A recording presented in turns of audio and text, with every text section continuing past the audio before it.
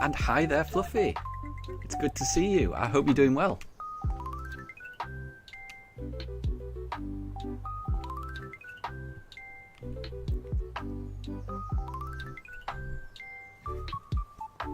It's been a while.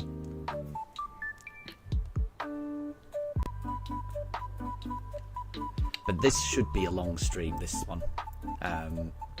So I'll probably be streaming for about 7 hours today. So this one should last for a while, rather than the shorter ones I tend to do on the weekdays.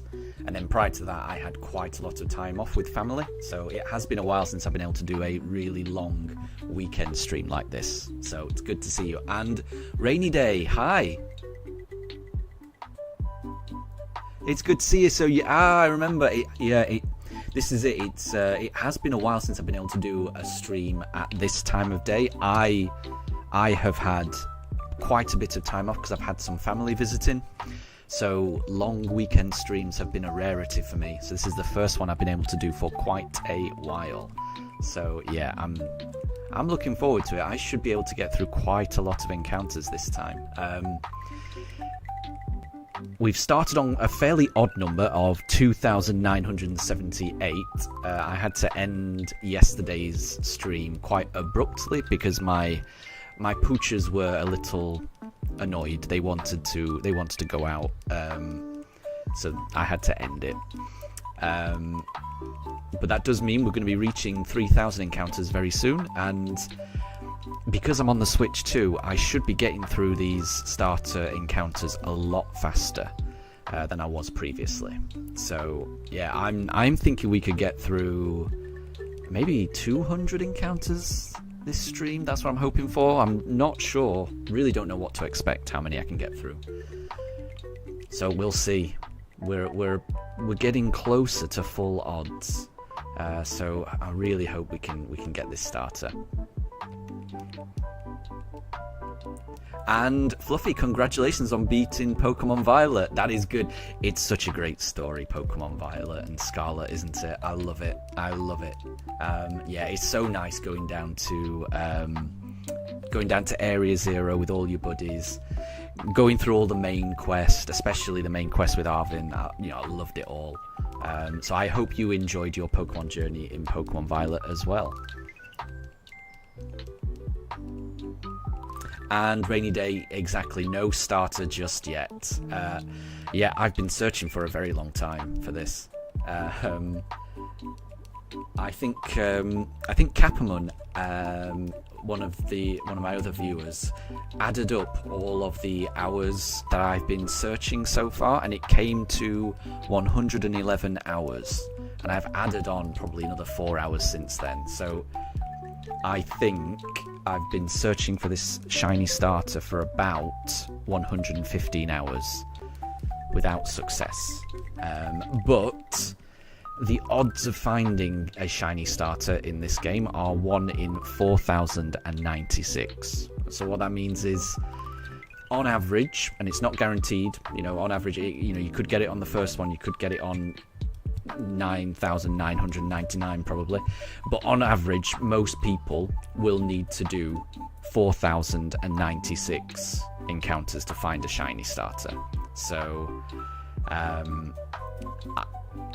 I've got a way to go to reach the point where it would have been expected that I would have found a shiny by now. So, you know, if I get one now, I will count myself very lucky. We will see. We will see. But yeah, no shiny just yet. I've been searching for a while.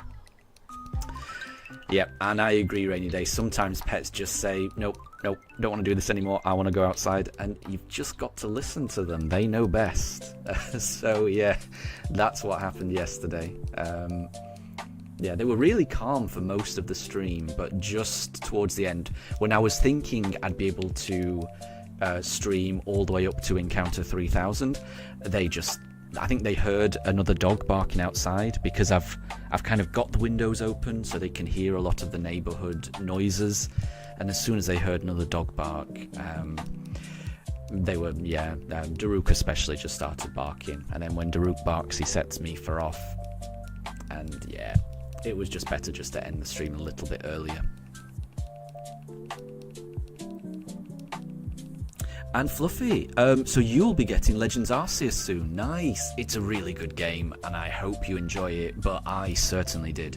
I mean, yeah, to go from Violet to Arceus, in my opinion, though, those are the two best Pokemon games on Switch. I adored both of them, for different reasons, but yeah, Scarlet and Violet I absolutely adored. Legends Arceus I really adored as well. You just have to go in understanding that it's different to a normal Pokemon game, which isn't necessarily a bad thing. You know, it changes up a lot of things, and a lot of the things it changes, it does make it more fun. And to my mind, it brings it closer to how I imagined the Pokemon game would be, you know, from watching the anime and things like that. You know, just creeping up and just throwing a Pokeball at a Pokemon, aiming it, and it's very, and Pokemon being like a real live threat. You know, you've got to be careful because they can attack you, and it just adds a little bit of excitement and tension, and it's a good game. So I hope you're able to get Legends Arceus, because I think it's a really good game. And Rainy Day, thank you very much for the good luck. Exactly. And yes, don't gamble, kids, is a very good piece of advice. I would agree completely. But exactly, it's just, you know, I'm not under any delusions that, you know, because I've done 2,982 encounters, that means I must be close to the shiny. I know that every single time I open this briefcase, there's a 1 in 4,096 chance. So I'm no closer to getting the shiny and no further away to getting the shiny than I was when I first started. There's just as much chance as the very next encounter being a shiny as it is, you know, the next, if I were to do it in 100, or if I were to do it in 1,000 encounters time, the odds would always be the same. It's just about keeping on rolling the dice until we get that shiny, and it will be worth it. I cannot wait. I cannot wait to actually start playing this game. It's been a long time for me since I first played these games, because I played them originally back in the day, Diamond and Pearl. I never played Platinum, but I did play Diamond and Pearl. And then when Brilliant Diamond and Shining Pearl came out 3 or 4 years ago, I forget how long, but I played them when they very first came out. But I only did it just the one playthrough, and then I think I may have moved on to Legends Arceus after that. So I didn't spend too much time with these games, so I'm hoping to rediscover them and, you know, enjoy them again. We'll go Turtwig this time. And Rainy Day, yeah, it's an easy trap to fall into. You kind of think you must be getting closer, But yeah, exactly. The odds are flat. This game doesn't know that I've been hunting for 111 hours. I'm sure if the game did know how long I'd been hunting, it would throw me a bone a little bit. It would it would have pity on me, and it may give me the shiny, but it's not the way it works. Deb, good to see you. I hope you're doing well.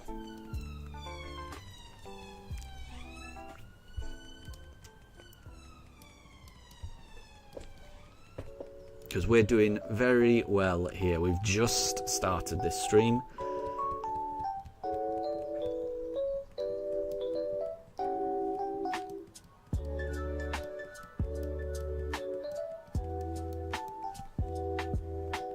And I don't know if anyone else is playing Pokemon Go.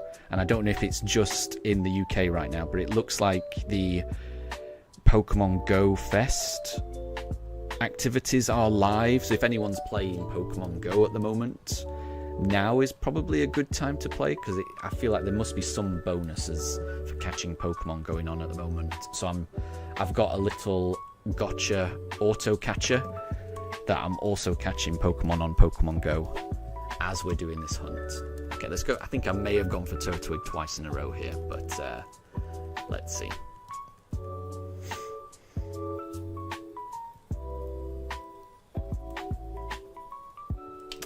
No luck. And no problem at all, Deb. Thank you very much for the good luck, and I will catch you later. I'm hoping I get the shiny as well. We will see. It'll happen when it happens.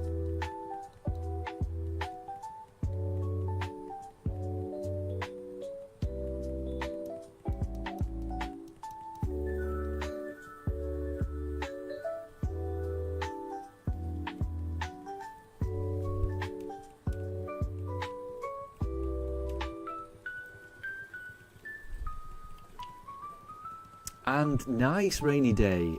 You're playing Stardew while you watch this, and you've just started a new farm. I've been meaning to do that for a long time. Ever since the what is it? There was an update that came out last year, at least for the Switch. I think maybe it was out on PC before, but I was waiting for a long time for that Switch update.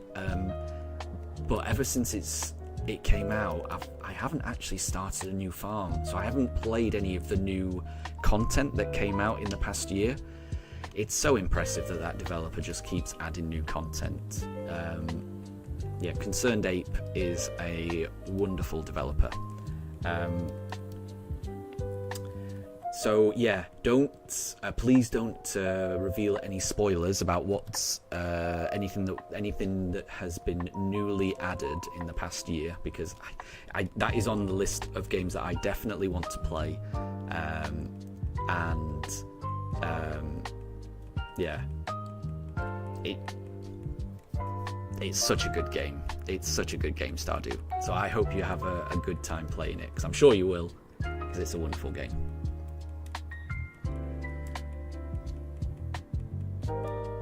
And not a problem at all, Deb. I will catch you later. And yes, I will be here in 3 or 4 hours.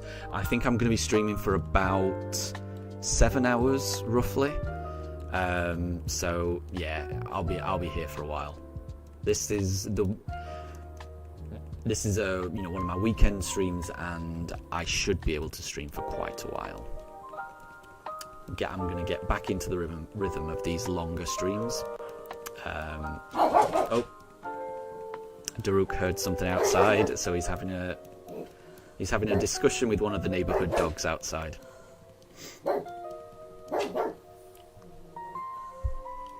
So here we go. Right, what did I go for? I can't remember what I went for. We'll go for Piplup this time. Oh, Rainy Day, you posted a spoiler. Oh, so I didn't even see it, actually. So I saw your second messages that said, how do you remove it? But I didn't even notice it, so yeah, do not worry.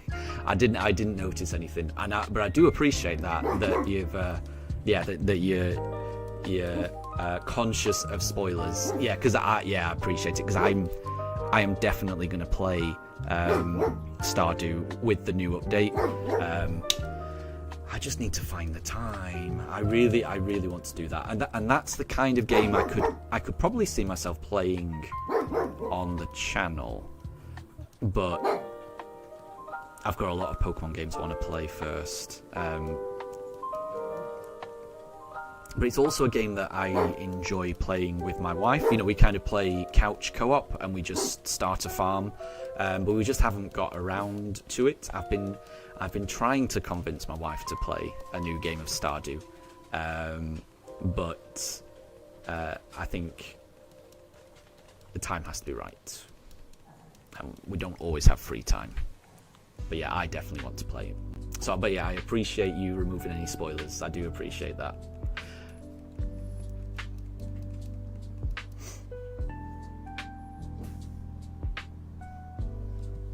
Okay, we'll go Turtwig this time. And Fluffy, so when you actually do play Legends Arceus, you already know which starter you want, and it's going to be Oshawott. Nice. That is cool. I think I chose Cyndaquil for my first playthrough, because I'm not sure why I went for Cyndaquil. I think I've got a little bit of a soft spot for Johto, maybe. That might be why I picked it. But yeah, Oshawott's a good choice. They're all. I'm a big fan of all the starters in most games. There's very few starters that I'm not crazy about. I generally really like every single starter. I think the only starter that when I look at it, I'm not crazy about the design, and I've never actually played a game with it, I think would be Poplio. But that's because I just haven't played that generation of games before, and the design hasn't grabbed me. I'm sure if I actually played the games and got to use Poplio in a playthrough, I get the feeling my opinion would probably change, and I probably would really like it. But at the moment, I'm just waiting for those games to get released, because I think that's from Generation 5, I think, which I'm hoping is the next generation that gets a re-release. But that might be a year or two away. And Rainy Day. So without spoilers, all you will say is that the update is pretty cool. Good, I like that. Could I ask? Okay, so this isn't a spoiler, but could I ask? Does the update, and you may not know this, but does the update introduce any new music? Like, are there any new areas where it introduces new music? Because the music in Stardew is one of the things I love the most. So I guess that I don't consider that a spoiler, but yeah, does the Stardew update contain any new music? I would be really interested to know whether it has new music, because that will just make me more excited to play it. And Rainy Day, Poplio is great. Yeah, no, that's the thing. I get the impression it probably is, but I've never used one in a playthrough. I guess what I might do is, I could just start a playthrough of, say, Scarlet and Violet, and then just transfer over a Poplio in an egg, and then I could use it in a playthrough. So that might be an option for me to actually get to grips with the Pokemon. But also, I think maybe I might just wait for the remakes, because they will remake those games. And fair enough, Rainy Day. So you tend to play with the music off, and you listen to rock music. That's absolutely fair. For me, the Stardew Valley music is so good. I have a bit of the Stardew Valley music in the playlist that plays throughout these streams.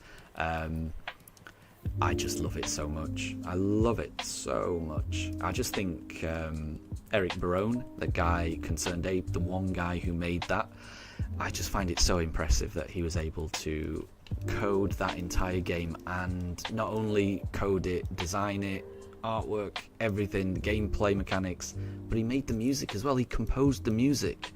The man is an absolute savant genius, and it just makes me appreciate it all the more. It's the type of thing that, you know, I've got a few Stardew remix albums that I like to just play around the house as well. It's just, it's so good. And hi there, Moondrop, and hi there, Calamari. Hi to you both. I hope you're having a good day. We are very, very, very close to 3,000 encounters. I did try and get to 3,000 encounters last night. I can't remember if you were both there right at the end, but my poochers did not allow it.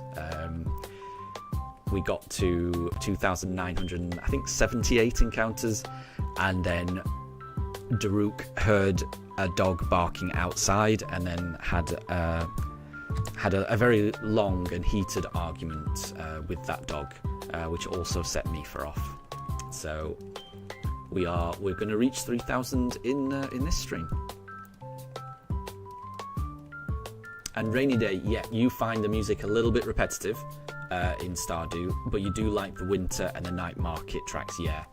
Yeah, there's a couple, I never know the names of the tracks, but one of the winter songs, it's got a kind of almost 1980s synth vibe to it.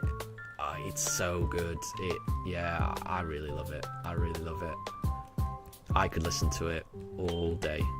And because you're playing Stardew and you're going through a whole year's worth, by the time you hear the winter music again, you know, it's the following year and you've already played through an entire year's worth of gameplay.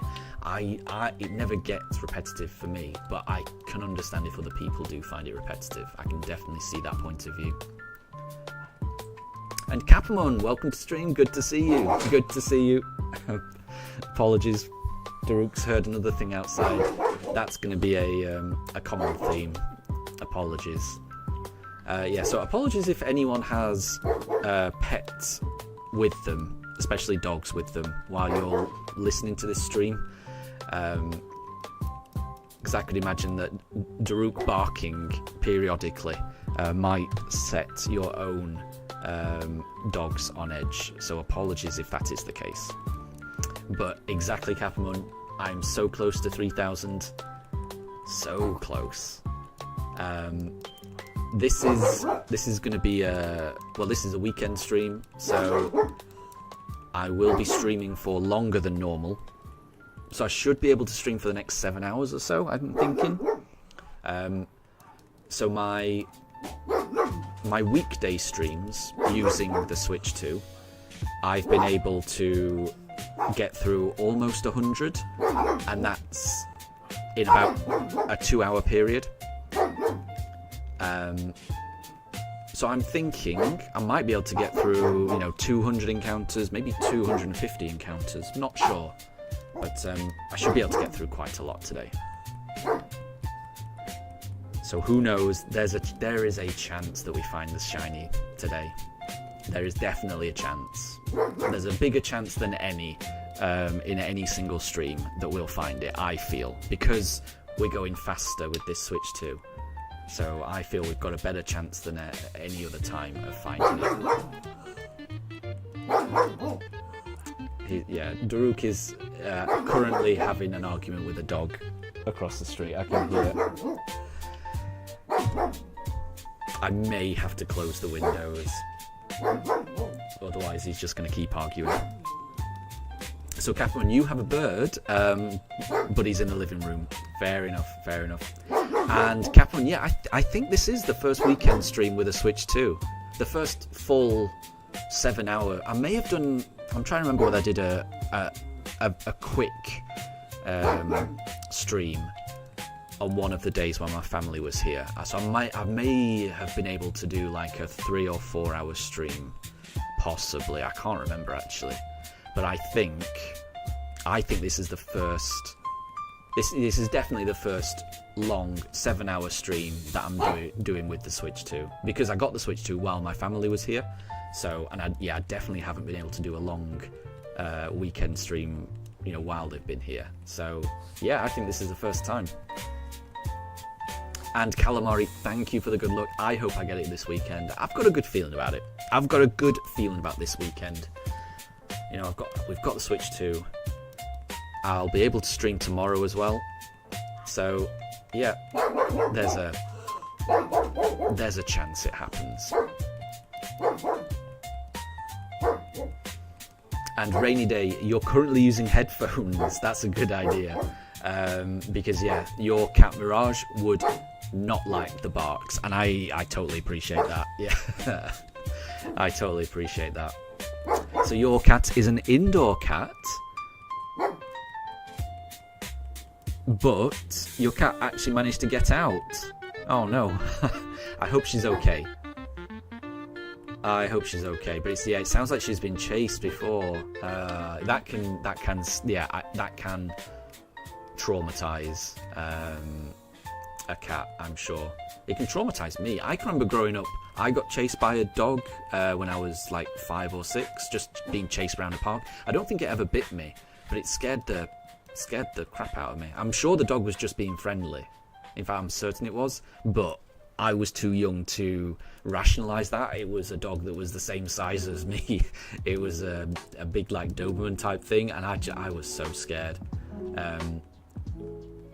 So it can, yeah, it can. If you get chased by a dog, it can definitely scare you. So I can understand that.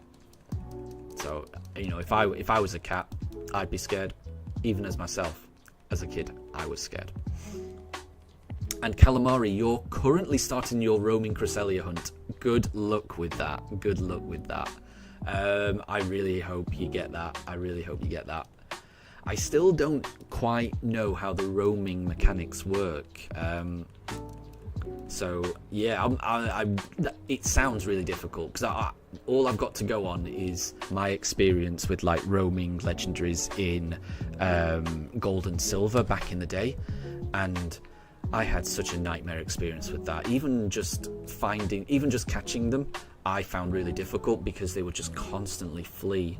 But I guess if you go in with the right strategy, then I'm sure it would be okay. Obviously, it will be okay because you've already caught was it the Mesprit roaming that you caught? So I know you already know what you're doing, but it would be very daunting for me just because, yeah, I remember trying to find Entei and Suicune and Raikou, and finding them was a hassle, but every now and again I would find them, but they would run every single time. I'd never have the right moves. I was never prepared. And I don't think I ever caught one. I think I always wanted to catch one and never actually managed it. But I wasn't particularly good at Pokemon back then. Not that I'm saying I'm good at Pokemon now, but yeah, I was just messing around back then. And yeah, Calamari, yeah, you said you've already got the roaming Mesprit, I remember that. But yeah, really good luck on that hunt. Really good luck on that hunt. Because Cresselia is a great shiny, isn't it? Nice, and got that purple hue, purple accents around it. It's very nice. It will be well worth it. I mean, it sounds like you there won't be many more legendaries to get. Although I guess these games are really good. You know, they do give you a lot of legendaries to aim for with Romanus Park. So I was about to say you'll run out of legendaries to shiny hunt, but I guess there's always Romanus Park.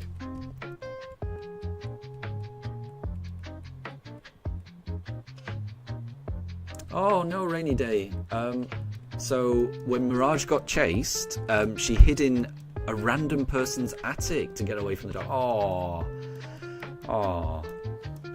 Well, I'm glad she was okay. I am glad she was okay. And there's nothing wrong with an indoor cat, I think. So yeah, sounds like Mirage is happier as an indoor cat. Definitely, absolutely.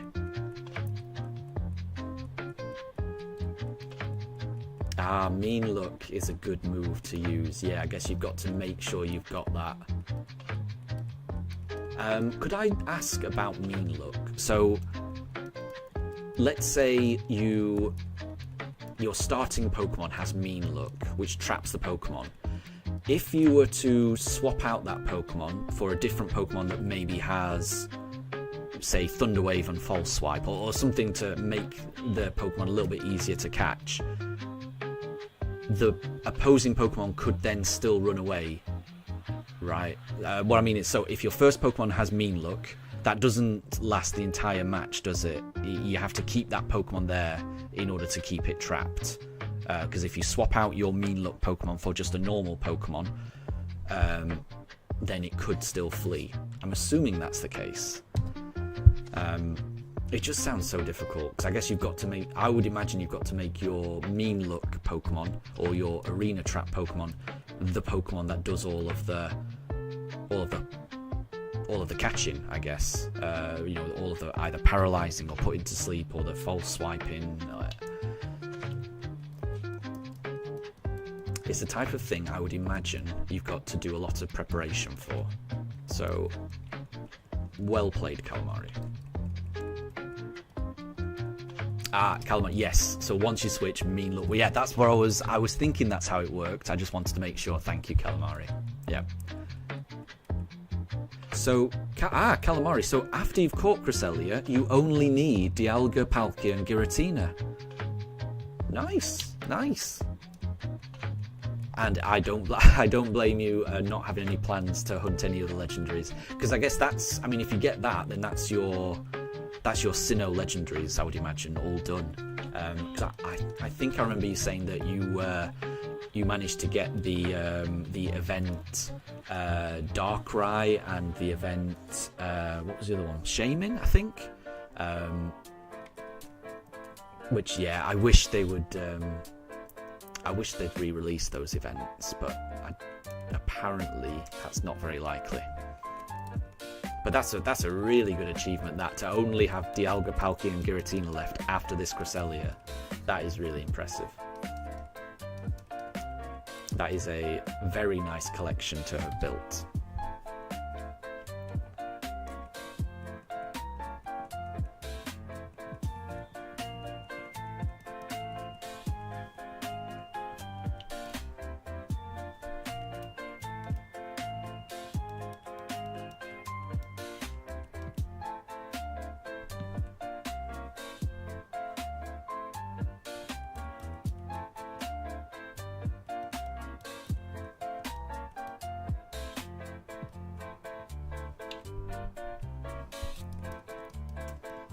Oh, and Calamari, once we've got Discord, you'd love to show off the Sinnoh legendaries. Yeah, we do have a Discord, actually.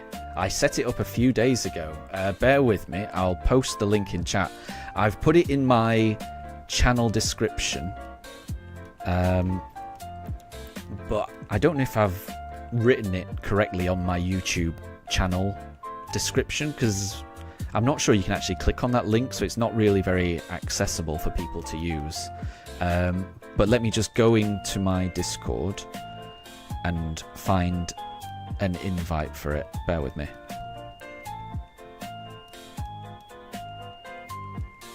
Okay, right, let's go for... because I would love to see those. I would love to see those shinies.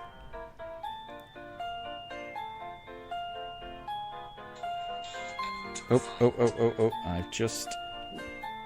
bear with me. There, I'm just posting the Discord link now. Oh, it's not a shiny Chimchar, though. Okay. And yeah, we do. So it's only been live for a few days. And what is it? We've got a couple of sections for people to post pictures of their pets. And if anyone wants to share any food that they've cooked or eaten that they're particularly proud of, I'm always interested in that. Pictures of food I'm quite interested in. But also, if you any shinies that you find, I would like to see that, and especially your little lake trio would be really cool to see. And Fluffy, no problem. Not a problem at all. Thank you very much for stopping by. It's good. It's been good to see you. And I'll keep an eye out for the videos, because I've been enjoying the videos that you've been putting out on YouTube of of your little cat. Very, very cute. Of your cat, I think you've got two, haven't you? Is it Popcorn and Pringle? Am I right? Am I right? But yeah. There's definitely at least one cat, and it's very cute. I thought there was more than one. And yeah, no problem at all, Moondrop. Yeah, I think I mentioned it randomly in one of the streams that I'd finally got around to setting it up, the Discord. But there isn't a whole lot there. But it's just a nice way of being able to share pictures. Because I think Capamon posted a video of his shiny Trico that he reset. That he was resetting for in Omega Ruby Alpha Sapphire, which I think Capamon you got after about 2,000. Was it 2,500 encounters? It was a big effort anyway. So that was really cool as well. So it's nice. It's a nice thing to have, I think.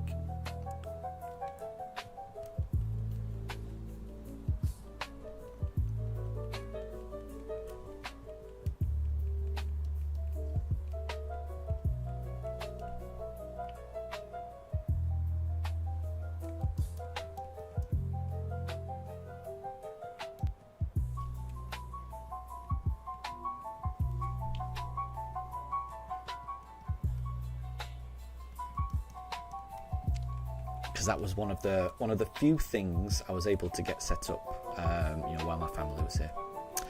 Oh, we've gone past. We're on 3,001 encounters, or we're about to. So this isn't quite 3,002, which I think Calamari you predicted. So we will see. Surely it's got to be either this one or the next one. And I thought it was Popcorn and Pringle. Yeah, very, very cute. Very, very cute cats.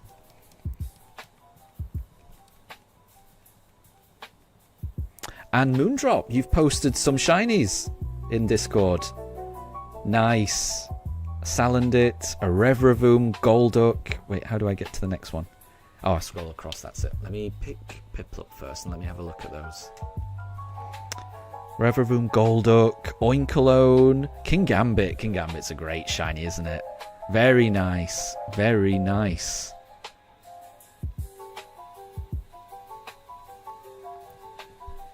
Oh, and no, it's not a shiny Piplup. Okay, so we're about to go for encounter 3002. Who knows? Oh, but it was a male Salandit. Oh, I'm sorry to hear that. But it's still nice to just have that. It's still nice to have that. Sir Titan's such a good shiny, isn't it? I like that one. I like that one.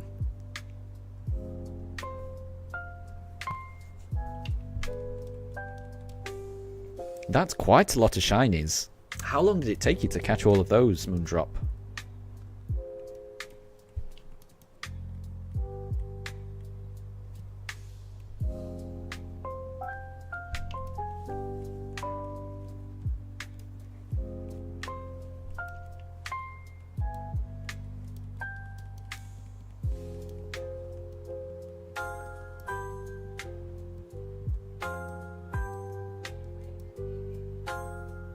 Oh, a moon. So the Go-Goat, or it was a Skidoo at the time, just ran up to you.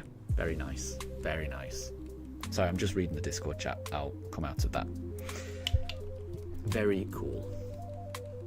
See, that's a nice. I mean, it would be nice if YouTube allowed it to just share photos and things like that, but I don't think it's possible, is it? So, in the absence of that, having something like Discord is a nice way of sharing things like that.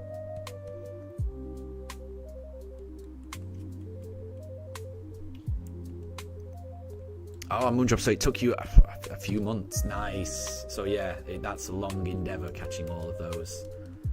But it's worth it, isn't it? It's worth it when you finally do catch them.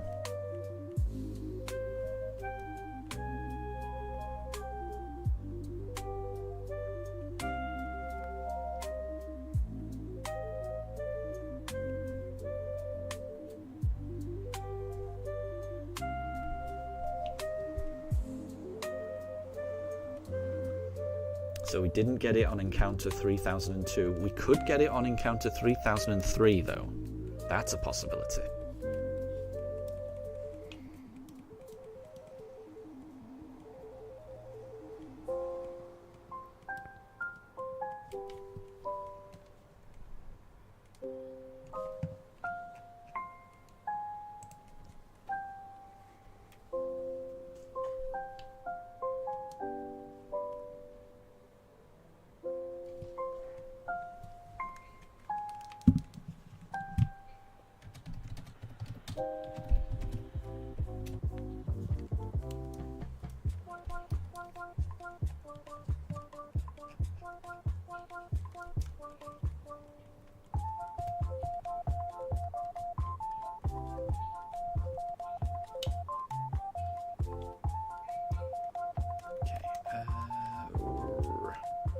Okay, we'll go Chimchar for encounter 3003.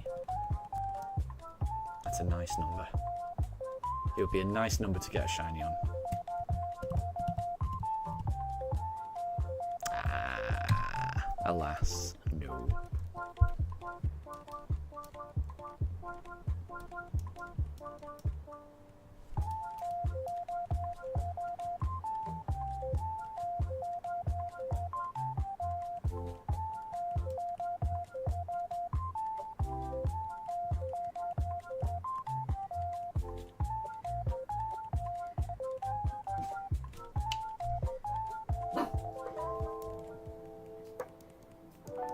Ooh, Kappa, I've just seen the picture of your Pokemon card, the Dragonite.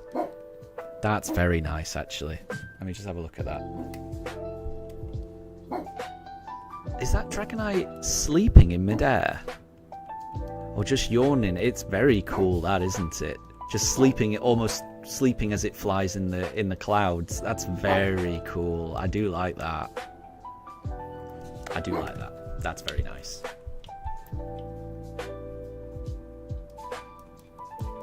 I'll have to get out mine because I've got a couple that I really like.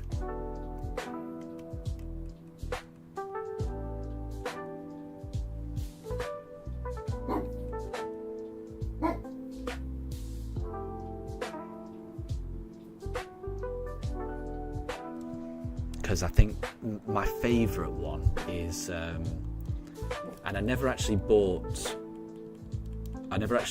the set that it came from when it first came out, because it was a bit too. Well, I felt it was a bit too expensive when it first came out, but it was this card that was released with an Elite Trainer box for Shining Fates. So this would have been around 2000 or 2001. No, not 2000. Sorry, 2020 or 2021, around then. It might not be called Shining Fates. It might have been called Hidden Fates, actually. But it was the 3 legendary birds done in the style of a stained glass window, and it was a tag team up card, and it was so nice. I never actually bought the Elite Trainer box because that at the time that was like 50 quid or something, which felt like a lot of money to me back then.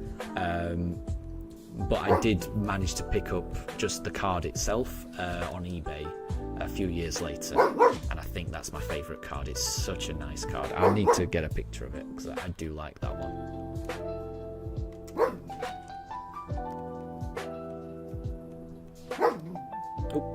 Here we go. Let's go for Chimchar.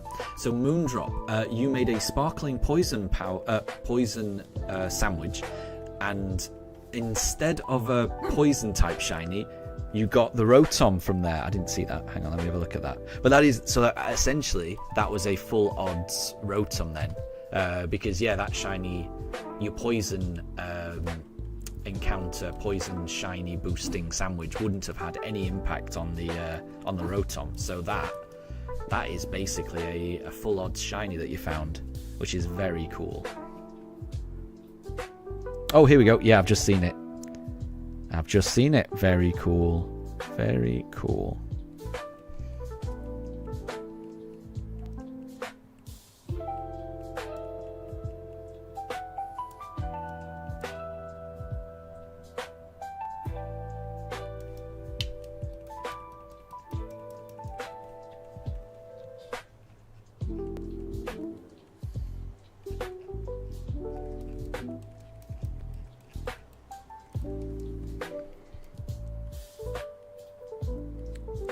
And then there's the shiny Mimikyu from Analog No DMs Pings OK. Ferris from a month ago. So that's Rainy Day, isn't it? Am I right? So Rainy Day, you are Analog No DMs is in Discord, because that's the shiny Mimikyu that you were talking about. Is that right? Because that's a cool one. That is a very cool one.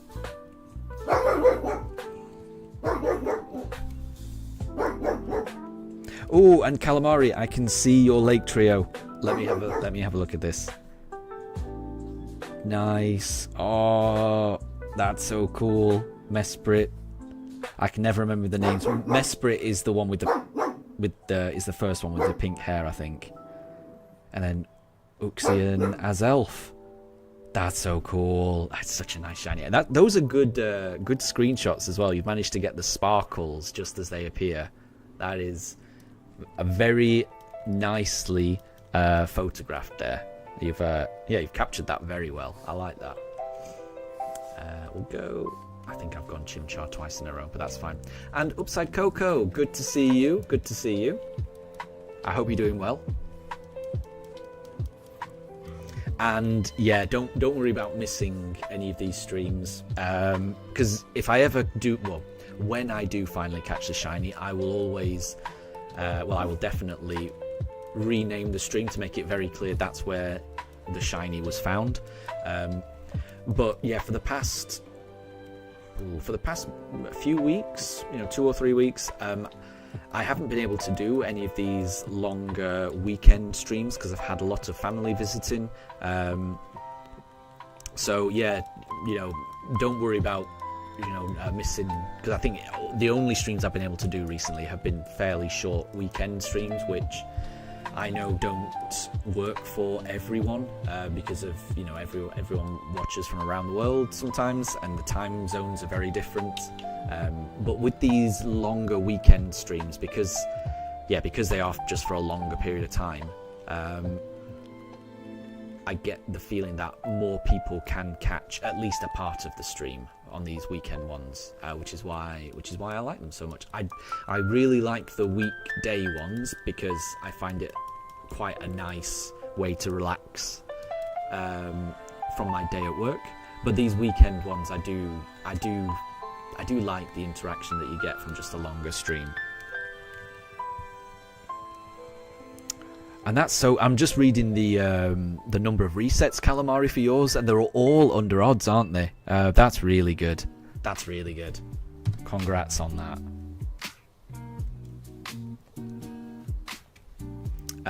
But Rainy Day, yes, there is nothing like seeing a shiny live. I agree. Actually, there is something special. Apologies for Daruk. He is still having this argument with this dog. I think I'm just going to take I'm not going to take a break or anything, but I'm just going to step away from my desk and I'm going to close the windows. He's arguing too much with this dog. Just bear with me.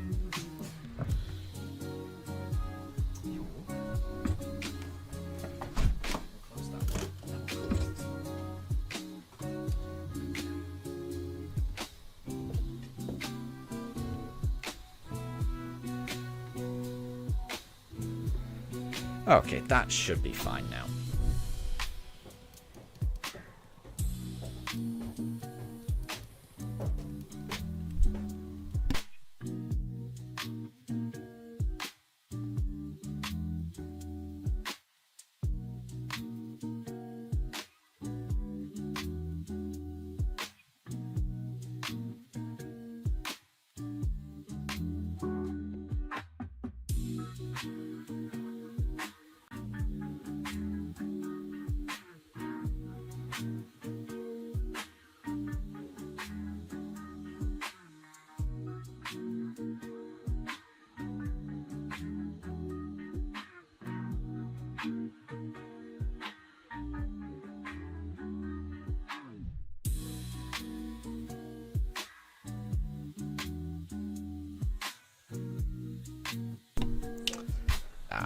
No shiny Piplup.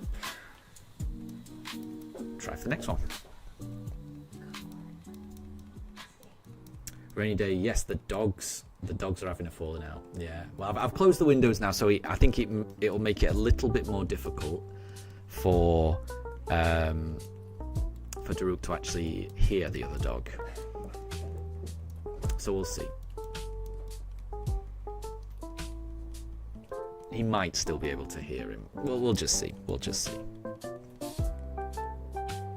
Ooh, and there's so many shinies. These are really good. So Calamari. Oh, Arceus, Darkrai, and Shaman. Arceus looks so good.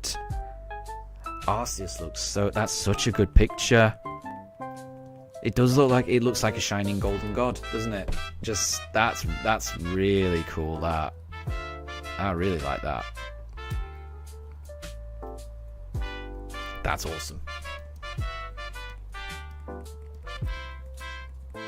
And only Shaman went over odds.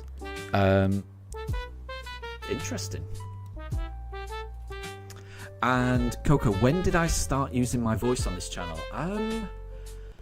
Well, it was halfway through this run, definitely, because when I started this Shining Pearl starter journey, I did not have a microphone. I only got the microphone a few weeks into that. So I think I've had the microphone for about a month now, a month and a half maybe. Yeah, I just... it was getting a little bit too much to kind of play the game, and then any time I wanted to talk to any of you in the chat, I'd have to put the controller down, then type the message in the chat, and then, then pick up the controller, then do a bit of playing, then put it down, do some typing. It was a bit tricky for me.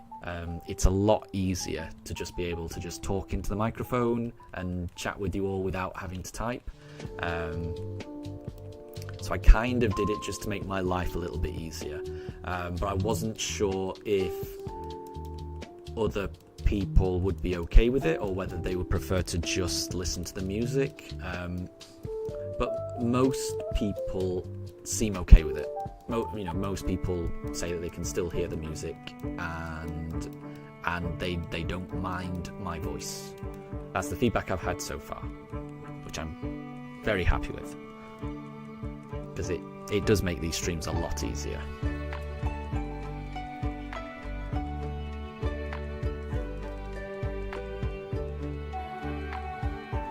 And this is the start of my little Stardew Valley playlist.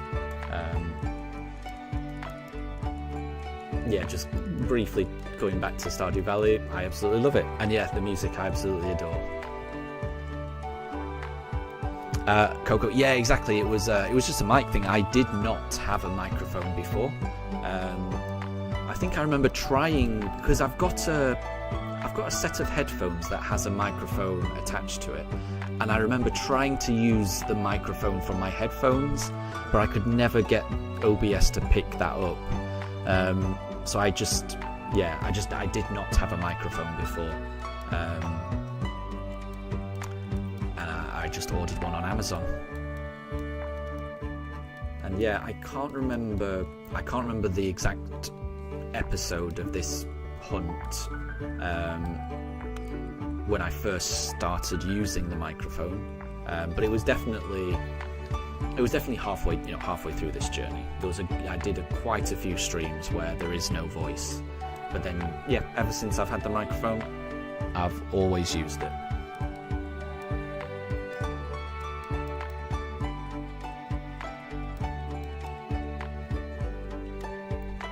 And Rainy Day, so you finally got a beehive on your farm, and what you're going to try and do this playthrough is make sure it's an orderly farm, which is nice and well lit, so you don't get lost when you're trying to get back to your house late at night. I agree. You always want a nice clean route back to your house, so that you don't pass out. Because dying on your own farm is embarrassing. Well, you don't die, you just pass out, don't you?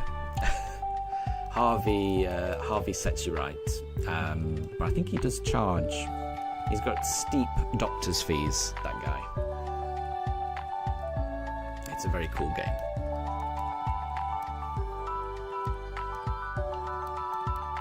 Oh, there we go.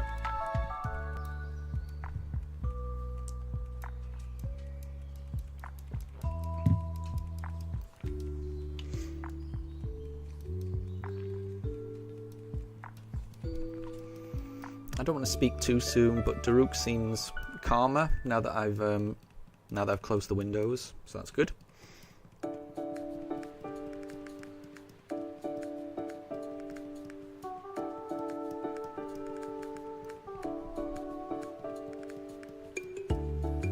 And Upside Coco, so it's easier for you since you dropped your glasses into the porta potty. That sounds terrible. That sounds terrible. I hope you were able to get them back. That sounds very unfortunate. And Rainy Day, I agree. Those doctor's fees, yeah, it may as well be death. I think whenever I do end up, passing out, I think I end up just resetting because I'm just so upset that I've lost all of the resources that I've gathered. You don't lose all of it, but I think you randomly lose one thing from your bag, don't you? One stack of items.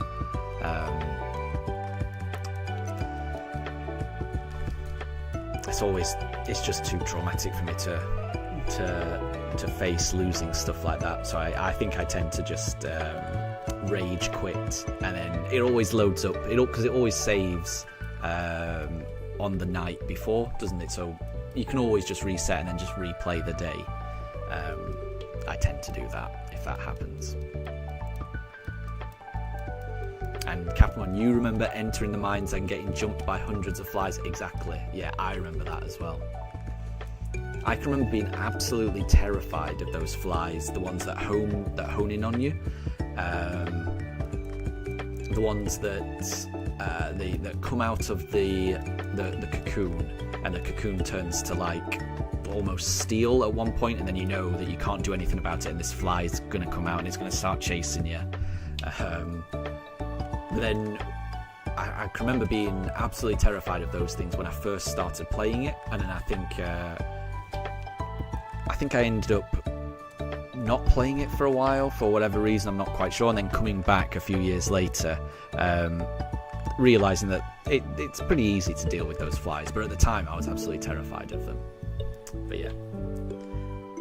Okay, it's not a shiny Piplup. And Pranjul, good to see you. And yes, Capmon is right. Yeah, so we are currently talking. Well, we were talking about Stardew Valley. Yeah, a very fun farming game that's been going on for a long time, and they still put updates out for it. It's very impressive. It's a very cheap game, considering how much content there is. I think it's a very good value game, in my opinion. And Upside Coco, what if the Starly is shiny? Oh, I thought you may have known about that already. So yes, the Starly can absolutely be shiny, and we've already encountered 2 of them. Which is crazy, because the odds of finding a shiny Starly are the same as finding a shiny starter. It's 1 in 4,096. So to have encountered 2 of them I think is pretty crazy. And we encountered both of them inside the first 600 encounters.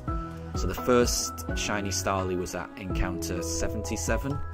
And the next one, I always forget when the next one was, I've written it down, was on encounter 679. So yeah, if you go back and watch the earlier episodes, you will see the shiny Starly.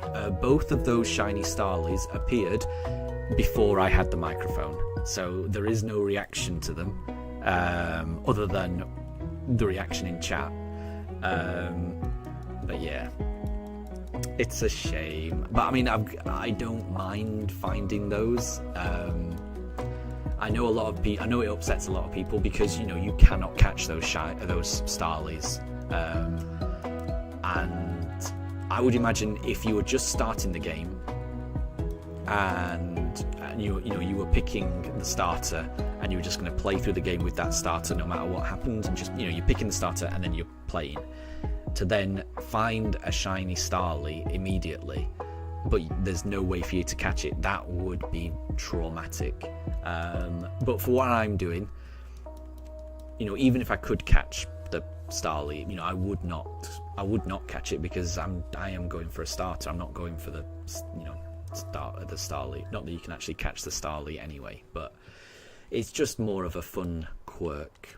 So it certainly did make the early stages of this hunt a lot more fun, having seen two starlies, because of how unlikely it was that I would have found them.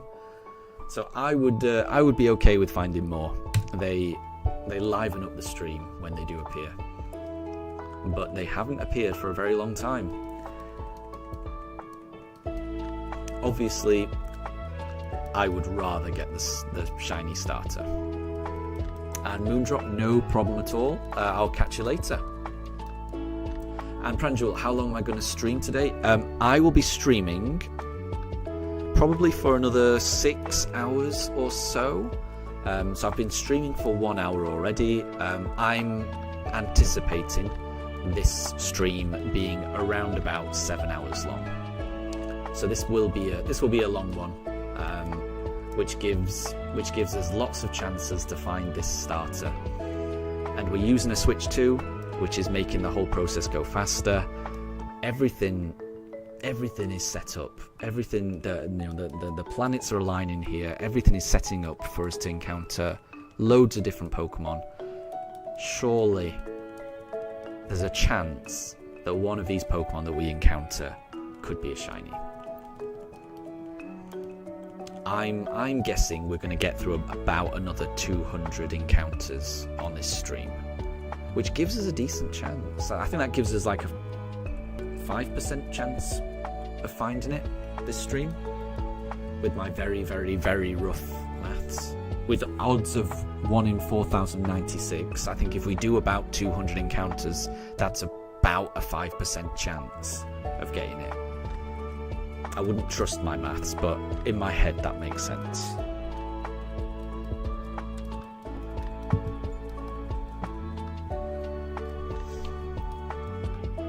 Because in my head, if the odds are 1 in 4,096, then if you were to do, say, 409 encounters, that's 10% of full odds. So I think there's probably a 1 in 10 chance, 10% chance of you getting it. Half that again, 200. So yeah, I think it's about a 5%. But again, I wouldn't trust my maths. Kapperman says a 24-hour stream. That would be something, wouldn't it? I'm not sure I could get away with that. I'm not sure I'm capable of that. Because I think I just would fall asleep. I have a very certain routine that I need to do, where I have to be in bed by a certain time. Otherwise I'm just falling asleep on the spot. But I think more than that, my dogs would not appreciate that. They are very set in their ways. They like their routine, so they like to be in bed by a certain time as well. So I think Daruk would protest a 24-hour stream.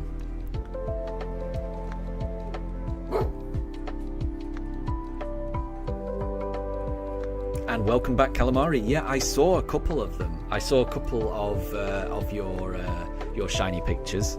They, if you weren't here, I was just saying, a lot of your pictures are very.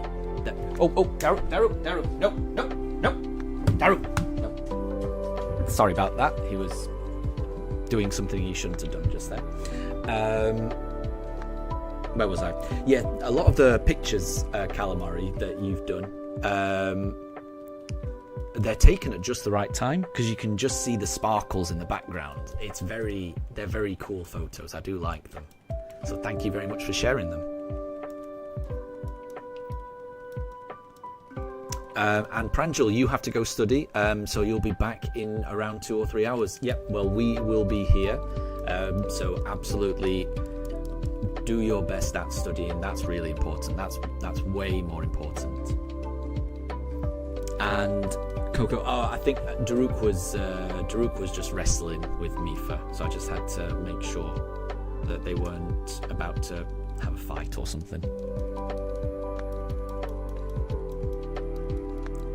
And rainy day, exactly, yes. Yeah. You can't predict what animals are gonna do. Oh, that's not a shiny Piplup. But yeah, it's nice having the Discord. I do like being able to see everyone's shinies. I haven't gone through all of the pictures, I've only seen a few. So I'll probably I'll probably be able to pay more attention to them after the stream, I think.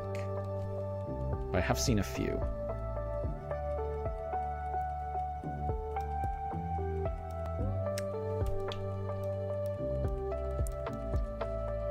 Oh, and Calamar, you've even posted ones from the Safari Week. Very cool. So those are the ones you caught in the Great Marsh.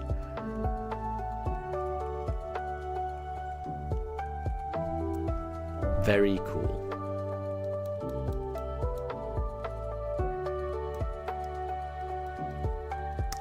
So Calamari, the way you got it was you recorded a 30-second clip of it and then paused it to just get the shot you wanted. That's a good idea. I like that.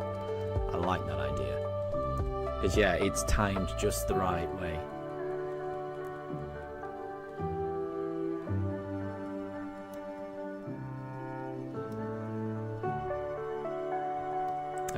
So Coco, your brother used to think that dogs were not animals. That's an interesting take. That is an interesting take.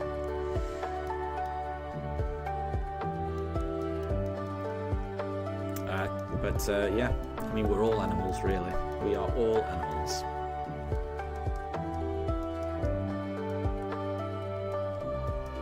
Oh, that is not a shiny Chimchar.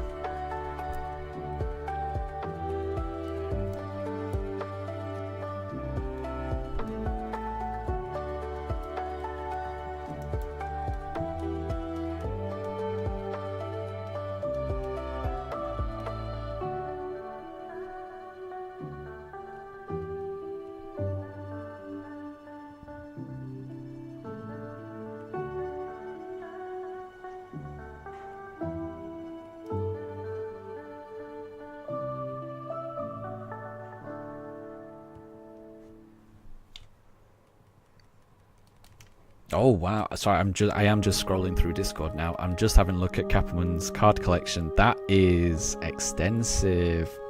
Very cool. That Minior card is gorgeous. I've seen that before, and I think I wanted that. Your Minior alt art card. That's gorgeous. I really like that one. That's a really nice one. There's so many.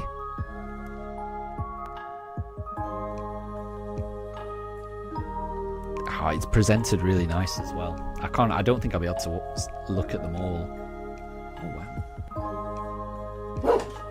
The Milcer is really nice as well. I like any of the, for some reason I like any of the cards that include food. I don't know why, but there's something about watching a Pokemon interact with food that just makes me think that's the most adorable thing in the world. So I think I remember, I don't have this card, but I've seen a picture of a card where it's like a Daxbun looking in a shop window at all of these pastries, like looking in a bakery shop window, looking at all these pastries, and it's just adorable. Yeah, I don't know what it is, but I do like Pokemon cards that incorporate Pokemon interacting with food. It's a weird thing, but I do think it's cute.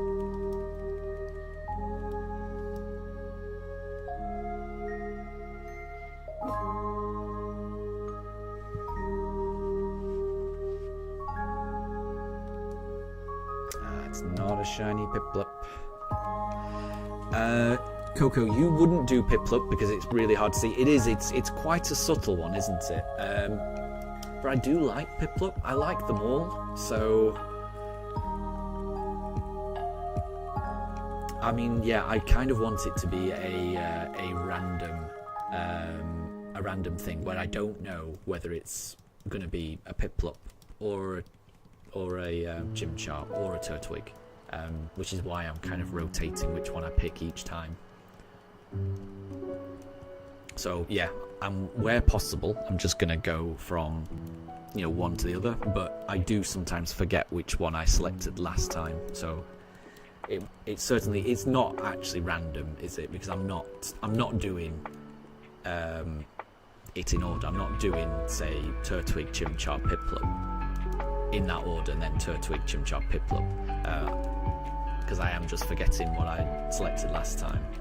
But it's as random as my memory will allow it to be, and I like that. And Moondrop, welcome back.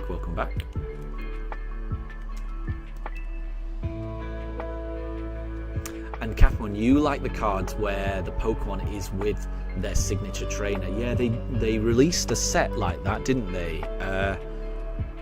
Journey Together, I think it was called, where a lot of the special cards were a particular Pokemon trainer's cards. So there was like Hops, Dugwall, and Cynthia's Garchomp and things like that. I don't think I've opened any of those cards. It's been really difficult to get Pokemon cards recently. I used to open them periodically. I always open Pokemon cards around Christmas time. So what I tend to do is I tend to buy quite a few Pokemon packs, like maybe keep buying them until I've got like 25 or 26, and then when it comes to Christmas time, I don't know if any of you have advent calendars.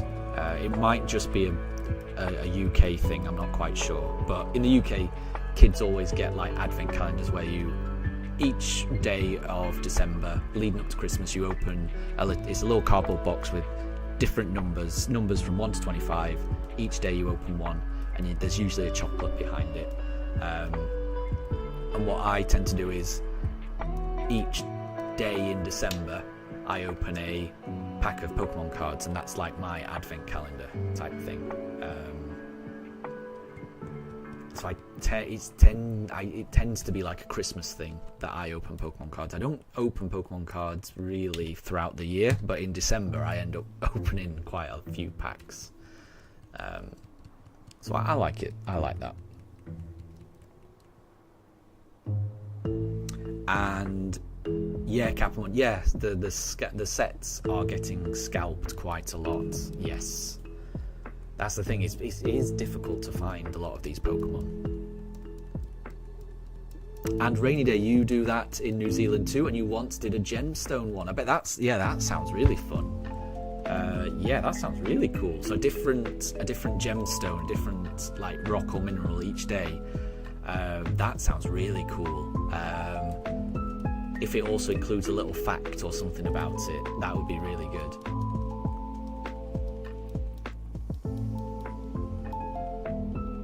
And Moondrop, you have a Berserker Pokemon card where it's standing up and eating food. That sounds really cool. That does sound cool.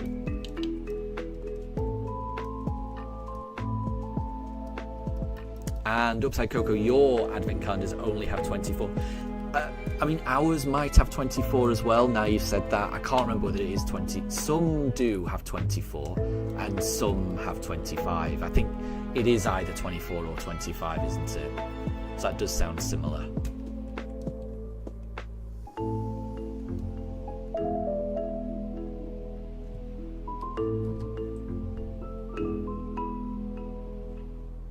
Oh, that's really cool, Rainy Day. So by the end of it, you had enough to make it created like a necklace by the end of it. That does sound really cool.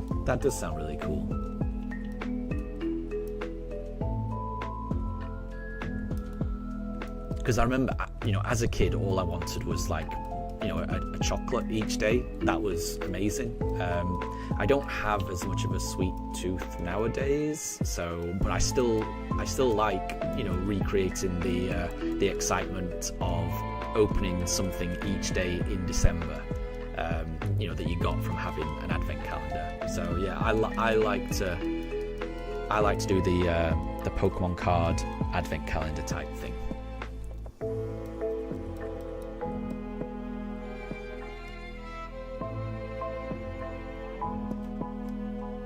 Moondrop, you can't take pictures because your phone is critically low on storage. That's a shame. Yeah, that's always a shame when things like that get filled up. It's frustrating. I think my phone was like that as well recently, and I had to do a whole load of clearing up and transferring things and backing up, and yeah, it's not fun transferring lots of files.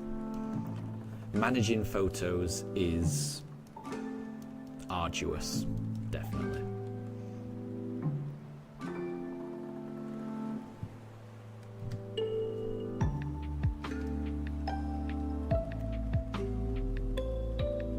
Upside Coco, how do you feel about people holding you virtually in your hands? Does that mean how does it feel knowing that some people are watching on their mobile phones and they can hear me through their mobile phones? I've never actually thought of it until you've just mentioned it. It is kind of strange, isn't it? But I guess it's no stranger than a telephone or anything like that. If you speak on a telephone, someone is hearing your voice. So yeah, it's an interesting one. I hadn't thought of it like that before. But yeah, I think any kind of long distance communication, when you think about it, it's kind of crazy. It's crazy that you can kind of just speak to someone from the other side of the world. And Capamon, you are up to 3,300 encounters for your Zubat. Wow, you are flying through those encounters. Good luck on that, because Trico needs a teammate. So I hope you're able to get that Zubat. I hope you're able to get that Zubat soon. That's a lot of encounters. They put in a lot of effort into that. So really, really good luck.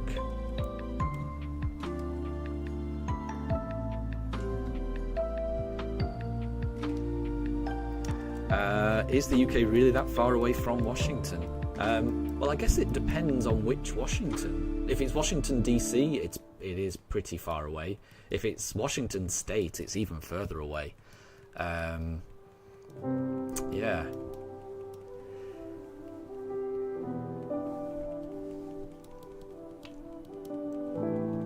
But yeah, America is quite far away.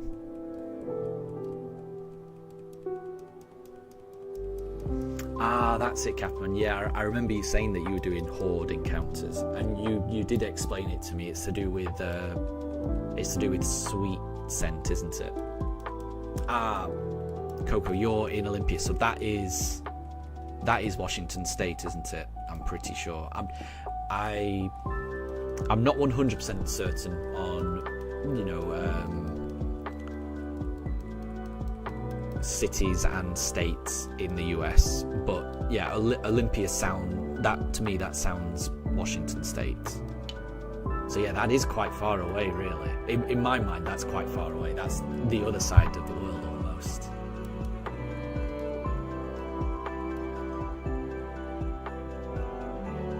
And Moondrop, yeah, what is your favourite Pokemon card? I would be interested. I think, because my favourite Pokemon card, I think, is this stained glass Moltres Zapdos Articuno card.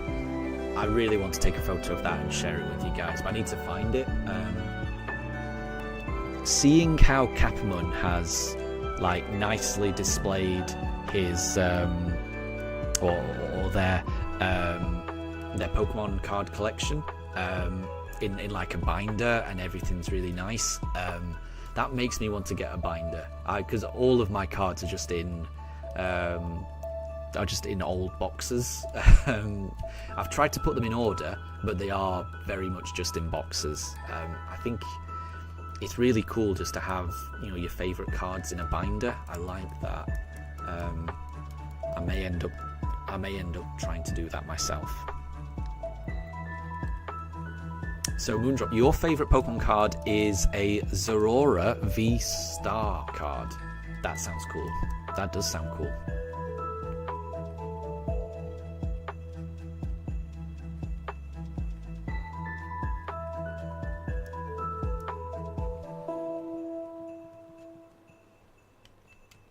Oh, and Coco, you're trying to complete the Let's Go Pokédex, and all you need are the evolution trades. Well, I would imagine someone in here will be able to help with that. And if no one can,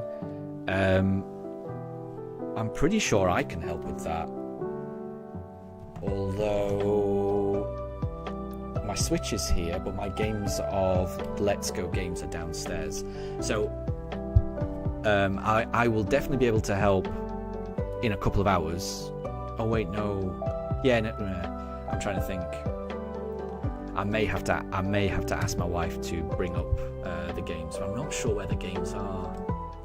Anyway, I'm sure someone will be able to help. But if not, then later on in this stream, when I eventually have to take the dogs for a walk, I'll be able to find my Let's Go games, and I'll be able to sort you out with the trade evolutions.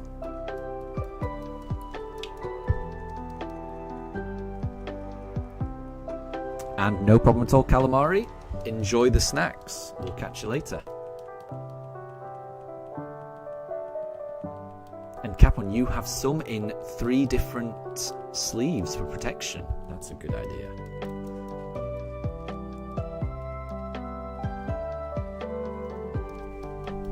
Oh, and there you go, Coco. Capon sounds like they can help. Coco, you also need Melmetal.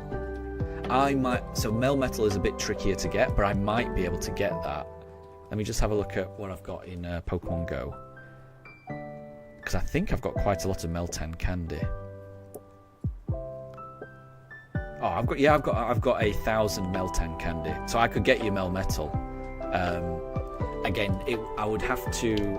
Oh wait, Capone has Melmetal as well. Oh, there you go. Capone may be able to help out with everything. But if not, I can definitely help as well.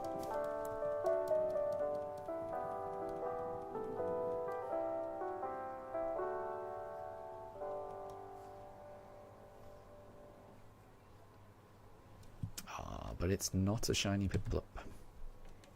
Oh, and Mifa has actually gone into her bed. The poochers have kind of avoided that bed recently because it's been quite warm, and I think the bed is generally quite warm. It's nice to see her in there.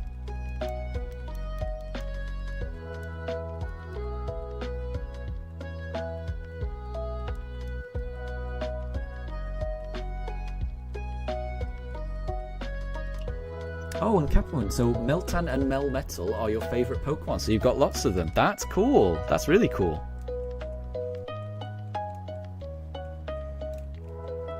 I try to remember to use my my mystery box wherever possible, but I haven't done it for a while, so I'm just going to use it now.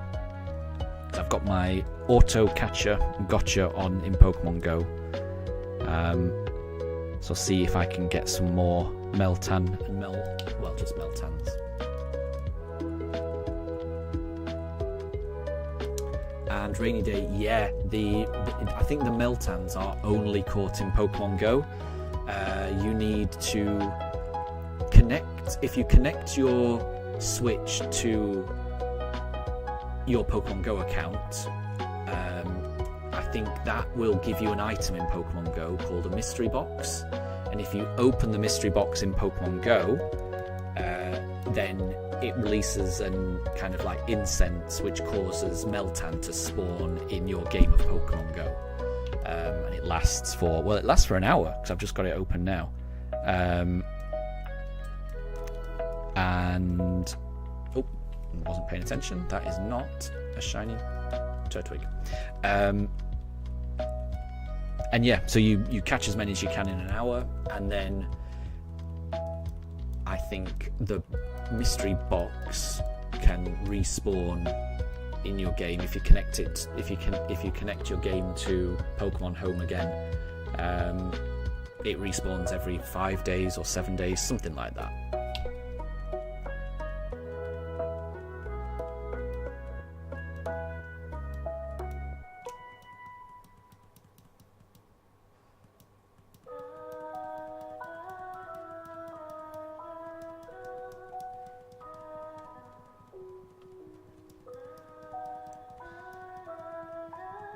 And Moondrop, I may have missed it. Let me just scroll up. So,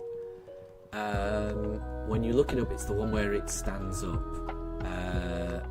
So you're talking about the Zorora V-Star card. Let me see if I can look it up. It's a bit tricky for me to look up stuff while I'm streaming sometimes. Bear with me. Let's have a look. Especially if I have to find a particular Pokemon card, that might be tricky for me to find. But if you are able to join the Discord and post it in there, then I will be able to look at it. I might not be able to look at it during the stream, but I will definitely be able to... Anything that gets posted in Discord, I will be able to look at in detail after the stream. Sometimes it's a bit tricky for me to do too much at once. Zorora V-Star.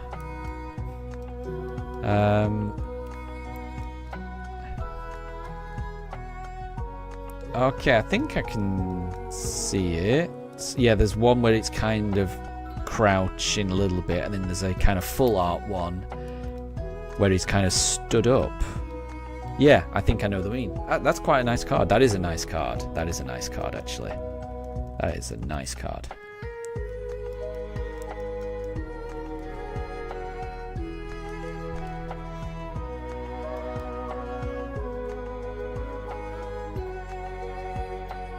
And no problem at all, Rainy Day. Thank you very much for stopping by. Have a lovely, have a good night, and we'll catch you later. Moondrop, it was the full art one. Yeah, then I think I saw it. So it would have been the one. It would have been the one. Where is it? I did find it. So it would have been the one that's got the ability Crushing Beat and Lightning Storm Star, I would imagine. But yeah, it looks cool. It looks very cool. Okay, we'll go... What did I go for last time? We'll go Chimchar this time.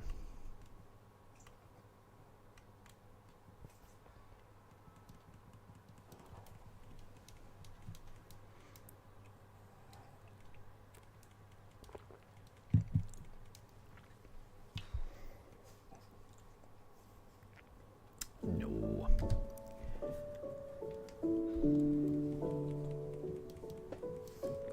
So it's currently about 1:20 in the UK. We're quite a way off, but at around 4 p.m, so in around 2.5 hours, I think my poochers will start to get restless, because that will be around the time that they like to go for a little walk. So we should be able to stream for the next 2.5 hours, which means I think in that time we can get through about 100 encounters. So that's not bad. That's not bad. So Moondrop, it has Crashing Beat and Lightning Storm. Yeah, so that's the one I was looking at.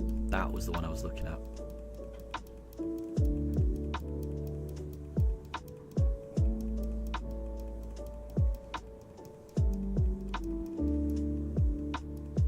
And Upside Cocoa. Earlier the chat was flooded with upside down Foy Cocos. It was, yeah. Yeah, I remember the time when there was all of the Paldean there was people in the chat who all had Paldean starters as their profile picture. That was quite cool.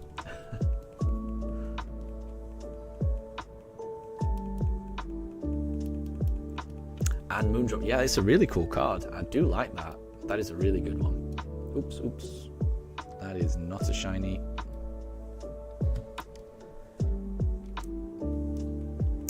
Calamari's next guess is 3-1-3-1. I like the symmetry. I like the symmetry.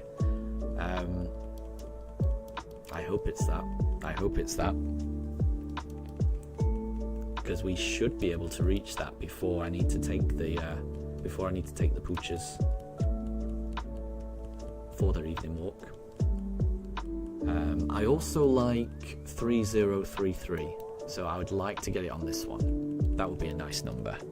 That would be a nice, easy to remember number. Capelman's guess is 3040. That's really close. That would be amazing. That would be amazing.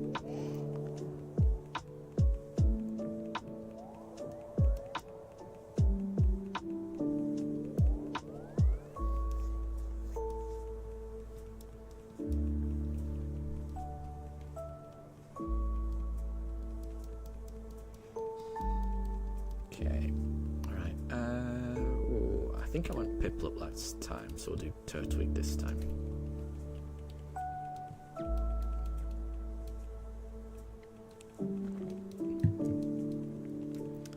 And Coco, what am I planning for my second team member? So, I don't have a particular Pokemon in mind.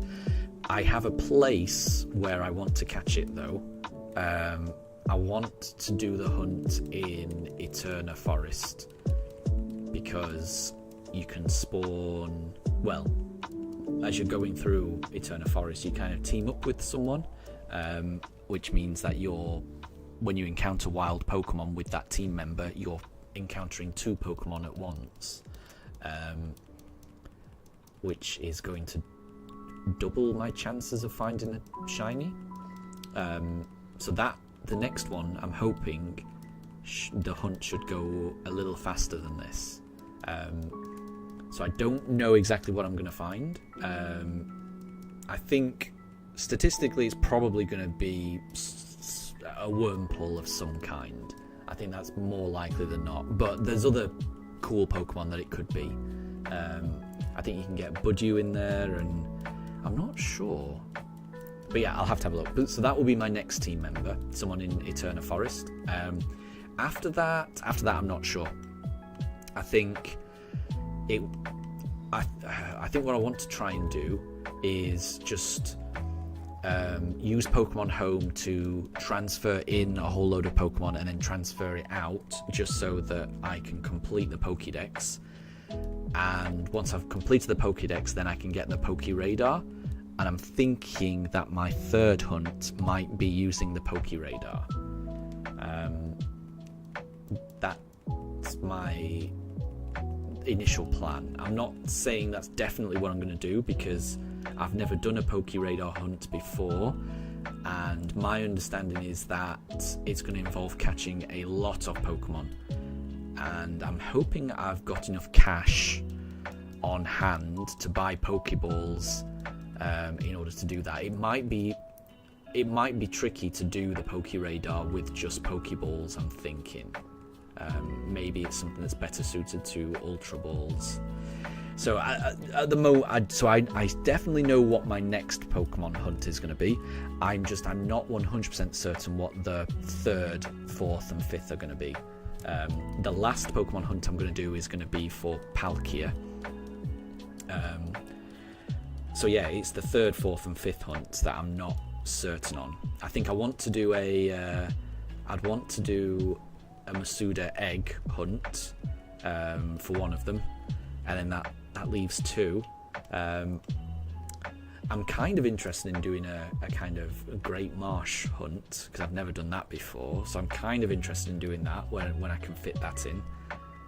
And then I don't know what the last one would be. So yeah, I haven't completely decided just yet, but definitely the next hunt, that's going to be Eterna Forest.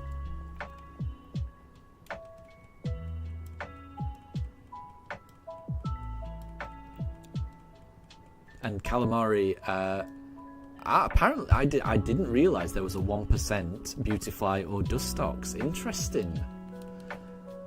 I mean, I consider a shiny, you know, to be lucky enough to have also got a 1% encounter. Would be really, really good, wouldn't it? We'll just have to see. I would like that as well.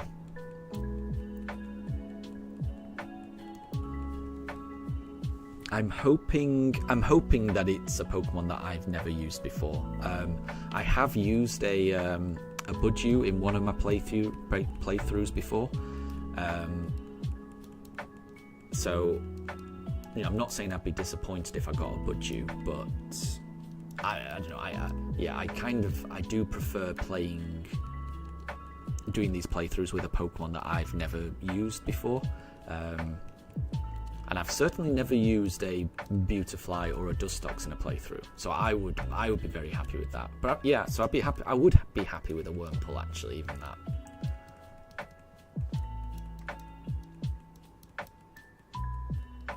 But having waited so long for a shiny here, I think I just would be happy with anything. I would just take anything. I'm desperate. I'm desperate to start this journey. Because I in my head, all of the subsequent hunts that I'll be doing will be just that much easier to deal with, because I will have actually started the game. I will be, you know, this feels too close to the start, where it doesn't really feel like the game has started yet for me. Despite me playing this for, as Capcom calculated, probably around 115 hours at this point. I've been playing it over the span of over a month. So we shall see.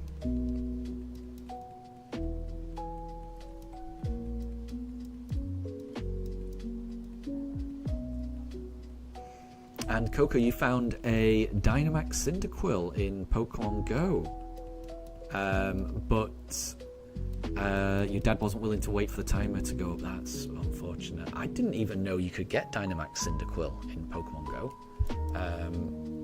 Interesting.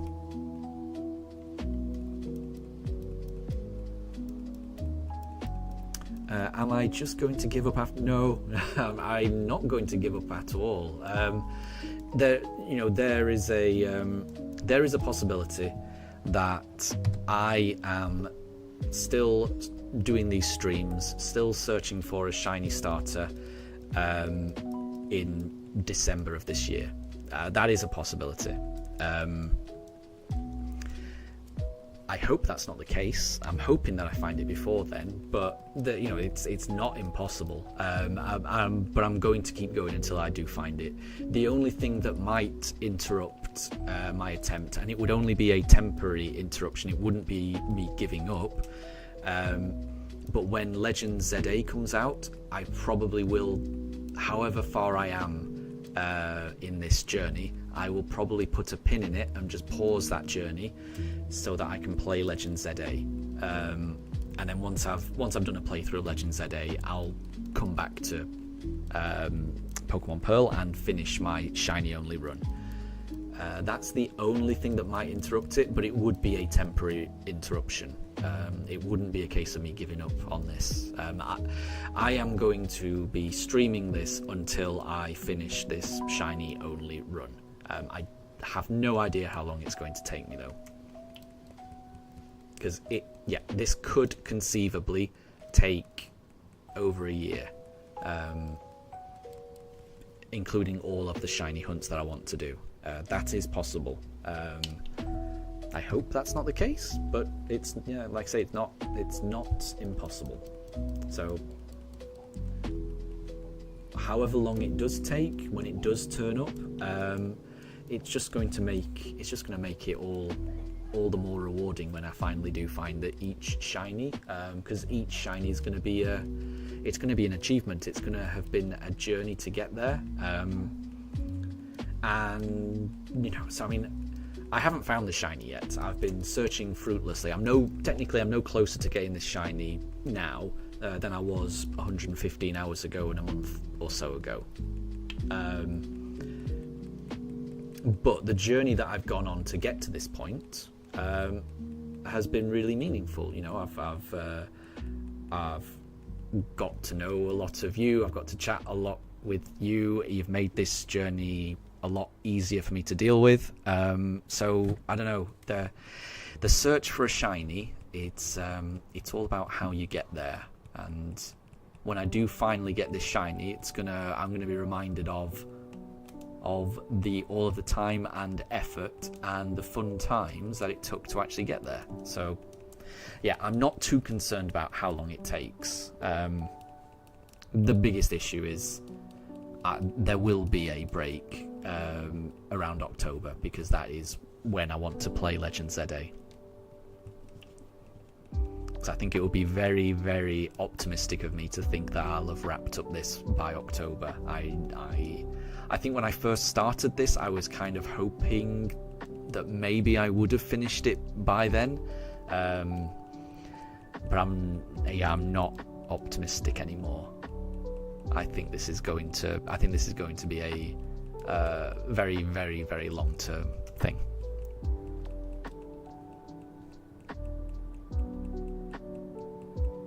And thank you very much, Calamari. Yeah, I won't be giving up on this hunt. It takes as long as it takes. I'm okay with that, and I'm enjoying this. It's nice, I'm getting to hang out with my dogs. I'm getting to just listen to some nice, calm music. I get to reset the same thing over and over again. So I won't say that the actual playing the game is fun at this point, but it will once I've got the starter. Then it will be. But you're all kind of keeping me sane a little bit, which is nice.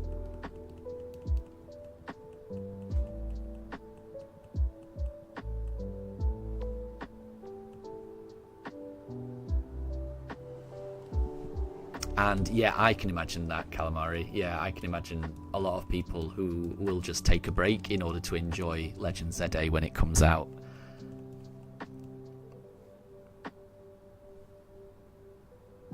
Oh, Captain encountered 3040. It wasn't shiny. The next one might be. I hope your Zubat is going better than mine. Although your Zubat was already higher than mine, wasn't it?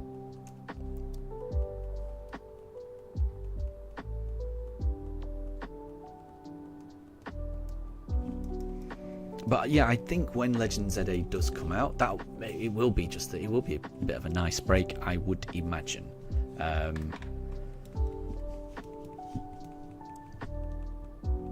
Because right now, having done this same section repeated, over and over again, I'm looking forward to doing something different. So I'm really looking forward to getting into Eterna Forest and just seeing different Pokemon and running around and encountering Pokemon. That sounds really appealing to me because it's going to be a little bit different.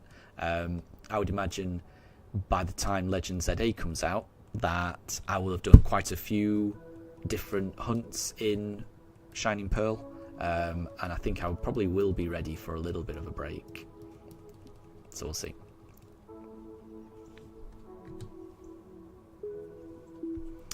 And no problem at all, Coco. I wasn't talking about too much, to be honest. I never talk about anything too important, so don't worry if you miss anything. But you were trying to see how many times Shiny Mewtwo took. Yeah, I can't remember exactly. I think it was about 2,500-ish. I think. I think that's how many resets it took me to get the Mewtwo, and that was my very first experience of soft resetting for a shiny, the Shiny Mewtwo in Let's Go. So that was a really cool introduction to soft resetting for me.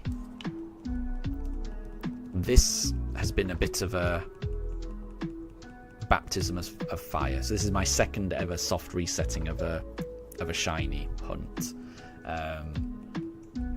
The number of encounters I was getting in Let's Go for the Mewtwo was a lot faster per hour than what I was getting in this. Because you've got to go through a lot of dialogue. Well, not a lot, but you have to go through a fair amount of dialogue in BDSP to get to this point where you're selecting your starter.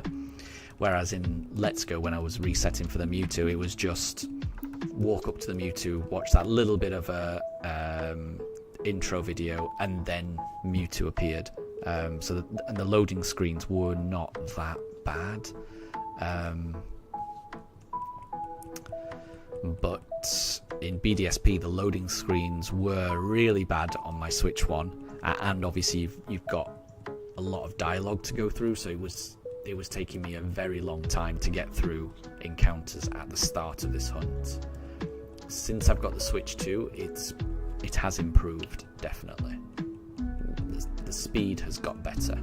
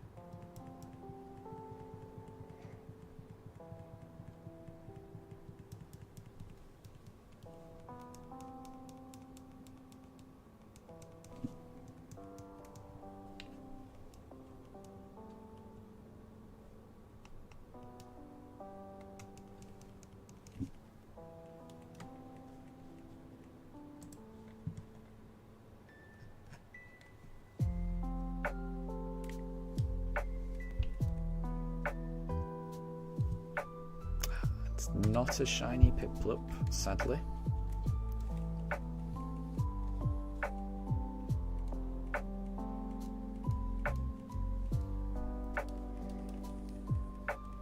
And welcome back, Moondrop.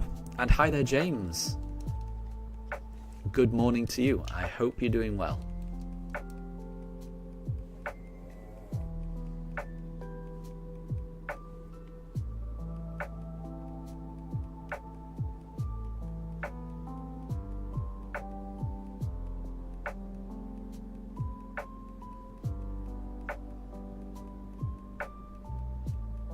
And I completely agree, Calamari. Yeah, when I finally do get this shiny, it is going to be a special memory. I am definitely going to remember this when I finally do get it.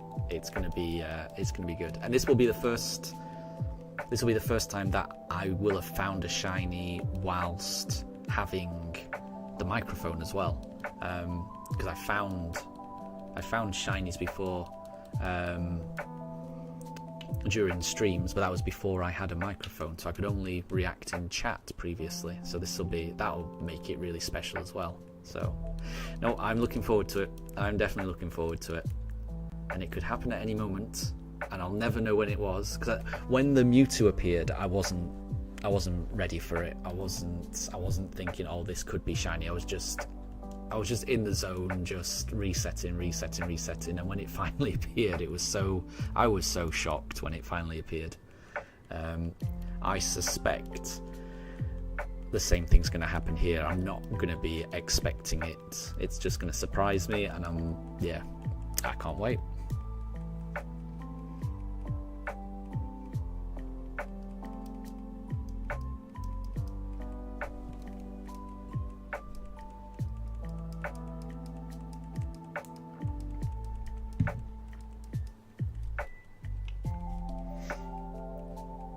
And Coco, so your brother Hawk is there. Hi there. I hope you're doing well.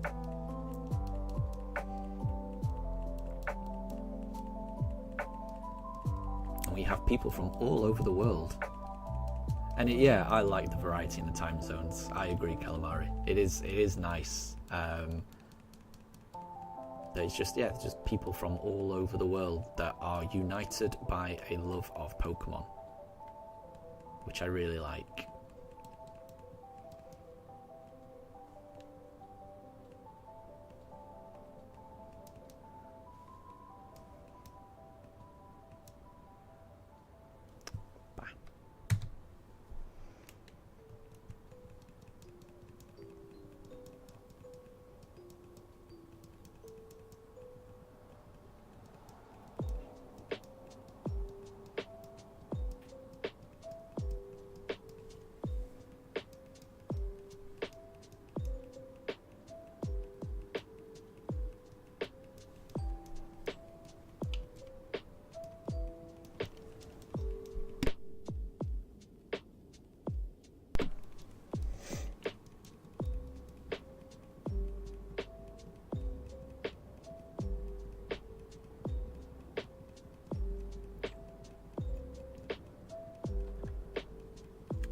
doubt you can hear it, but one of my dogs is currently fast asleep because I can hear them snoring.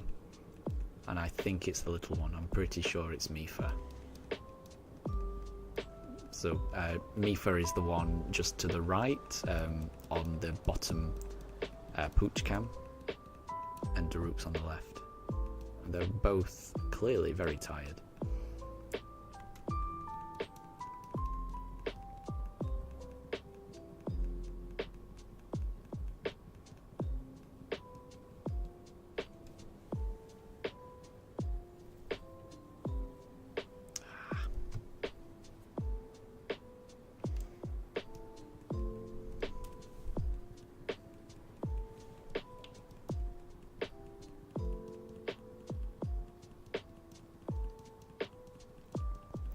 And that is a very good thing to say, Calamari.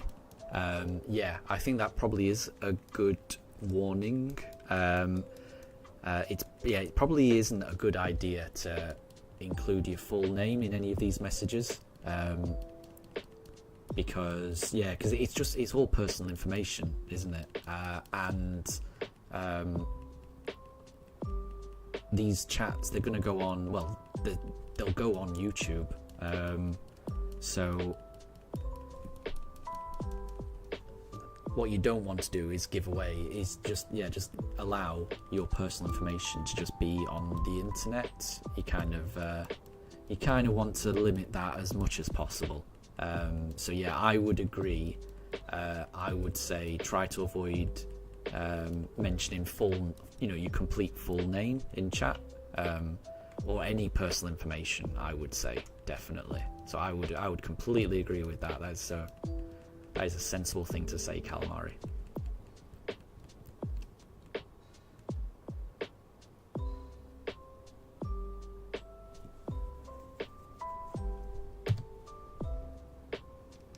And Capman says that we're too late, we're on the black market already. Yeah, yeah.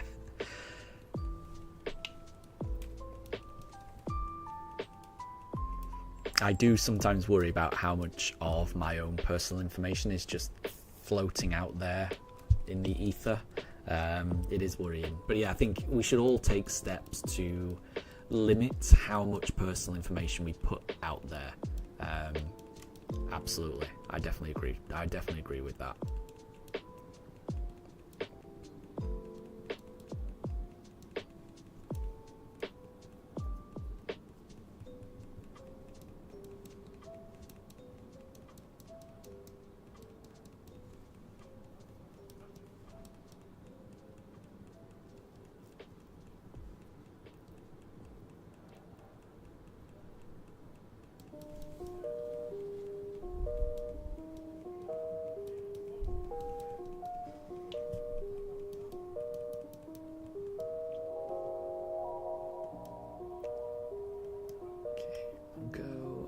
I always forget what I picked last time. I'm going to go Chimchar this time.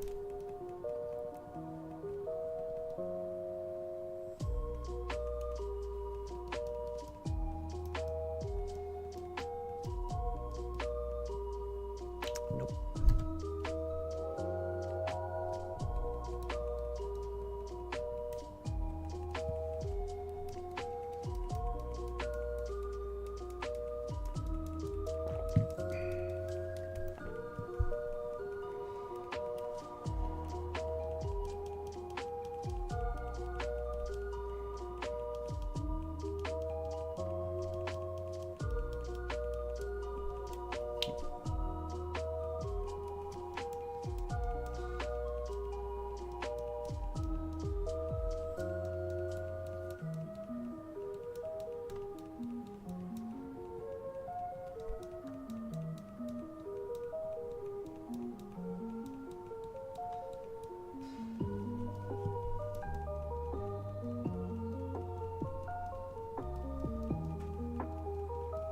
And absolutely, Coco. Yeah, if I were to get the shiny,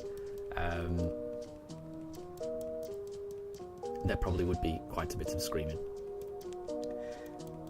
Because when I found the shiny Mewtwo, although I didn't have a microphone at the time,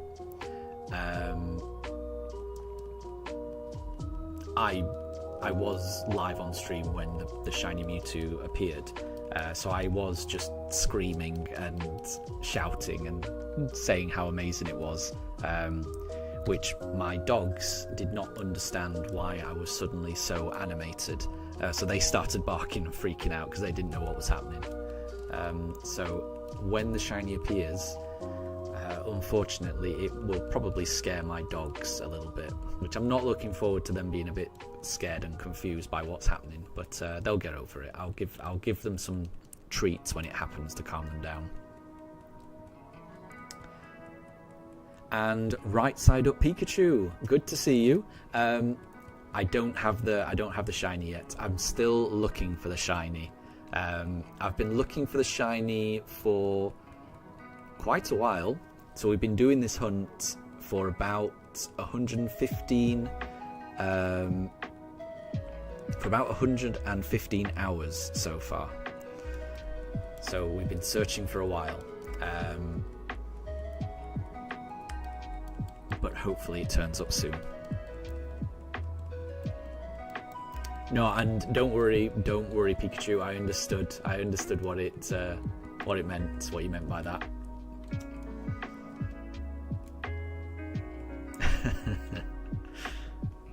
And yeah, it sounds like it was either autocorrect or the voice to text. That's quite tech savvy to be able to use the voice to text thing. I've never actually tried that. I guess I would be worried that it would come up with things like like what happened there with the shiny and the Chinese.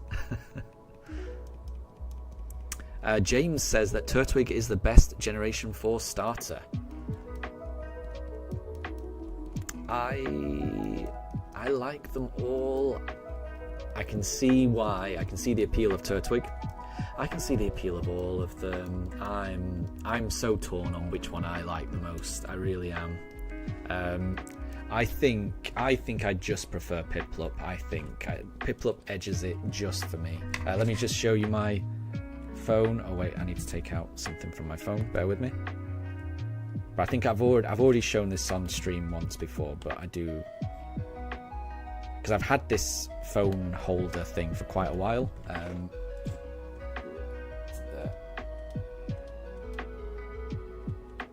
That's my little Piplup phone holder that I've had for quite a while. So I would probably say that Piplup's my favourite.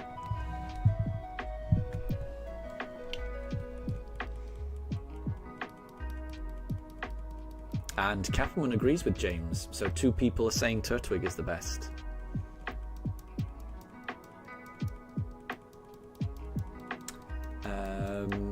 Coco, are you going off of Ash's Grotto?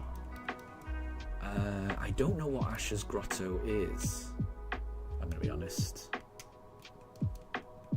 Unless that's in reference to someone else. I'm a bit confused by that. I don't actually know what Ash's Grotto is. I only watched the first 2 seasons of the anime, so I haven't seen anything. I haven't really seen any of the modern stuff, but I watched every episode of the first 2 seasons. I really enjoyed it. So Pikachu, you generally love water types, but for this series of games, you chose Chimchar. And that's a fair one. Like I say, I think all of the starters are really good. Oh, Coco, you mean Grottle? Yeah, I should have got that. I know what you mean. Yeah, I get it. Yeah, so that's the thing. I haven't seen that series of the anime, so that does go over my head. Yeah, I understand what you meant by Grottle now. It's the middle evolution of Turtwig, isn't it? Before it becomes Torterra. I understand now. And that's completely fair, James, really liking Torterra, because I think a big part of why I like Piplup so much is because of its final evolution, Empoleon. I really like that. I really like that Pokemon. I love its typing, Steel Water. I think it's really cool. It gives a lot of cool resistances. It just looks... I just like it. I like my little penguin boy. But I like all of them. I like Chimchar, I like Turtwig. I think I'm a sucker for starter Pokemon in general. I think they're all really cool.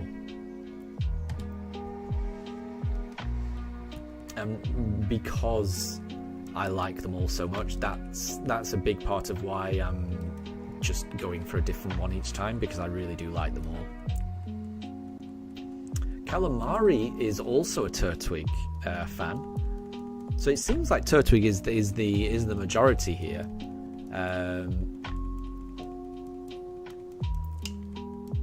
It does seem like Turtwig is the favourite, which I do not mind. I do think it's a really cool design. It is a really cool design.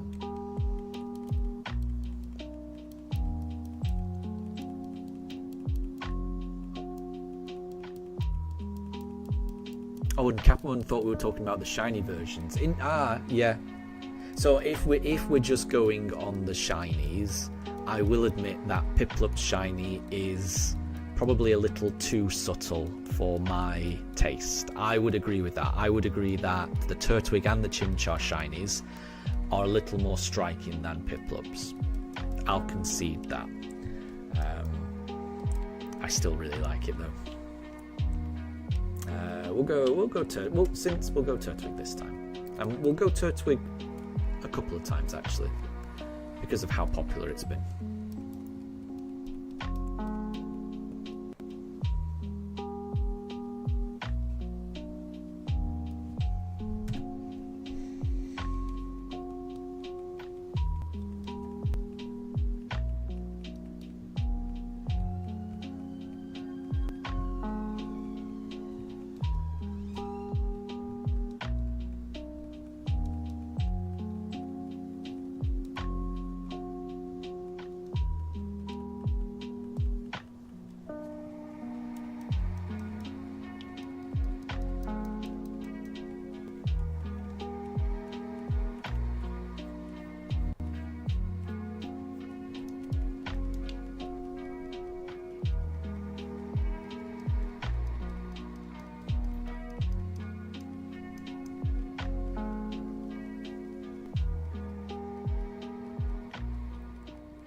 Coco, was that a fire truck here or there? I didn't hear any fire trucks, so I would imagine that might be where you are. But it wouldn't surprise me if it was here and I just wasn't paying attention. If it was here, it probably wasn't a fire truck. It's probably more likely to be an ambulance. We live very, very, very close to a hospital. So if there's any sirens that you hear on the stream coming from my end, it's much more likely to be an ambulance rather than a fire truck. But I didn't notice anything. But that's not to say it didn't happen, because I'm kind of focusing on potential shinies.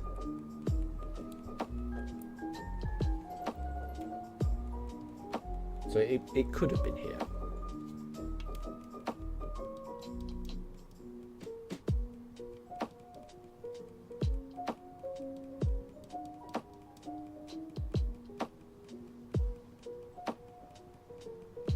It could well have been on my side. It could well have been. It may have just been something I didn't notice. Because like I say, we do live very, very close to a hospital, so that wouldn't surprise me.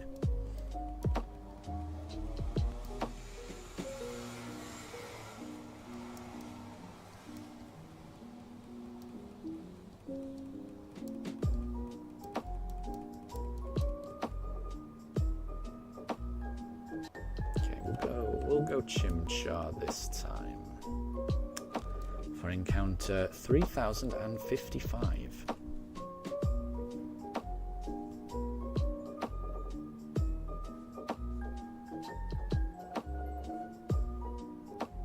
Nope. I'll go on to the next one. Pikachu, have I ever played Fortnite? I don't think I have. I've seen people play it, but I've never actually played Fortnite. I generally do pretty poorly in online shooters. I used to play online not online. I used to play, first-person shooters when I was younger. So I used to play like GoldenEye and Halo when I was younger, and I used to think I was pretty good at them. Like I was generally good enough to, keep up, sometimes beat my friends. I was never the absolute worst at them growing up. And then I can remember as I got older, everyone moved on to like Call of Duty and games like that, and I can remember trying to play those games, and it was embarrassing how bad I was. And I've then tried to play similar games online, and it is an absolute slaughterfest whenever I try and play those games. I move a couple of feet and I'm just dead immediately, getting sniped. Those are not games that I'm good at. I definitely respect people that are, that can play those games, but I'm terrible at them. So because I'm so bad, I don't play them anymore. But I did used to enjoy playing them back in the day.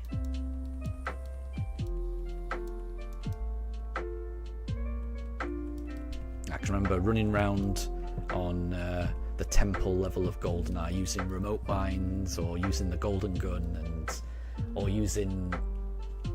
playing Halo with all the vehicles and the rocket launchers. And I can see how games like that are fun, because I used to enjoy them. But I can't play them anymore. I don't have the reaction times to play them. I'm an old man. I'm an old man set in my ways, and I like my Pokemon, and I like my calm Pokemon, my calm Stardew Valley. Games like that appeal to me more these days.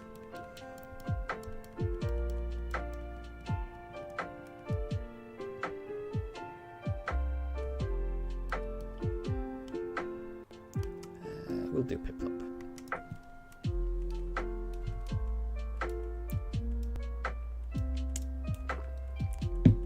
But I will say, one of the things I do like about Fortnite, I've only played it once or twice, and again, when I did play it, I got destroyed. I was terrible.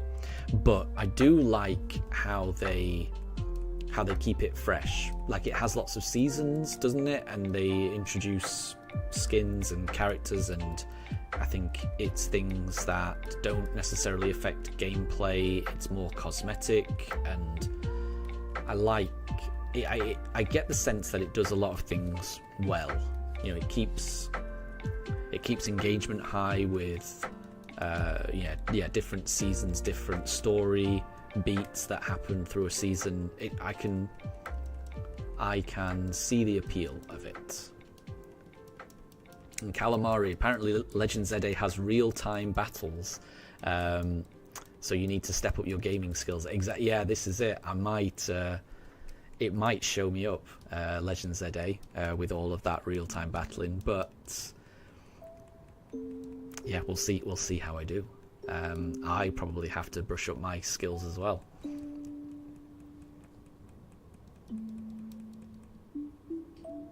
But I feel like it'll be fun. I can remember when I played Legends Arceus for the first time, I really struggled with that. But I was able to pick up the mechanics a little bit. I'm still pretty bad at it, but I was able to pick up the mechanics a little bit. When you do the I forget what they're called.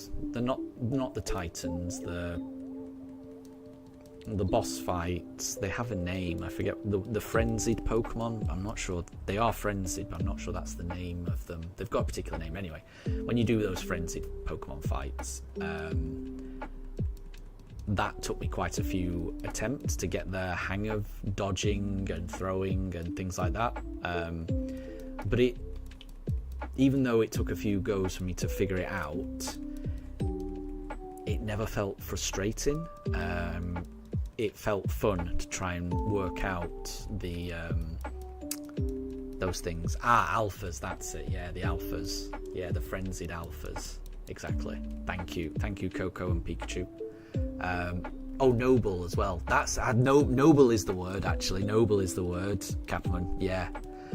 So obviously there are alphas that are a threat, but yeah, it's the noble Pokemon that you have to beat at the end. Those were the ones that I was thinking of, that you have to memorize the movements and do all the throwing. That's it. Noble was the word. But it never felt frustrating. No matter how many times I had to reset the battle and things like that, it always felt fun learning that. So I'm hoping that ZA feels the same. It might be tricky, but it's something that you learn and you pick up. So we'll see. I'm looking forward to it. I'm very much looking forward to it. And Pikachu. So right now Fortnite is on season 3, chapter 6. Yeah, so they have different chapters and things like that. It's pretty cool. I do like that, and I think it's a free game as well. It's crazy that they're able to do that. And sometimes with free games they make you pay for things that, in order to actually play the game properly, you have to pay extra or something. But I get the impression from Fortnite it's not like that, and that what you pay for is things that don't really impact gameplay. I may be completely wrong about that, but that's the impression I get of it. So I have a generally good impression of Fortnite. It's just something I'm not very good at. And Catwoman, that sounds really cool, doesn't it? Yeah, now I hadn't considered that, but now you've said it, I hope that Legend ZA has some kind of multiplayer options that allows people to play together, because that would be cool. Yeah. Now, I hadn't thought of that, but now you've said it, I am definitely hoping that as well. Because that was something that I really enjoyed about Scarlet and Violet, playing that for the first time. I didn't play it online with people. I played it locally with my wife, and we were able to just play and catch Pokemon in the same world, see each other, say, oh, I found this stake over here. Oh, where are you? Oh, you're over here. And there's something that's really cool, like exploring a new world with someone. It's a nice feeling. So I'm really hoping that they have some kind of multiplayer feature for ZA as well, because I do think that would be cool. Yeah, I can't wait for that game to come out.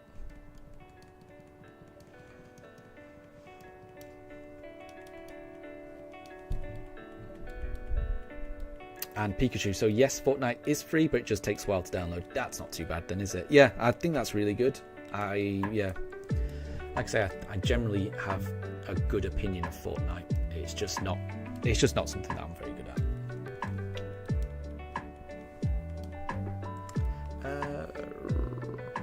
Yeah, Chimchar.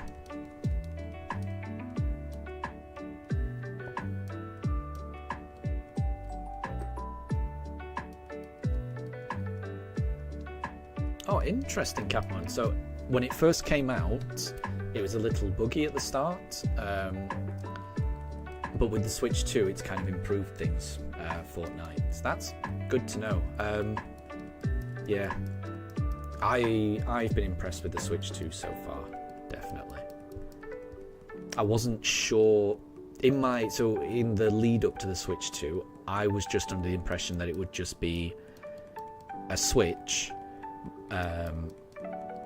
And you could play old Switch games, and you could also obviously play the new ones, but in my head I was thinking that the old Switch games that you could play on the Switch 2, that those games would just run as normal Switch games, but if it was one of the very special games that had this fancy update that you had to pay for, like Zelda, Breath of the Wild, or Scarlet and Violet, which didn't have to pay for that update, but it was a very specific update. I thought those were the only games that would have a performance boost with the Switch 2, but it doesn't seem like that's the case. Certainly BDSP never got a specific patch for Switch 2, but it just plays a lot faster than on Switch 1.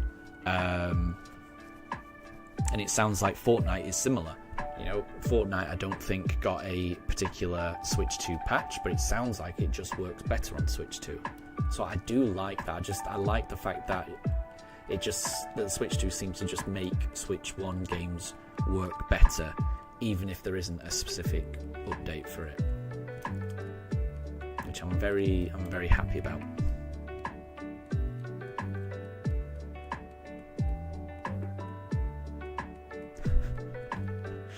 And calamari, that would be quite stressful actually. Yeah, imagining yourself as a just normal office worker. You've just finished your shift, you're on your way home, and then somebody from behind throws a Pokeball at you. And Kathleen says it could have been a Garchomp using Outrage. That would be terrifying. That seems to be the gameplay mechanic, doesn't it? You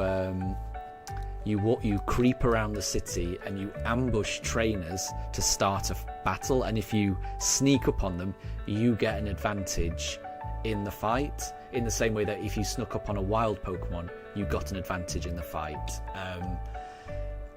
That, I'm going to be honest, that doesn't feel fair, does it? Because if you put yourself in the other trainer's shoes, that would feel pretty annoying. You were not ready for battle. That doesn't sound like a fair fight. If you've got your back to someone and then they attack you, you shouldn't be rewarded for that. Really, I can see why you're rewarded for that with a wild Pokemon encounter because you're trying to catch it. But to me, a Pokemon battle should be fair. If you're trying to catch it, then in my head that makes sense. You're not abiding by strict Queensbury boxing rules type thing. If you're out in the wild, you're trying to catch a Pokemon, it's different. But for a trainer battle, to me, there should be rules. It shouldn't be a no holds barred ambush, sneak from behind, attack when they're not looking type thing. It does seem a little harsh, but we'll see how the gameplay mechanic works in practice. Coco, how do you pronounce? So I pronounce it Miraidon. I pronounce it Miraidon and Koraidon. I know not everyone pronounces it like that. You could pronounce it differently, but that's how I pronounce it. I pronounce it Miraidon and Koraidon. But I am definitely not saying that I pronounce it correctly. I think I probably butcher most Pokemon names. In my head, it's only really the first generation that I only really know for certain how to pronounce the first 151 Pokemon. I've got a good idea how you pronounce, the Johto and the Hoenn ones, but from that point on, really, I guess the only reason I know how to pronounce all of the original ones is because I used to watch the anime from there, from that generation. I've not seen any of the more recent animes, which I think the anime does a good job of explaining how to pronounce some of the names. So there's definitely some Pokemon that I struggle to pronounce because I've never heard it actually pronounced. I'm trying to think of an example off the top of my head. I do struggle with like Zorora and Zoroark. I think maybe I've got the hang of it now, but when I first saw that word, I had no idea how I'd pronounce that. There's quite a few Pokemon that I do struggle with to pronounce, but I just pronounce them the way that I want to pronounce them. So is it Arceus or is it Arceus? I don't know the answer to that. I just sometimes changes depending on how I feel. So Coco pronounces Miraidon as Miraidon. Yeah, it could be. Definitely could be that. Not quite sure. Good luck, Pikachu, for your battle in Fortnite. I hope you do well. And no matter what happens, just have fun. Just have fun. That's the most important thing. And Calamari thinks the rules should be that if you get ambushed by someone in Legend ZA and then you win the battle against them, the opponent should have to pay your taxes for the first quarter of the year. That sounds excessive. It sounds very lucrative, I would say. Definitely.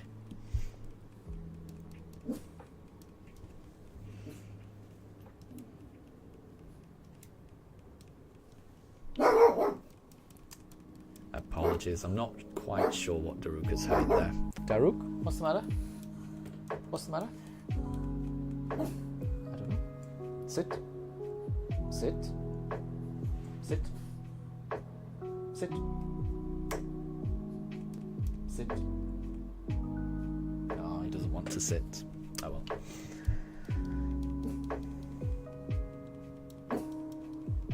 Mifa, the one that's currently asleep, Mifa's always the calm one. Daruk is always the... Whenever he hears something outside, he has to let everyone know. Okay, let's see if this is a Chimchar. Could it be? Nope. Go on to the next one. Oh, that did not reset it. That resets it.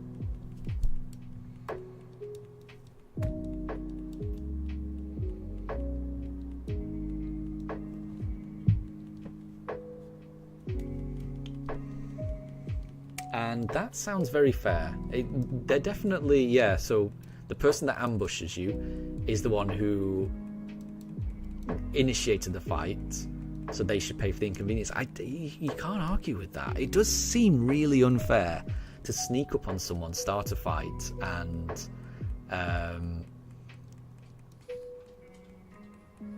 yeah, you should definitely, yeah, I am interested to know how Legend ZA handles the whole ambushing thing, and whether they can make it not feel cheap and sneaky, because I would feel bad running around ambushing people, but if it's the best way to play the game, then yeah, that won't stop me. I probably will go sneaking up on people. We'll have to see. And hi there, Draven. Hi there, I hope you're doing well. And Coco, yeah, I think I did say, you know, will we get a Chimchar? I meant, will we get a shiny Chimchar?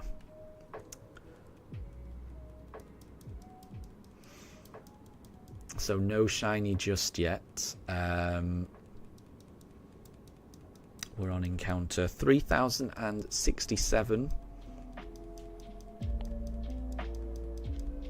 We'll have to see.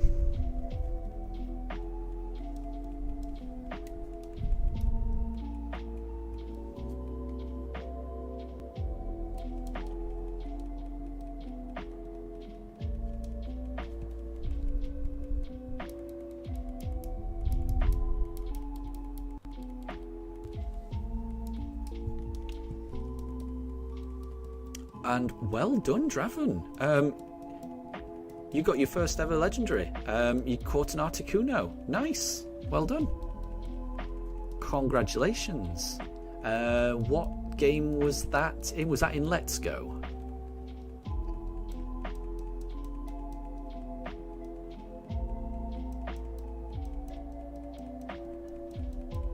Well, that's really good.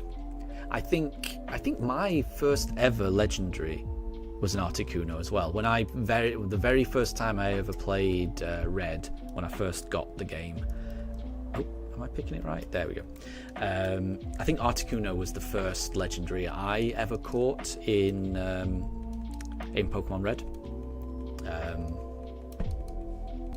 Because I think I managed when I first played it. I didn't go anywhere near the power plant on my first run because I just didn't know it was there. But I did manage to find Articuno, and that was the coolest thing, finding it. And then I would have found, I I think I would. Well, I definitely would have found Moltres on my way to Victory Road and the Elite Four. But I would have imagined. I don't think I used the Moltres in my first Elite Four run because I wouldn't have had enough time to level it up. But I definitely had enough time to level up the Articuno, which is why I remember it quite vividly, having that Articuno in my team. That was the first legendary I ever caught. Hi there, Bennett. Good to see you. Welcome to the stream. What was my first ever shiny? So I think technically my first ever shiny must have been the red Gyarados that I got on Pokemon Gold and Silver, but I didn't know that was a shiny. I just thought that was like a unique Pokemon, in the same way if you've ever seen the early seasons of the anime, there was one episode of the anime where Brock and everyone finds a crystal onyx. So I thought it was just some unique, strange coloured Pokemon. I didn't realise that shinies were different coloured Pokemon, that any Pokemon could be a shiny in Generation 2. So that technically would have been my first shiny, because I did get the red Gyarados, but I didn't know it was a shiny. I think I only learned about shinies maybe in Generation 3 or maybe Generation 4 when I was playing Diamond and Pearl, but I never found one up until I stopped playing Pokemon after Generation 4 for a little while, and it wasn't until Pokemon came out on the Switch that I played it again. But in the meantime, I had Pokemon Go, and I found a shiny Wailmer on Pokemon Go. So that was the first time I'd ever found a shiny that I knew was a shiny, and I was like, oh, this is amazing. So my first ever shiny, where I actually appreciated it, would have been finding a shiny Wailmer in Pokemon Go. Because I don't think I can count the red Gyarados, because I didn't know it was shiny. And it's long since gone. It'll be on my Pokemon Silver cartridge, but I'm not sure if the battery would still work on that game.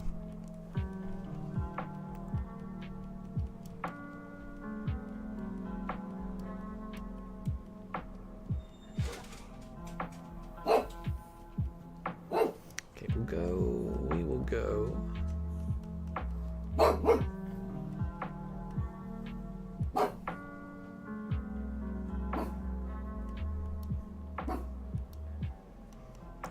We'll go Piplup.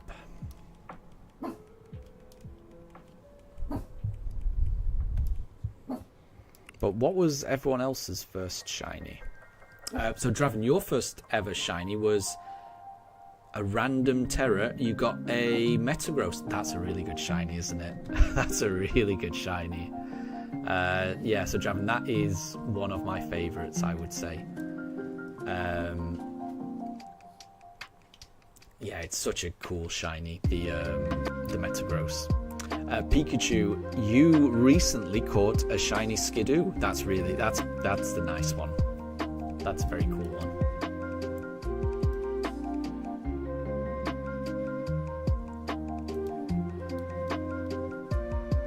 And Capmon, your first was Shinx. These are really good Pokemon to get as a first. Because Shinx is a gorgeous shiny as well. I think shiny Metagross and shiny Shinx are up there in my top favourite shinies. You know, they would be in my top 10. Definitely in my top 10. So for Coco, it was either Shelder or Execute for you. Interesting.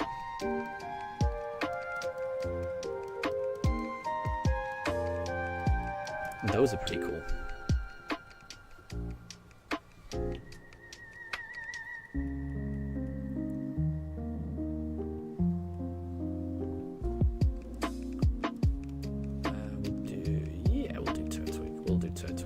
So for Bennett, yours was back-to-back, which sounds crazy. Ultra Warp Ride, shiny... Is that Drapion? Yeah, I thought it was Drapion. Drapion and Stunfisk. Very cool. Very cool. So because I took a little bit of a break from Pokemon, I never played. So I played Pokemon all the way up to Diamond and Pearl and Soul Silver, I guess. So I played that, but I never played after that. So I never played Black and White. I never played X and Y. I never played Sun and Moon. So I've never played Ultra Sun and Moon either. But that sounds really cool. Back-to-back shinies, very, very cool.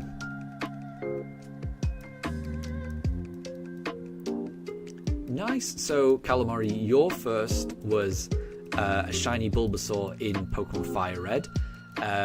Back in the day where you only saw images of shinies in online forums, and then you saw a picture of it, and then you had to have it, and then you hunted it.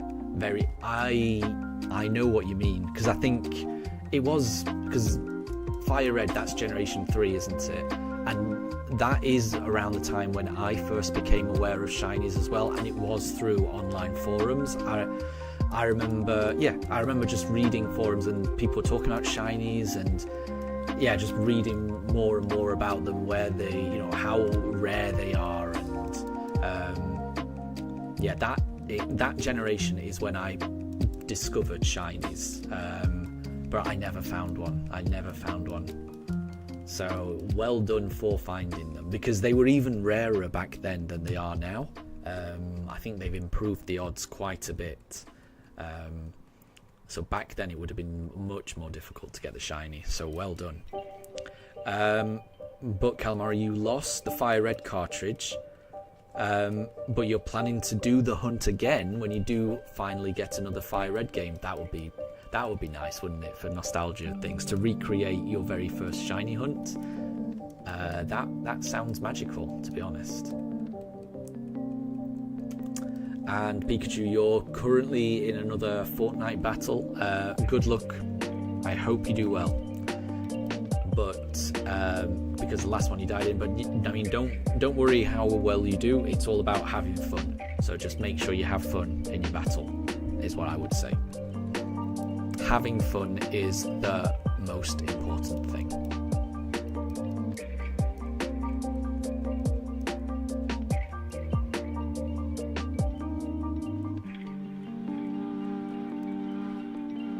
Okay, what did I go for last time? I can never remember. We'll go Piplup.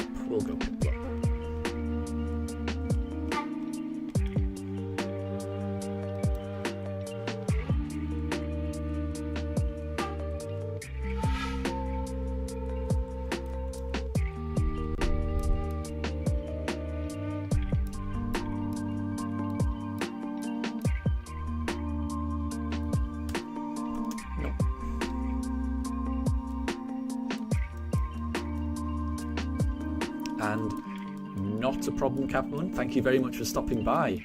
We'll catch you later. And if you do end up doing a bit of Zubat shiny hunting, I hope that goes well for you. But I'll catch you later.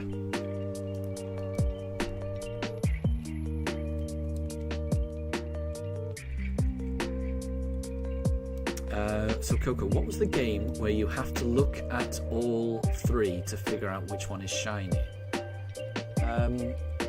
I'm not sure I know what you mean, but I do. So what I do think is the case is that in some of the games, the older generation games, you could open up the briefcase of the starter Pokemon, and if there was a shiny there, it would show you in the briefcase, which would improve things. I wish that was the case here.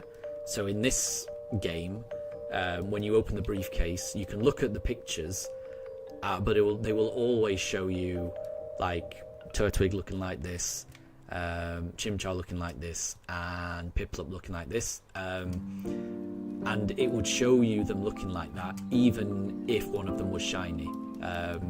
So in this game, unfortunately, they're not generated as shiny in the briefcase. They're only generated as shiny at this point. Calamari says it was Heart Gold and Soul Silver. So it sounds like that was a game where you could look at the briefcase, and the briefcase would tell you whether you've got a shiny, which sounds so appealing right now, because that would it would make the hunt quicker, obviously, because you don't have to wait for the battle. You're just waiting for the briefcase, so it cuts out a little bit of each reset. But also, you're seeing 3 Pokemon at once rather than just the one. It would really speed up this process. So that does sound good.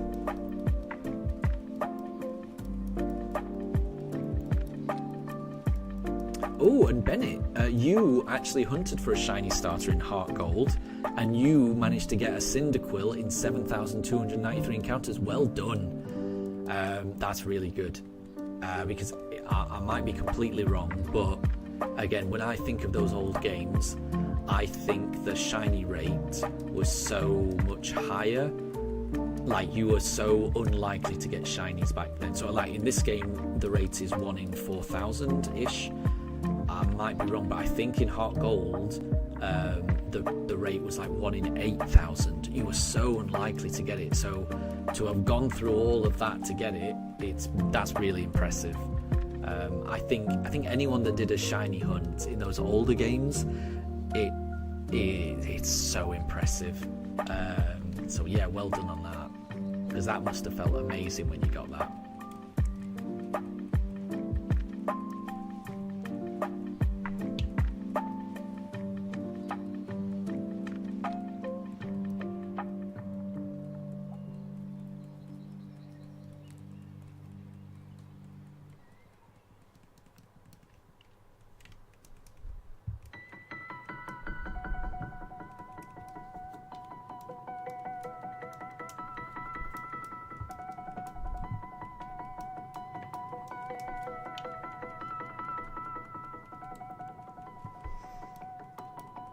Yeah, I am pretty glad that they improved the shiny rates. Because honestly, I think if the shiny rates were as high as they used to be, I'm not sure if I would have ever attempted something like this. Because I do remember, like I say, reading online forums, looking at the odds of finding these shiny Pokemon, and it just felt so daunting to me, the idea of doing something like that with such low odds. But because on the Switch those odds have been improved a fair bit, it just made it that little bit less daunting for me, and made it more likely that I actually would give it a try. So yeah, fair play to anyone that shiny hunted back in the day, because I was always too scared to do it, because just the odds seemed so scary.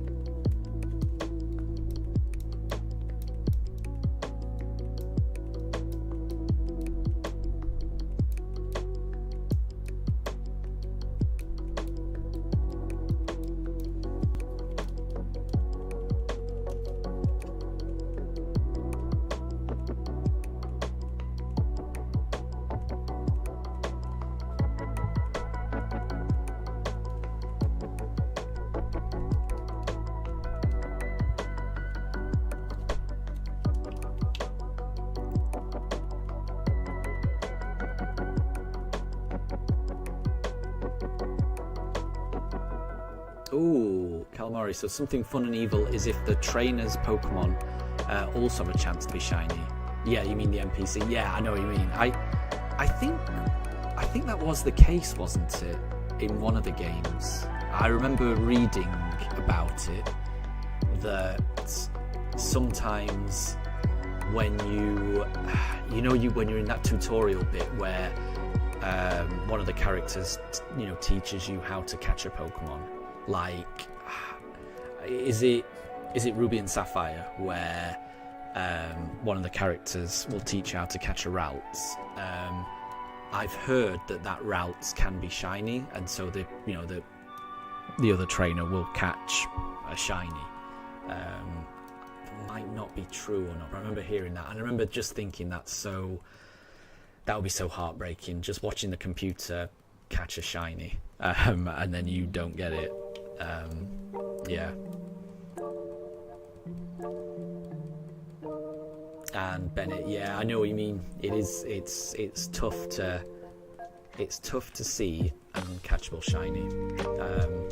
The Starly in these encounters that you encounter as your opponent, that can be shiny.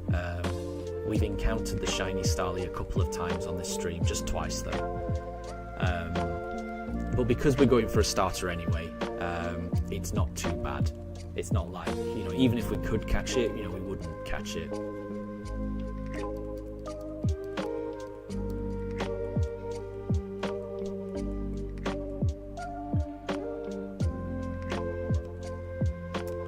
Let's go.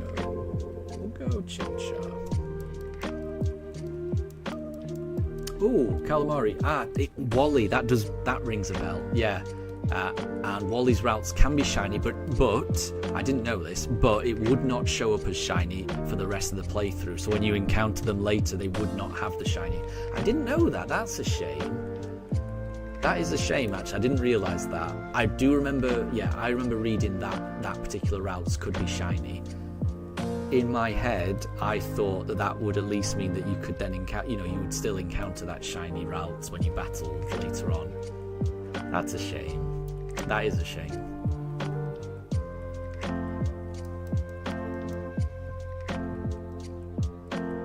And Coco, apparently that's a thing in Pokerogue as well. Interesting. And Bennett, so in Black and White, I've never played Black and White, but Professor Juniper can have a shiny. Here we go. So this Pokemon is one of the Pokemon that I do struggle with pronouncing. Because I've never heard it pronounced before. So, Mincino?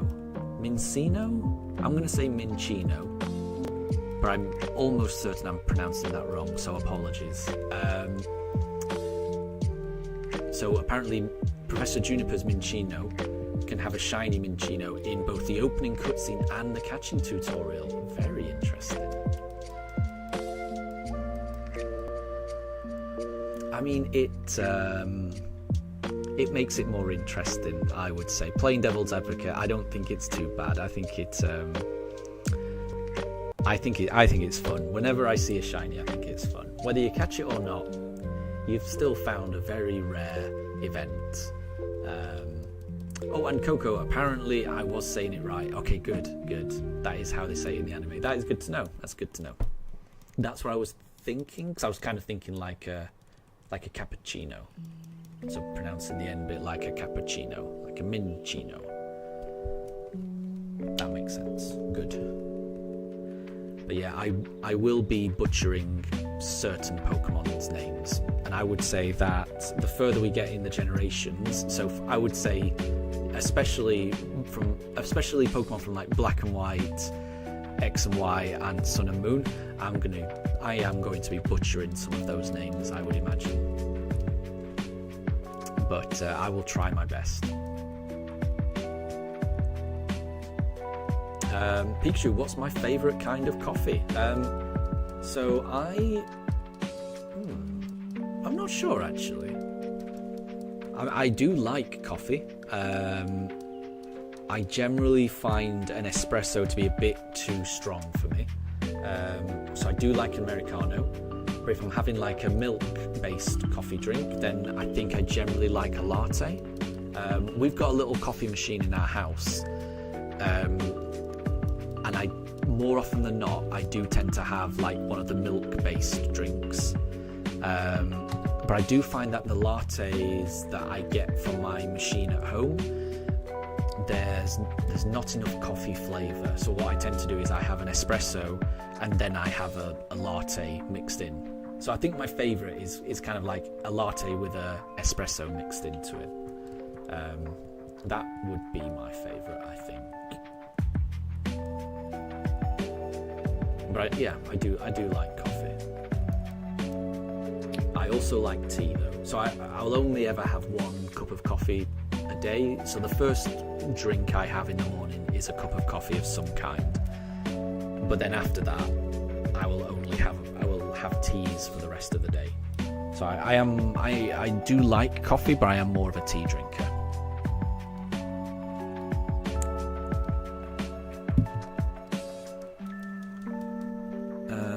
Coco, how do you say the in my name? The in my name. How do you say the in my name? I'm confused by that. But I would say your name as in upside Coco, but I think I sometimes abbreviate that to just Coco because it's sometimes easier to say.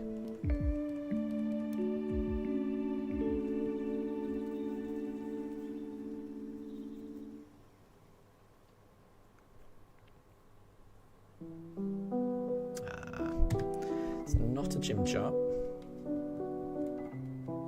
Oh, the fue part. Oh, so yeah, so I pronounce fue coco like fue coco. Yeah. Because I am a big fan of fue coco. And I'm pretty sure I'm pronouncing that right. If I'm pronouncing it wrong, then I prefer my way. I like fue coco. So yeah. There's certain Pokemon that I just pronounce in a certain way that even if it's wrong, it's the way that I like to say it, so I'm just going to keep saying it. And Fuecoco is definitely my favourite Paldean starter. It's the one that I tend to go for.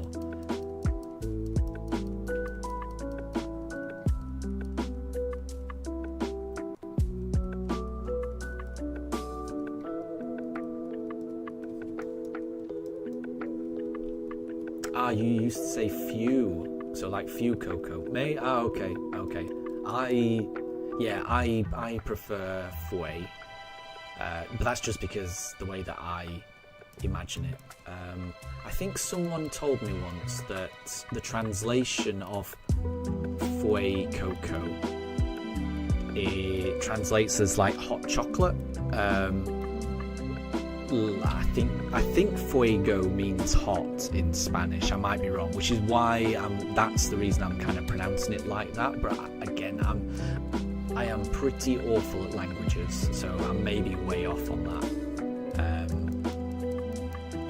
But yeah, but to be honest, in my mind you can pronounce Pokemon names however you want. I don't think there's a wrong way of pronouncing it, even if the anime might pronounce it differently. If you prefer it a different way, I would just say it the way that you want to say it. They're all made up names, aren't they? You know, they're all names however they want to be, and if you have formed a particular attachment to saying a name in a particular way, then that's your way of saying it, and there's nothing wrong with that, I don't think. It's not like the Pokemon is going to be offended that it's being pronounced wrong. The Pokemon is happy. The Pokemon is happy just to be your Pokemon. Alright, we'll go with Turtwig. So you prefer free Coco, but you've also read it as few Coco the first time. Yeah, exactly. And there's some Pokemon that it's just really difficult to pronounce. I am trying to remember which are the Pokemon that I really struggle with. I mean, I definitely struggle with, and I'm not even going to be able to say the name of the Pokemon, but the barnacle Pokemon, like Bibaracle or Bib. I struggle with that one. That and its evolution. So I struggle with the barnacle Pokemon one. But I think a large part of that is I just don't know too much about that Pokemon. I've never used it on a playthrough. It came out in a generation that I wasn't really playing the game. So there's quite a few Pokemon like that where I just don't know too much about that particular Pokemon. But I will learn.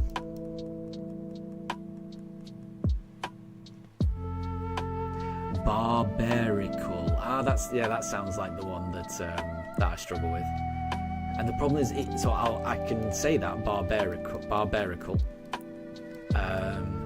but I'll forget it as soon as I see it. I'll forget it. I've got a terrible memory sometimes.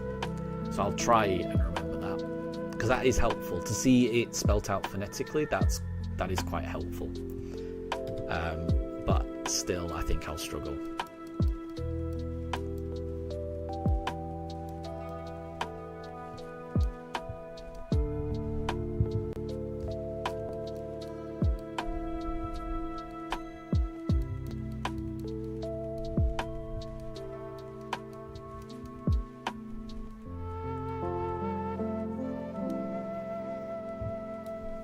Okay, we're on 3,085, so we're 15 away from 3,100.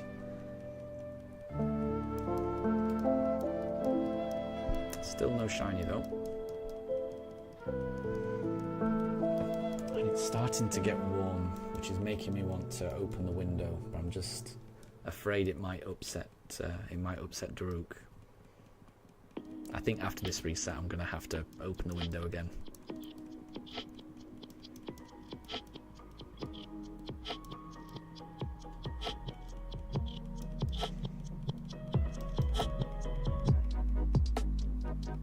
So Coco, you think it's going to take however long Mewtwo took? We've already gone past that, unfortunately, and so we went past that in terms of time a long time ago, because each encounter is taking a lot longer than it took for Mewtwo. Mewtwo was a lot faster to get through each encounter because there wasn't a lot of talking between each encounter. But in terms of just the number of encounters, we did go past that not too long ago. So I think for Mewtwo, it was 2,500-ish encounters. So we're already at 3,086 encounters. So yeah, we've gone past Mewtwo already.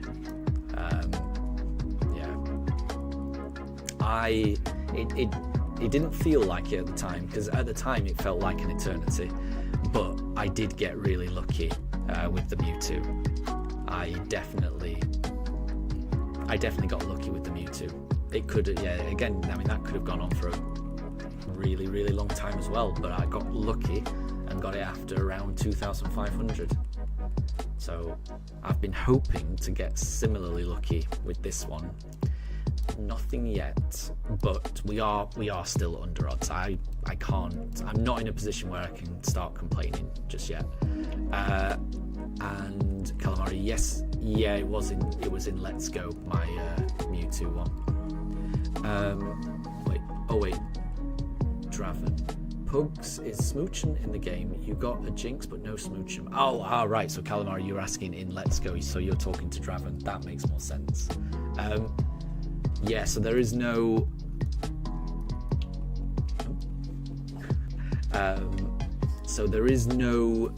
Smoochum in Let's Go. So Let's Go only has the Pokemon from the original 151 decks, in addition to Meltan, Melmetal, and the Alolan forms of the 151 Pokemon. So like, for example, Alolan Executor, Alolan Raticate, those ones. So it doesn't have any of the baby forms like Smoochum or Happiny or Cleffa or Igglybuff that were introduced in...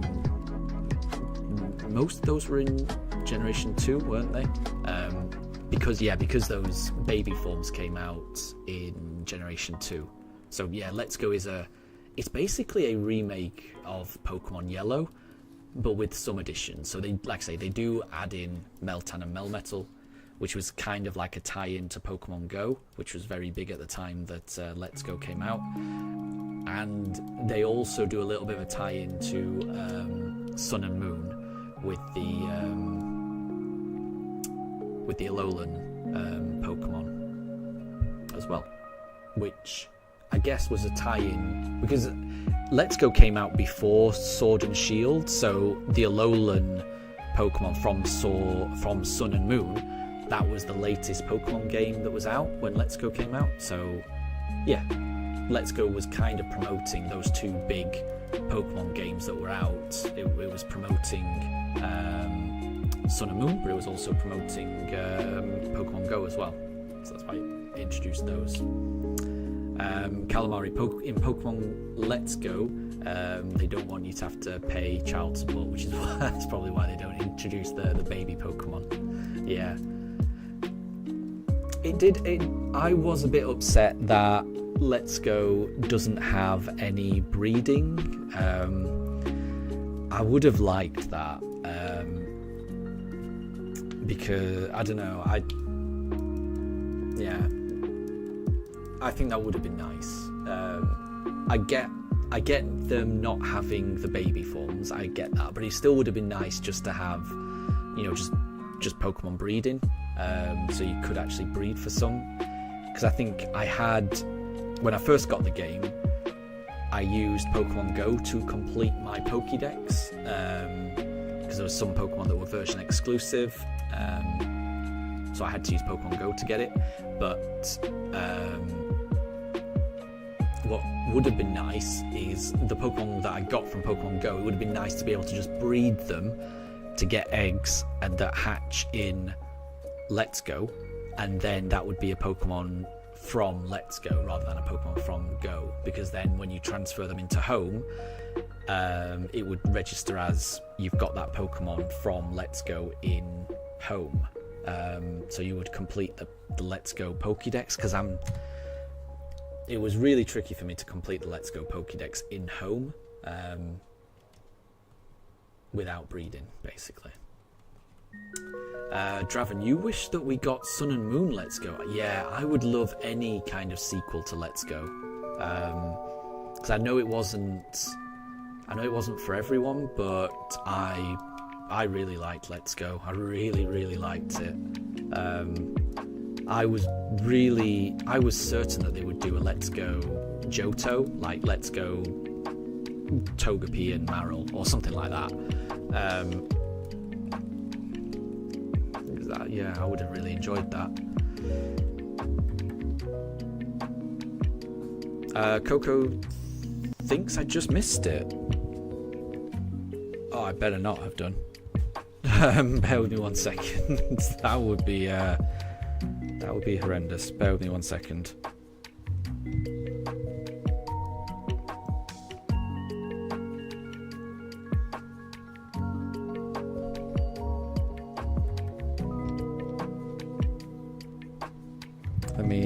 I'm just trying to go back on the stream to have a look, because that is very worrying if I've missed it. Bear with me.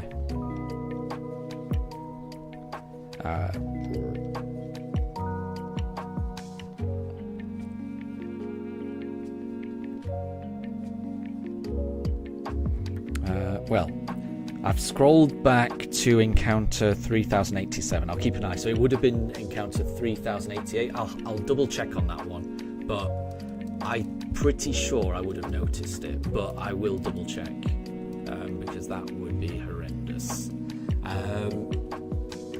So yeah, people are thinking that there was no sparkles and it would have been a lighter blue. Yeah, I'm pretty sure I would have noticed it, but yeah, you are making me doubt myself. So I've currently got my phone. I've got the stream on my phone, so I'm just rewatching it, just to make sure.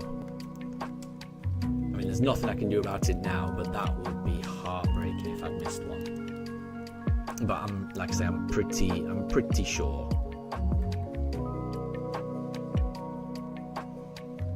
It's not a Chimchar though.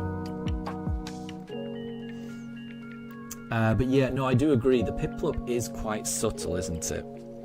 It is quite subtle. Okay, so I am rewatching it now, and I'm on encounter 3088. So I'm just watching the title screen. So in a few seconds, I will know.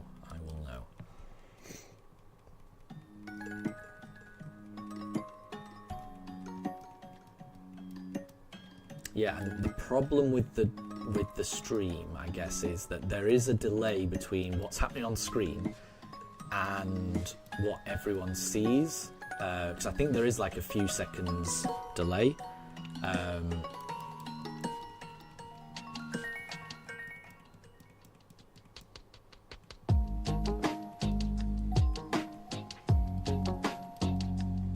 And Pranjul, I hope the studies have gone well.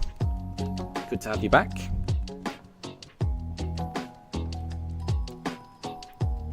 Okay, I'm just watching Encounter 3088 now.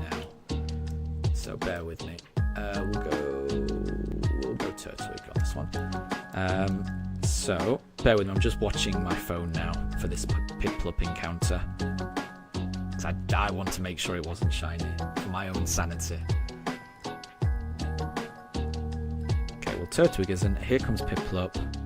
No, that's not shiny. That's not shiny. Yeah, okay, panic over. Panic over. It definitely wasn't shiny. Good. Whew.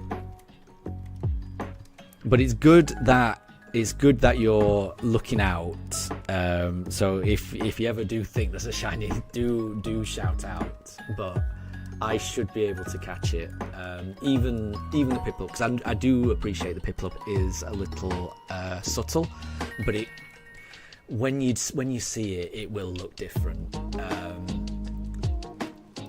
So yeah, I think it's difficult to tell on the image, but on the screen it will look different when it does appear. And Pranjul, you're going to join the Discord. Very good, thank you. If you ever find any shinies, or if you've got any trading cards you want to show off, or if you want to show off pictures of your dogs or of food or anything like that, then please feel free to share them. That's the main purpose of the Discord. Okay, right, we're gonna go Piplup again. We're gonna go Piplup, the little penguin guy.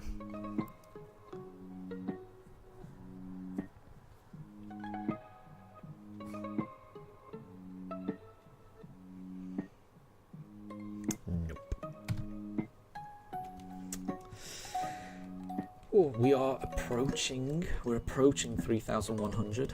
We shall see.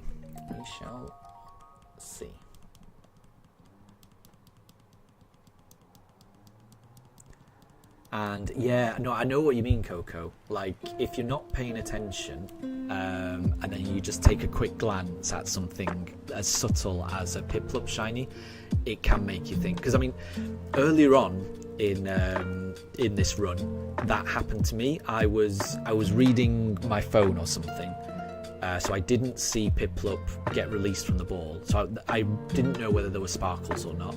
And then when I turned back to the screen, it was a Piplup. And there was something about the way that the light was hitting it that I was thinking, is that shiny? Is it not shiny? It really made me question it, and I had to look. You'll probably notice there's no reason for you to look back on some of the older streams, but there are quite a few times with the Piplup where I've not been paying attention when it comes out the ball. I look at it and I'm like, I can't be 100% certain whether that's shiny or not, and I have to wait for the camera to pan and get close into the Piplup, and then only when it gets close into the Piplup that then I decide, yeah, it's definitely not shiny, and then I reset. So the times when there's a delay between the Pokemon appearing and me actually resetting, more often than not it's the Piplups, and more often than not it's because I wasn't paying attention when it came out of the ball, and I have to wait for the camera to really zoom in on the Piplup for me to make sure it's not shiny. So I don't blame you for not being, for thinking it might have been a shiny, because I've been caught out like that a few times. And I'd rather be sure. Like, I don't reset unless I'm sure that it's not a shiny. So if there is any doubt for me, I will wait for the camera to really zoom in. And Calamari, you're also keeping an eye on the sparkles. Thank you. I definitely appreciate the extra set of eyes. I definitely do.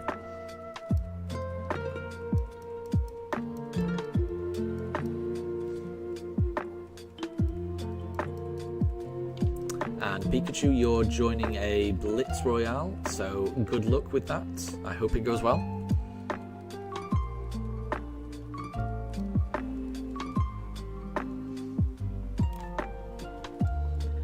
Okay, we'll go... We'll go Piplup.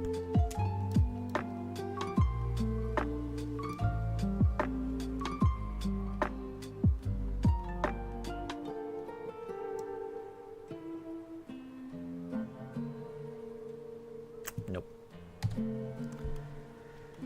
We are edging closer to 3,100. So it's 3 o'clock here.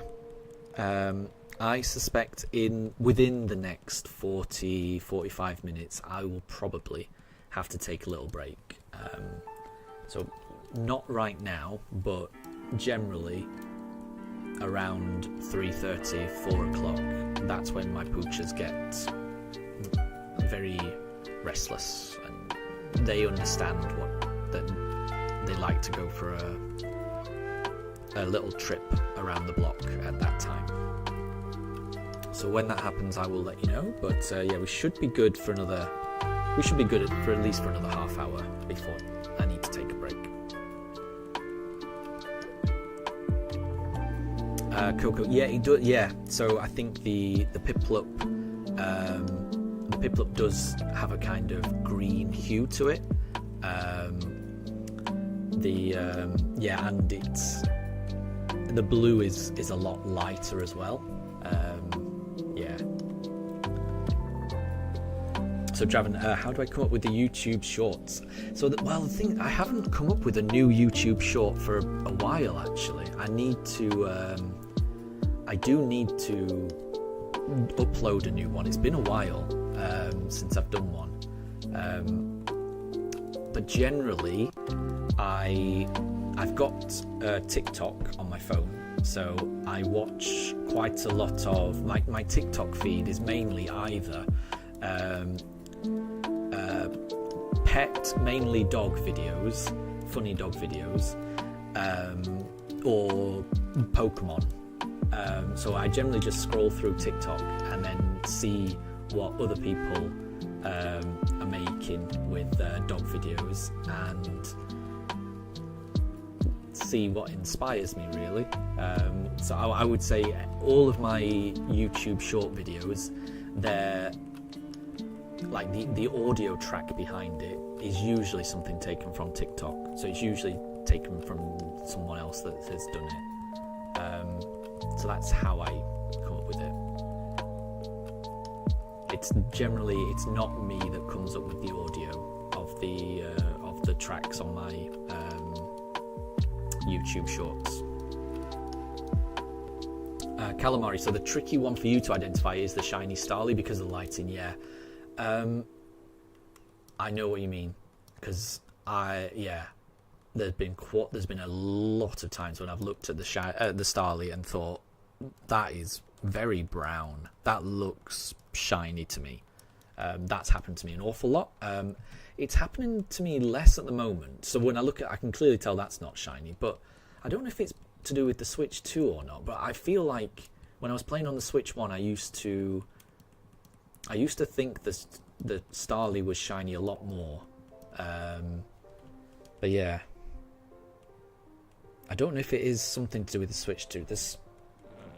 The Switch 2 makes it a little bit clearer, in my opinion. But the Switch 1, the normal Starly really did look shiny to me quite a few times. So yeah, I get that. Coco, so what? Wait, when you stopped making chat messages,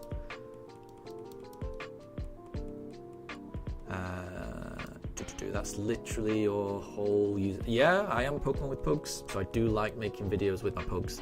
So I mean, obviously I film all of the little YouTube shorts that I do with my Pugs. but most of my YouTube shorts have some backing music or audio track. But that isn't me that creates the audio track. I just get those audio tracks generally from TikTok.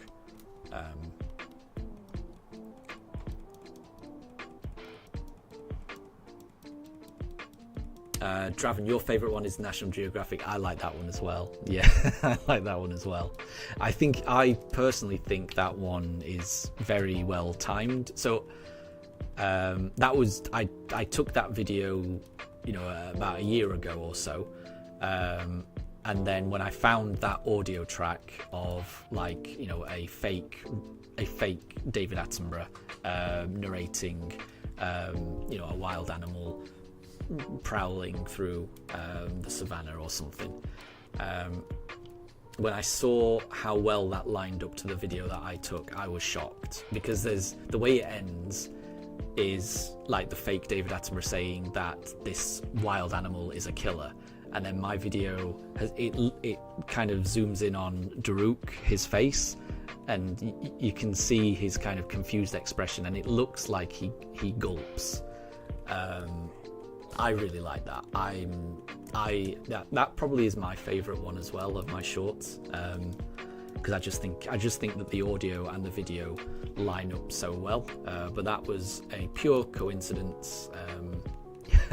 Yeah, I like that one. Pranjal, how can you join the Discord? I can post a link in the chat for you. Bear with me 1 second. There it is. So I'll just post that there. Right, we'll go for a chimchar. Pugs have been caught being naughty on the stream. Sometimes they do misbehave. I mean, certainly Daruk barks on the stream quite a lot. That happens all the time. And a couple of the times they have started wrestling with each other, so I've had to get them to stop wrestling and play fighting. So yeah, that does happen sometimes. If I do have to actually separate them, then sometimes I have to pause the stream. But I think that's only happened once. They do get on well. Neither of them are aggressive, so it's really very unusual that they're ever too naughty. They're well-behaved dogs. They are well-behaved dogs.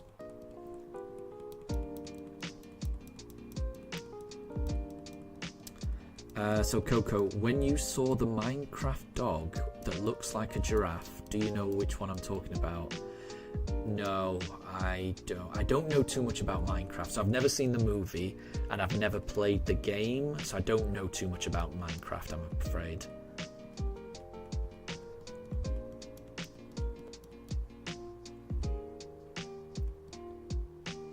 Okay, we'll go Chimchar.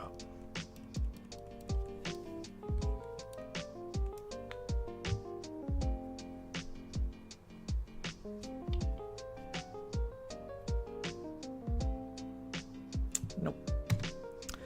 We're on 3,099. So the next encounter will be 3,100.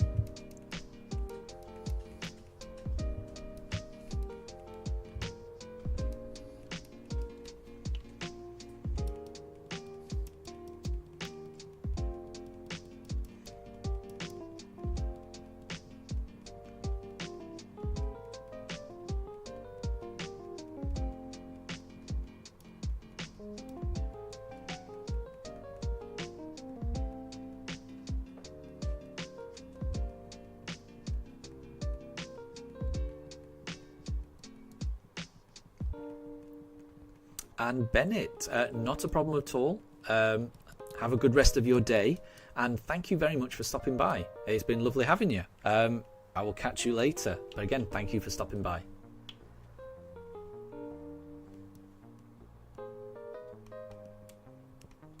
Go. We will go Turtwig. We'll go Turtwig. Okay, so this is encounter 3100.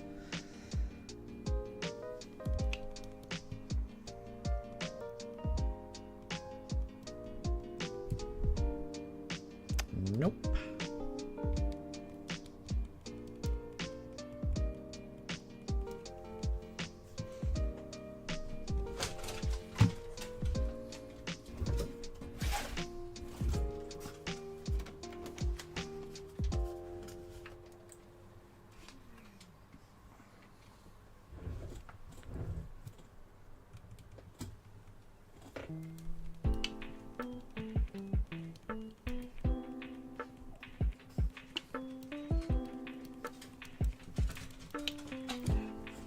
Darup, Darup.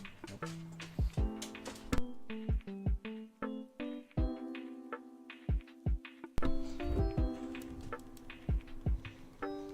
Oh no, Coco.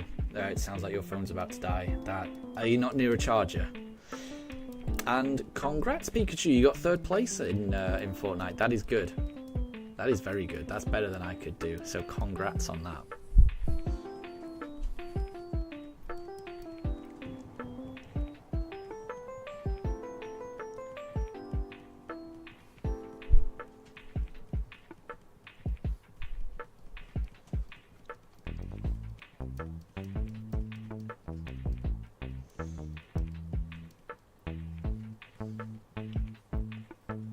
And hi there, Coco's dad.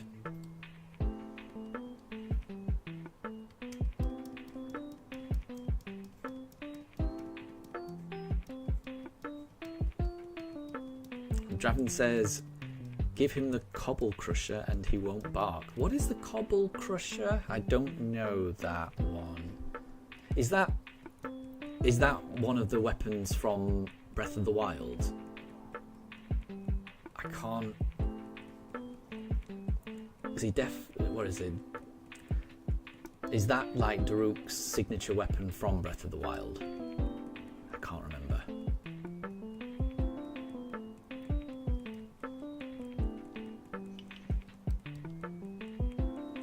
Because I don't think that would stop him from barking.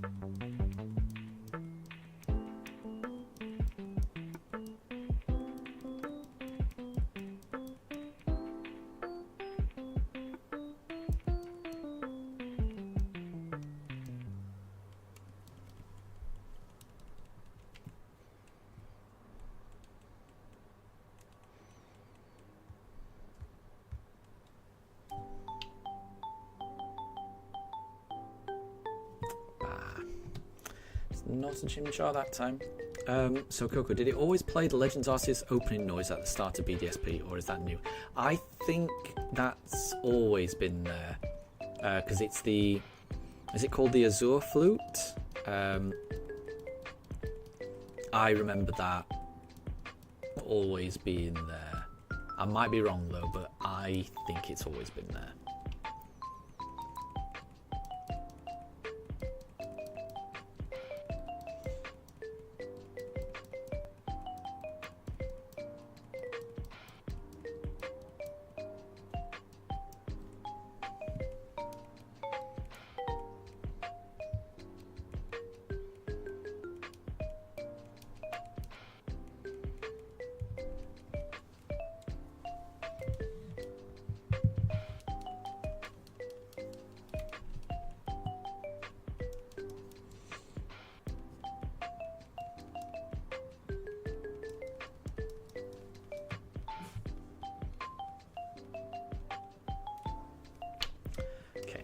We'll go... Oh. Apologies. I'm not sure what he's heard there. Although I have opened the window recently because it was a bit warm. So he might be able to hear more of the outside noises. Nope, not a Chimchar.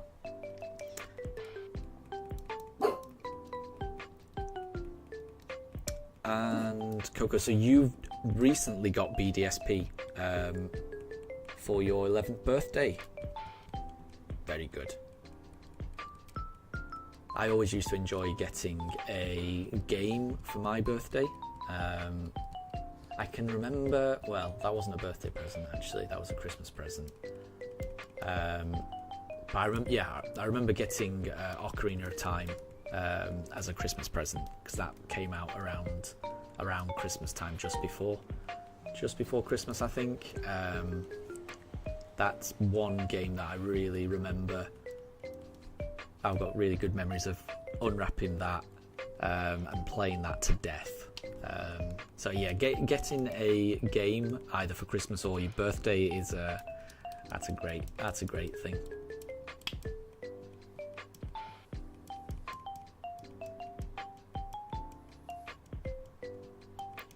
Is that the one with Toon Link? No. Ocarina is you start off as Child Link, and then later on in the game you get to control Child Link.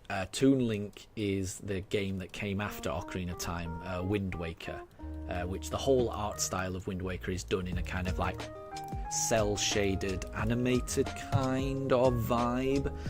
So that's where Toon Link comes from. And Calamari, I completely agree. Yeah, Daruk is clearly having a conversation. He does have conversations with the neighbours' dogs. He sounds very invested in these conversations. But you're right, there must be some juicy gossip that the neighbourhood dogs are trying to share with Daruk, and he's not having any of it. He disagrees most of the time. And Pranjal, you've just joined the Discord. I'll try and check that out. Bear with me. Let's have a look. And Draven, that is a signature sword. I thought so. Yeah. So the Cobble Crusher, that's that big weapon that Daruk often wields. Yeah, I thought it was. I just couldn't remember the name of it. When I play Breath of the Wild and Tears of the Kingdom, I always have at least one of those in my inventory, because they're good for like smashing rocks and things like that. Right, we'll go Piplup this time. I thought that's what the Cobble Crusher was. I just wasn't sure. Pranjal, so you've just I can see you there. Oh, nice.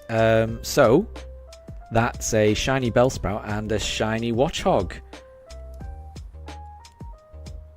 And it's from Pokemon SORS.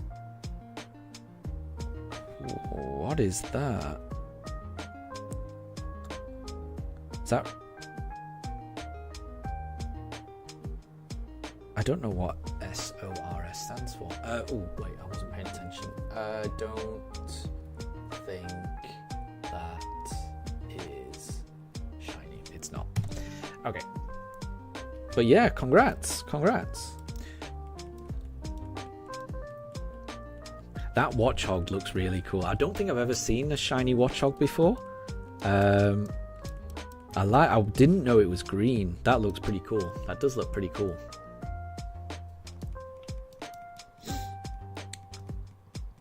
And Pikachu, congrats. Congrats on winning Fortnite. Well done.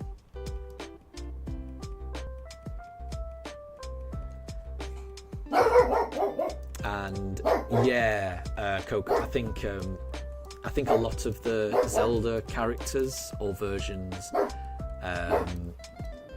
yeah, they're on Super Smash Brothers, aren't they? So yeah, I think that's why they're quite well known.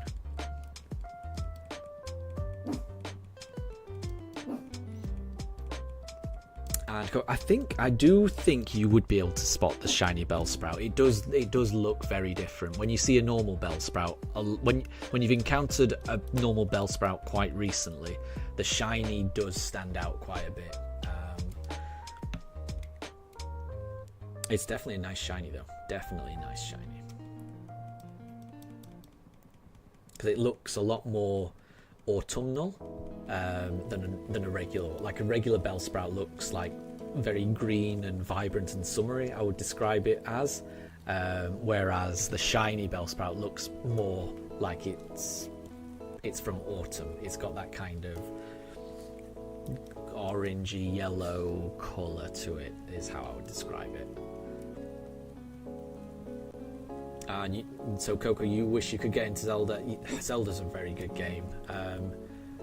Yeah, I think you have to be in the right mindset to play it. You have to enjoy those types of role-playing adventure games. You have to like solving puzzles and dungeons and things like that.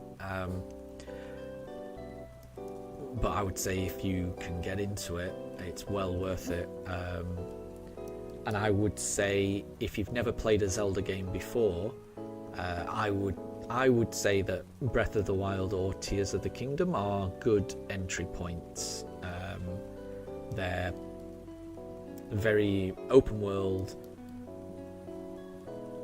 All of the puzzles tend to be small, bite-sized chunk type things, whereas in the old Zelda games, a lot of the puzzles were found in like these big sprawling dungeons that you couldn't progress the game unless you beat the dungeon, which used to be a little bit daunting, at least for me growing up. I think when I played Ocarina of Time to death as a kid, but I never got past the water temple as a kid.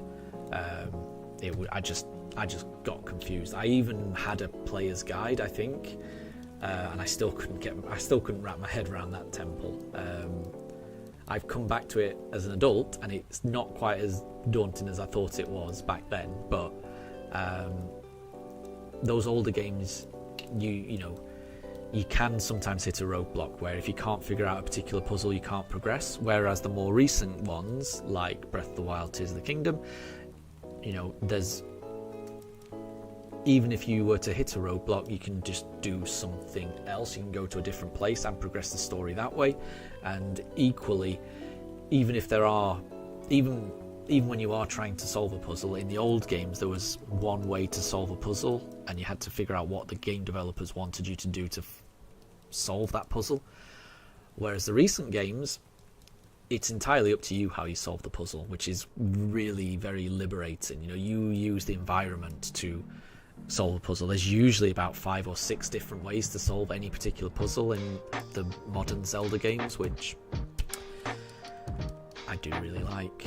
So I'm a big Zelda fan, definitely.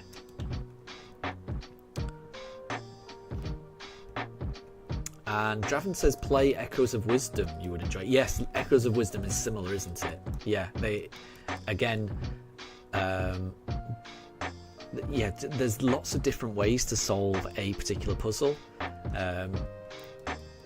in Echoes of Wisdom, similarly to Breath of the Wild and Tears of the Kingdom, whereas in the old games you didn't have that freedom to solve a puzzle in any way you want. So yeah, I would agree. Echoes of Wisdom is a good one to choose as well. As someone who might be curious about getting into the series, I think all 3 of those are good entry points.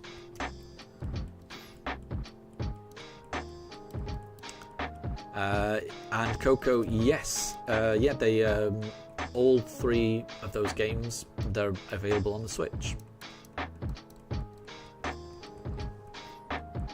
I think pretty much every Zelda game is on the Switch, either as a full release like Echoes of Wisdom, Tears of the Kingdom, or Breath of the Wild, or Skyward Sword. All of those got full releases, but there's also, you can play a lot of the old ones on like Nintendo Online. I think it's only really Wind Waker you can play, can't you? So I think it's only Twilight Princess that you can't play on the Switch. I think every other Zelda game you can. Maybe Four Swords. Maybe you can't play Four Swords, but the majority. The Switch is such a good repository of games. You can play pretty much. There's very few Nintendo games you can't play on the Switch. It's such a good It's such a good games console, I think.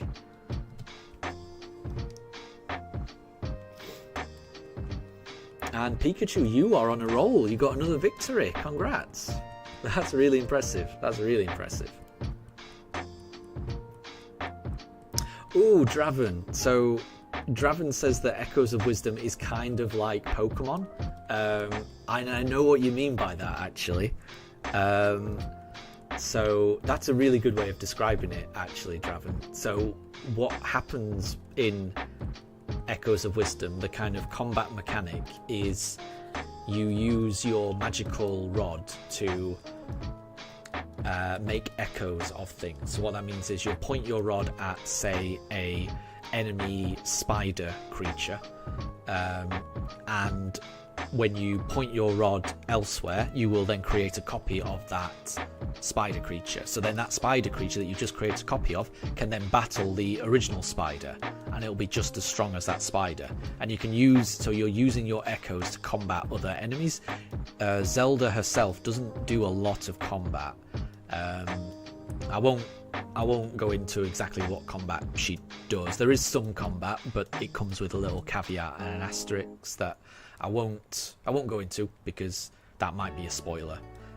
But the majority of Zelda's combat is summoning these echoes to fight on her behalf. So you don't actually have to do anything. You watch your computer-controlled echo battle other enemies, and it does feel like Pokemon. It feels like you're throwing out your spider Pokemon to go battle the other Pokemon, or your jumping Tektite, or these birds. And yeah, now you've said that, Draven, it definitely does have similarities to Pokemon, where you're sending out enemies to battle other enemies, and it's the computer character that's doing all the fighting for you.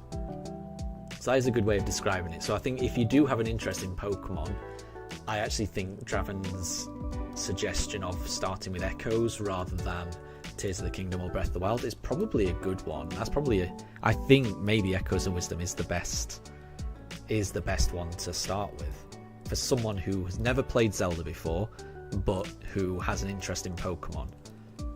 Echoes of Wisdom is the perfect Zelda entry point. I think that's a good way of describing it.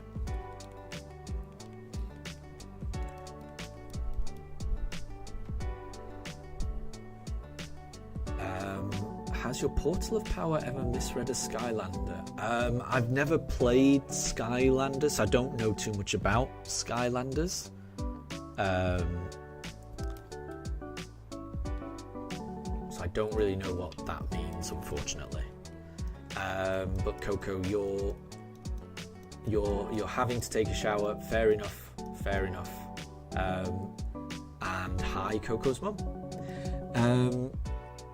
Draven, so Zelda in Tears of the Kingdom, she was more annoying in this one.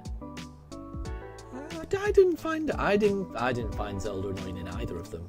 I was a bit disappointed that you couldn't control Zelda in Tears of the Kingdom. I was really, really hoping there would be some kind of co-op function where one player could be Link and the other player could be Zelda. I was really hoping for that. And so the only thing I found annoying was that you could not control Zelda, because Zelda went through a really interesting journey in Tears of the Kingdom. Again, I'm not going to get into it because it might be a spoiler and people might be watching it, but the journey that Zelda goes on is a lot more interesting than the journey Link goes on, and you control Link. So if I had to control one of the characters and explore the region that they went to and experience the things that they went through, I would have rather played through Zelda's journey than Link's journey personally. But who knows? Maybe one day they will do a co-op Zelda game where you can control Zelda and Link. I would really like that. Hi, Deb. Good to see you again. Did I find the shiny? Sadly, no. So no shinies just yet. We're on 3,111 encounters. This could be, but it isn't. So we're now on 3,112. Yeah, we will probably have to take a break at some point. We're getting very close to the time when my pooches like to explore the neighbourhood on a little walk. So we'll see. At the moment, they're fairly calm, but when that happens, I'll have to take at least a half-hour break because I'll have to feed them as well afterwards. But at the moment, they're calm, so I'm gonna keep doing these encounters up until the pooches start to get restless, and then I'll take a break, and I'll let everyone know how long that break is likely to last.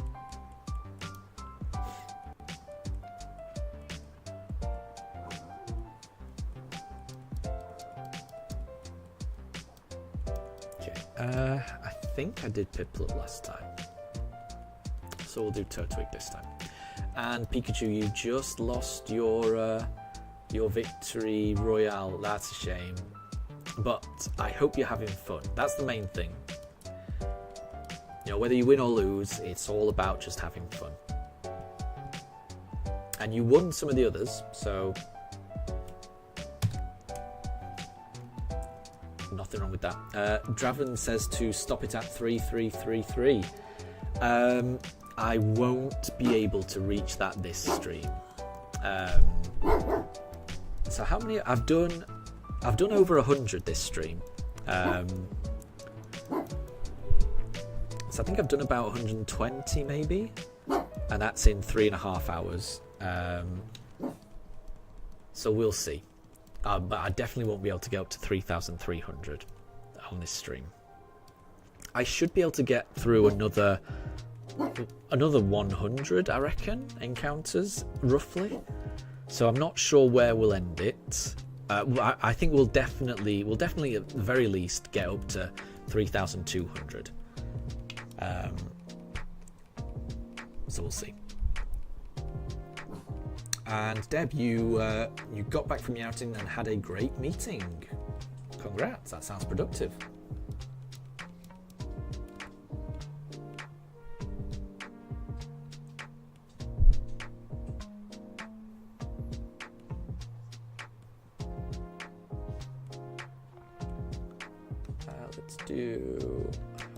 Let's do Piplup. So Deb thinks we should do 3,210 encounters. Possibly. I think we will do at least that. I think.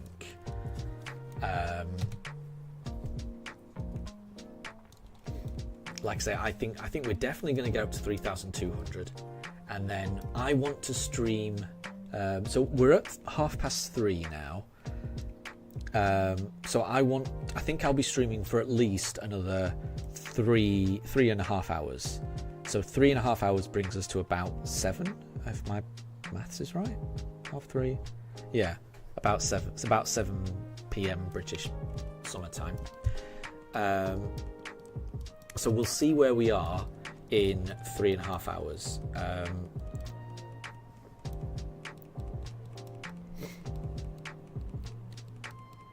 And Calamari, you've actually started your shiny Cresselia hunt. So good luck on that. Good luck on that.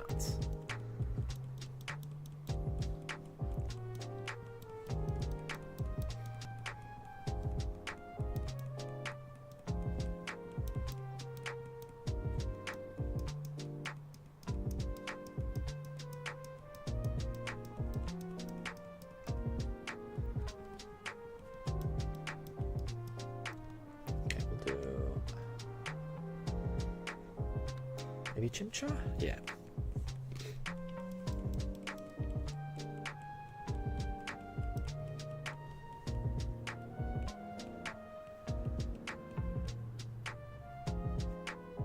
No. 3,115.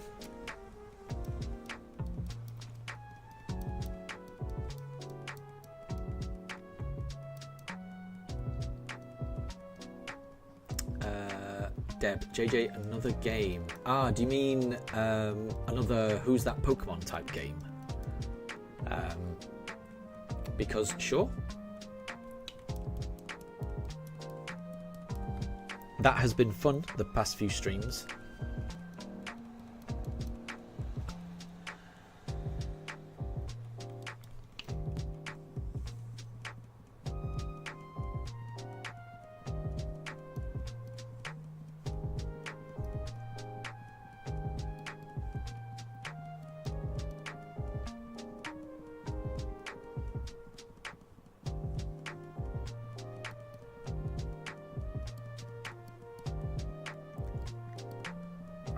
Did Chimchar last time, so we'll do Piplup this time.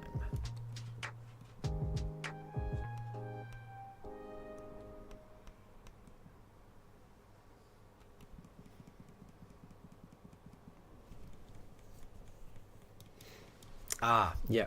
So this is what we were doing in the last couple of streams. So it looks like Deb has got a Pokemon in mind. It will be a riddle-based clue, and what we have to do is guess the Pokemon that Deb has selected based on their clue.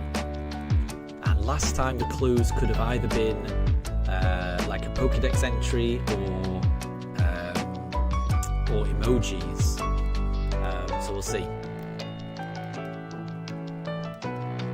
So yeah, go ahead, Deb. Go ahead. If you've got a Pokemon riddle, go ahead.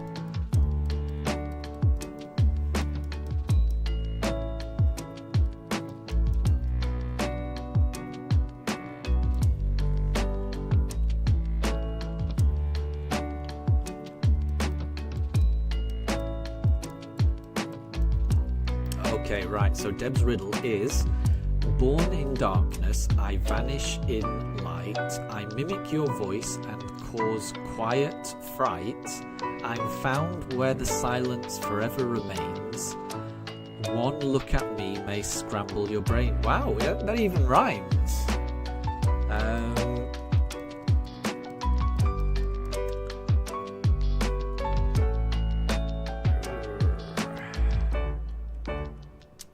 Born in darkness and vanish in light. That sounds like some kind of shadow. Draven thinks Darkrai. See, I may struggle with some of these, but everyone else feel free to guess. Because I think it's going to rely on some Pokemon lore that I might not be aware of.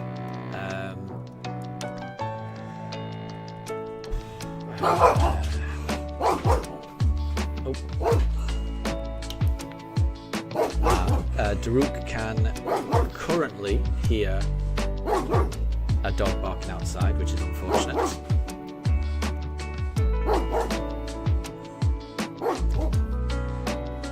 So it sounds like Calamari, Pikachu and Coco all think the answer is Mimikyu.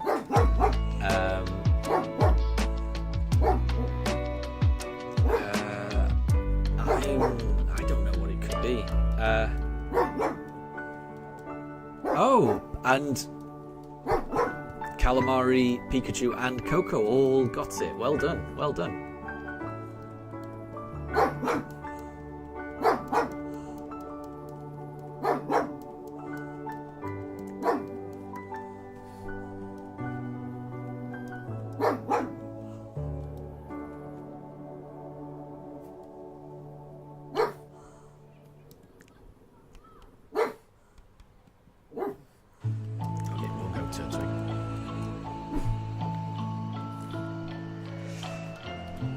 So unfortunately Daruk can hear a dog barking outside. I'm hoping he calms down, but we'll see. No Turtwig.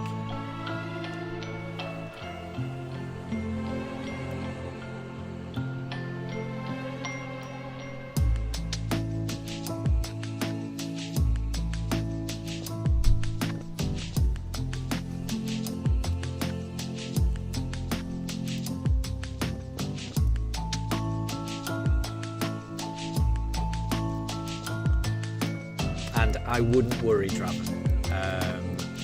I couldn't even think of anything. I think Darkrai's a good shout. It's what I think of when I think of like dark shadow type things. So I can see the logic of guessing that way.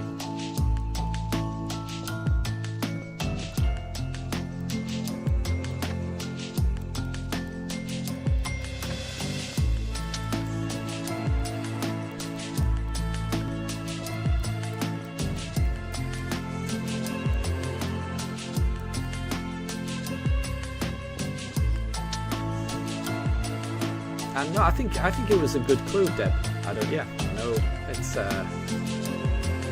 nothing wrong with the clue. I think it was pretty good.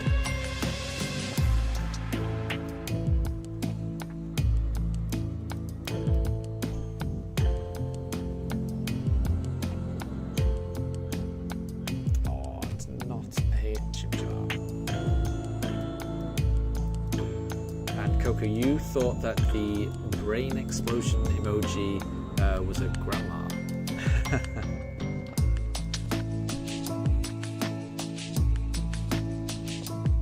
I think I can kind of see that.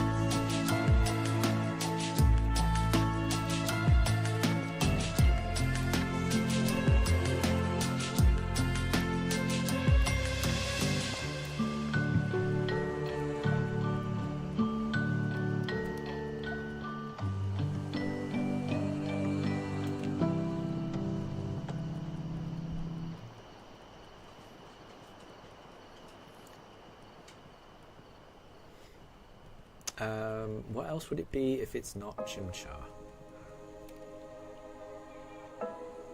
Wait, have I missed a riddle?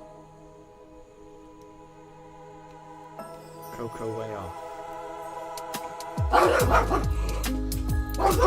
Oh, sorry, Daruk heard something. Deb, JJ, try the new one. My chat didn't show me the new one. So the only riddle I can see from you, Deb, is the born in darkness, I vanish in light, I mimic your voice and cause quiet fright. The next message from you was the saying Calamari got it right, and then you saying lol, my fault, mimic and mimic you, and then Deb, you saying try the new one. So I don't see the riddle, and it sounds like Calamari doesn't see it either. So the message may not have appeared for everyone, but it does sound like it sounds like Coco saw the message. So it appeared for some people, but I cannot see the message, Deb. So you may have to send it again.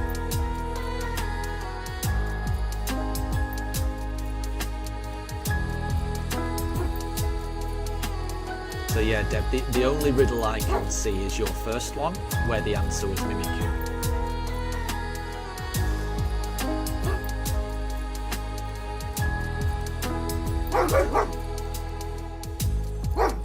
Yeah, it's definitely strange because it sounds like it might have appeared for Coco as well. I cannot see it. Oh, sorry, let me just concentrate on this. Let me just pick a Chimchar first, and I'll scroll through the messages. But I don't think I can see it. No, Born in Darkness. I definitely can't see a second riddle, Deb. So I'm not sure what's happened there. Because it's strange that other people saw it, but I can't see it.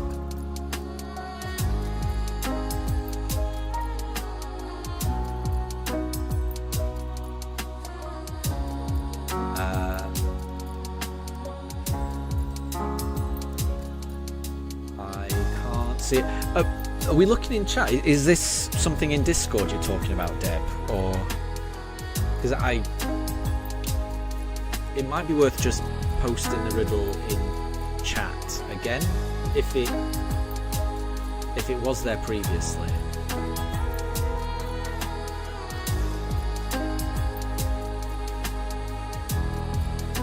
Oh, I see. So Coco didn't see it either. Okay, so it sounds like no one saw the riddle, Deb. So it may just have been it showed in top chat and not in live chat. Top chat and not in live chat.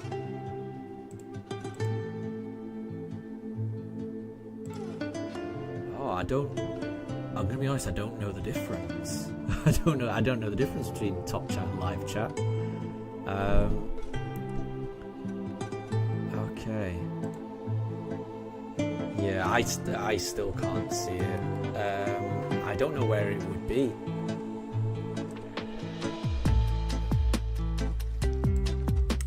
Yeah. And Katri, welcome to the stream. Thank you very much. Thank you. I will get this shiny. I don't know when I will get the shiny, but I will get this shiny.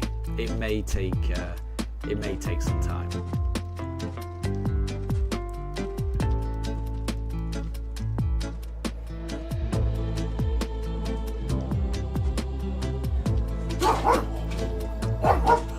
Daruk is starting. Apologies if you can hear Daruk barking. He's starting to get a little angry. There's a dog. One of our neighbours has a dog opposite us, and I can hear the dog barking. And yeah, Daruk is having a conversation with him. We are. So it is 3:45 in the UK. This is pretty much Daruk's time where he goes for a walk. So what I think I'm going to do, I think I'm going to have to take a break to walk the pooches, and I'll probably give them a feed as well afterwards. So I think I'll need to take a break. So what I'll do is I'll probably take a half an hour break, so I should be back by 4:15. So I will catch you all later. If anyone needs to go in the meantime, thank you very much for joining up to now, and I will catch you another time.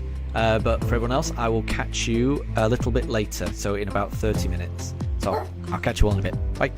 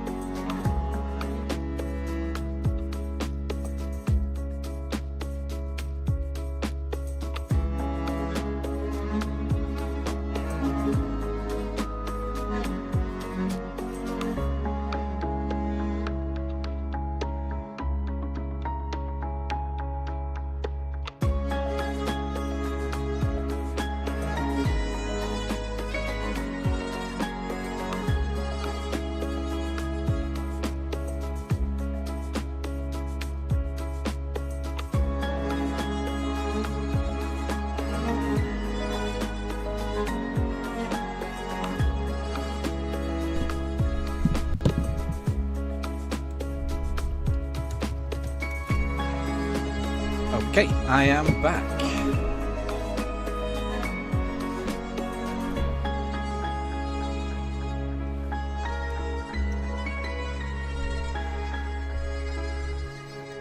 So, I've taken the pooches on their evening walk. It is very warm outside, so we had to stick to the side of the road that had the most shade. But even so, they're a bit warm. But they've had their evening meal as well, so they should hopefully start to relax. We do have the windows wide open here. I'm in the attic of my house. It gets very warm. So the windows need to stay open, but that does mean that Daruk in particular will be able to hear all of the neighbourhood dogs, which may mean he starts to bark. Like, yeah, I just heard a dog there. So apologies for that.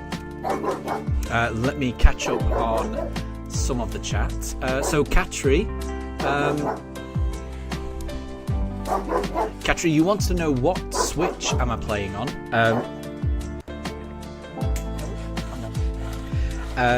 I'm currently playing on Switch 2.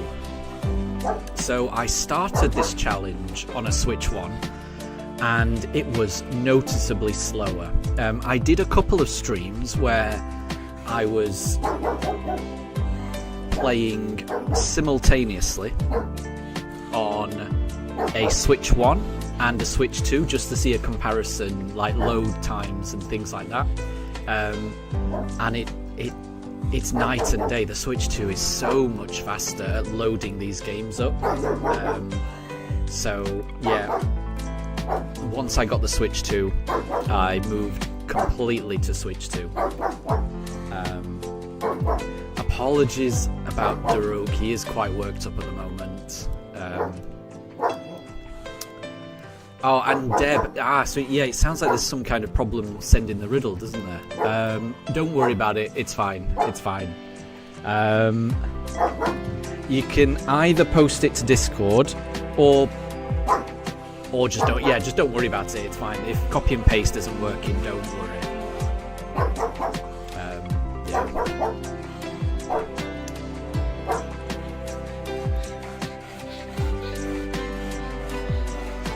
Yeah. Apologies, Daruk is quite worked up. I'm hoping he calms down soon.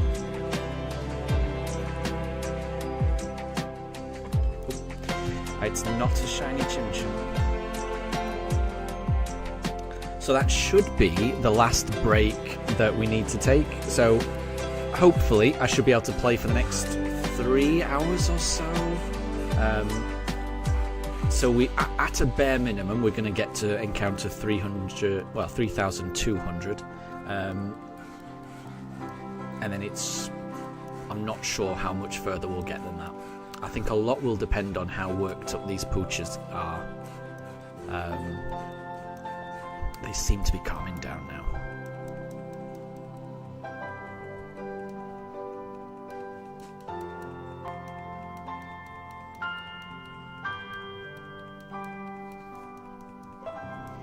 But yeah, I'm very lucky that I've been able to get a Switch 2, and I'm definitely appreciating it.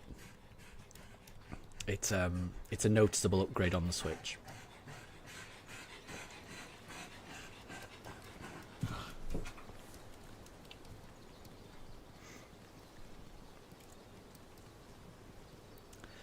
Okay, right, we'll do Pipple this time.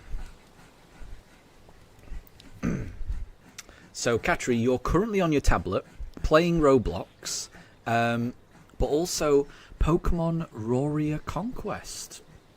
Very cool. I don't know Pokemon Conquest too much. Is that, I'm trying to think. It rings a bell. I feel like it might be is that a 3DS game? Bear with me. I'm just going to Google that, because I have heard of Pokemon Conquest, but I've certainly never played it. Pokemon Conquest.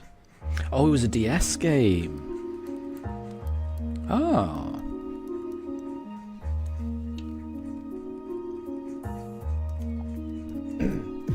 And hi there, right side up Pikachu. It sounds like Coco's phone died. I see. That's a shame. That always happens. My phone's battery doesn't last very long either. I'm constantly having to charge it up.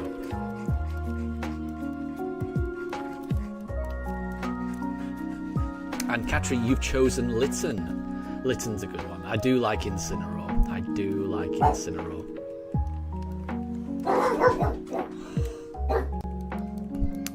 Oh, and Deb, you've got a riddle there.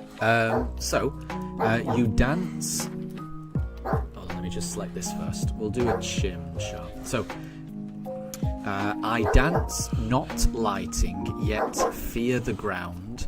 My smile is a smug, my cries are a sound. I'm loved by the fans, I copy their best, but one hit and I fail the test. I can see that. Well, because it says one hit and I fail the test, I would go with probably Shedinja. Because that's the Pokemon with Wonder Guard, but it's only got 1 HP. So I would go Shedinja on that riddle. Sounds an interesting one.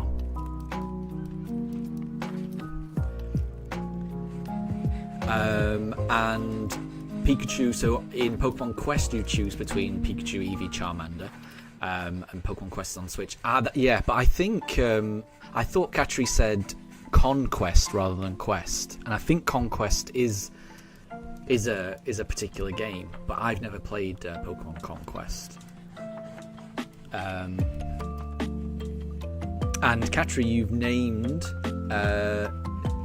named your Litten El Tigre. Very nice. That's cool. That's a nice name for it. I like that. And so Deb, it's you dance. Oh, you dance on lighting. You dance on lighting. And it's not Shedinja. Okay. Oh, Katri, it's a Roblox game. Oh, sorry, I see. Yeah, so I don't know too much about Roblox, but yeah, now you said it, I do think my understanding of Roblox is that it's a game where there are games within games. Right, I see. So Pokemon Roria Conquest is a game within Roblox. I getcha. I understand.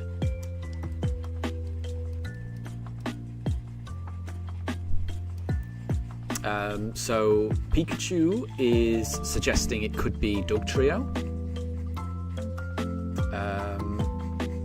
So you dance. I dance on lighting. Dance on lighting.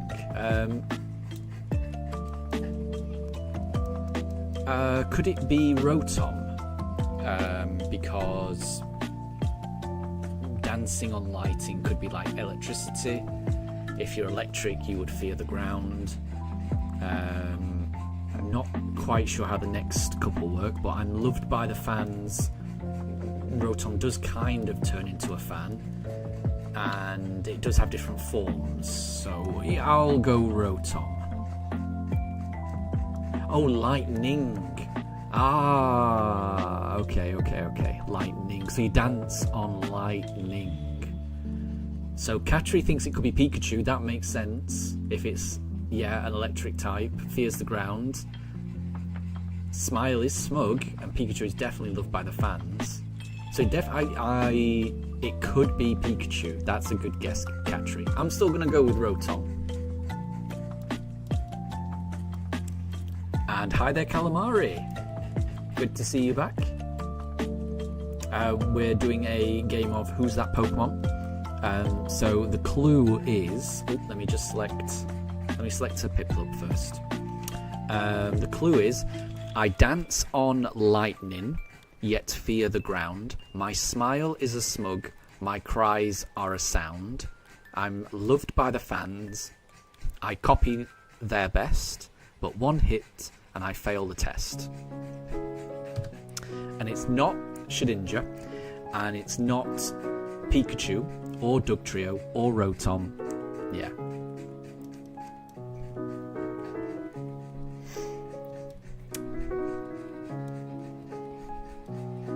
So Calamari thinks it could be Toxtricity. Pikachu thinks it could be Raichu. And Katri thinks it might be Solgaleo.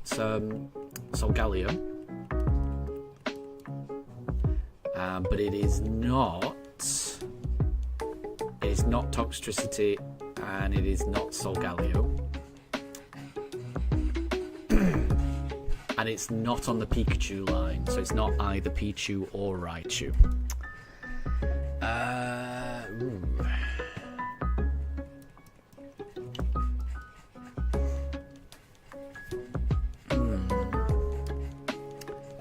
Could it be Dedenne? That's an electric type. And it's a fan favourite, I think.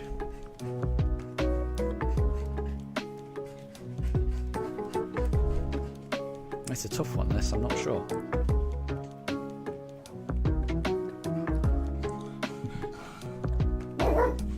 Oh, Pikachu thinks it could be Wattrel. Or it could be either Wattrel or Killer Wattrel, presumably. But then Wattrel would not fear the ground, because it's a flying type. Katri thinks it could be Zygarde. And Deb's hint is that it was first shown in Generation 7. Ah, yeah, I struggle with these generations. Okay, so Katri thinks it could be Tapu Koko.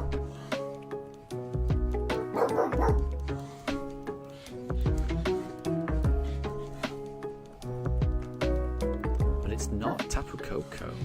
Oh, what electric types were in Generation 7? So Generation 7 is Sun and Moon, isn't it?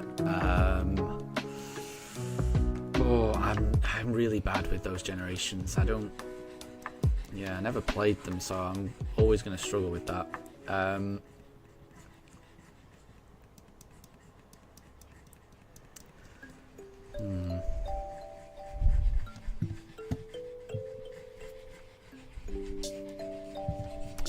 Yeah, I know. I feel the same, Katri. Yeah, because if you don't play them, then it is kind of tricky. If they came from a generation you're not familiar with. Calamari's going Togedemaru. That's a good shout. I hadn't thought of that. Togedemaru definitely fears the ground. Yeah, that's a really good shout, actually. And Togedemaru, yeah, is kind of like a fan favourite. I think that's... I like that idea. Oh, but Calamari's wrong. No, so it's not that.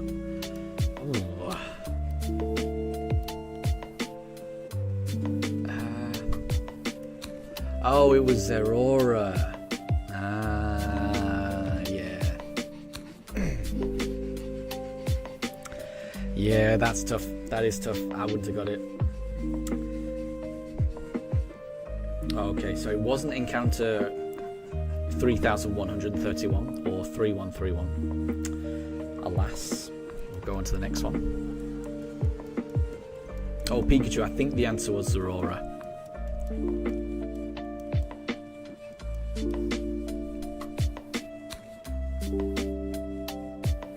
Oh, and Katri, so for your birthday or Christmas, you're asking for a 3DS and Pokemon Sun. Well, I hope you get that. That sounds like you'd have a lot of fun with it.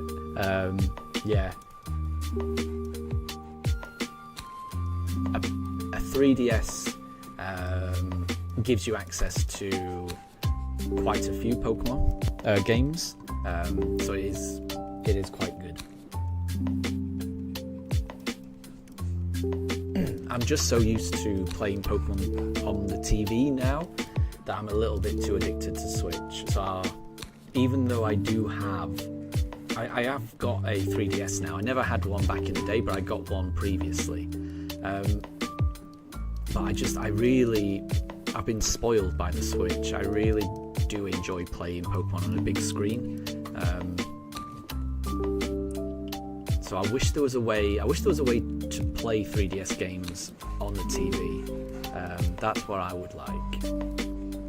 So I'm really hoping that the Switch 2 releases some 3DS or DS games on its online service, something like that. I would very much enjoy that, because they had on the Wii U, you were able to play DS games. So I would imagine on the Switch 2, which is that much more powerful, it should be able to run 3DS games. So I'm really hoping that they do, put some 3DS games on the online service for Switch 2. I'm hoping they do that.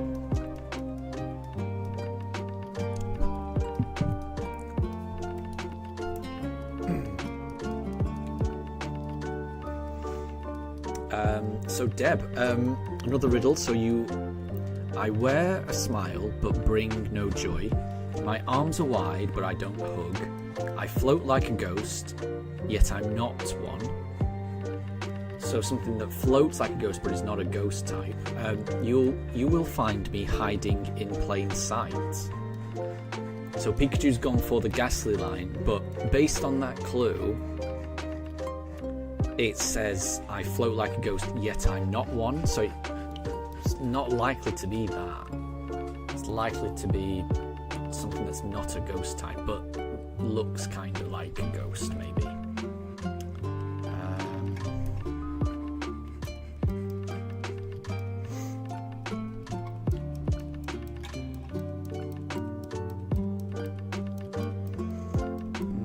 So Katri's saying Tapu Koko.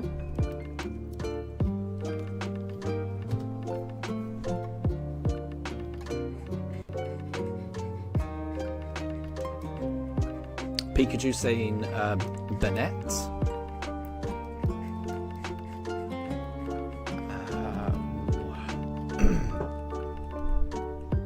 Oh, and it's a Generation 1 Pokemon. Interesting. Okay. Oh, that's interesting. I should be able to get this, surely.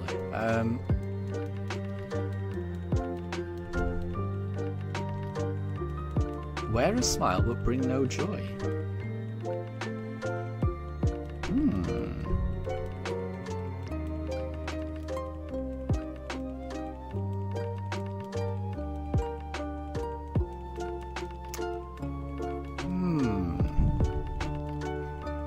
So Katri will struggle here because they've never done Generation 1. That's absolutely fair. That's absolutely fair.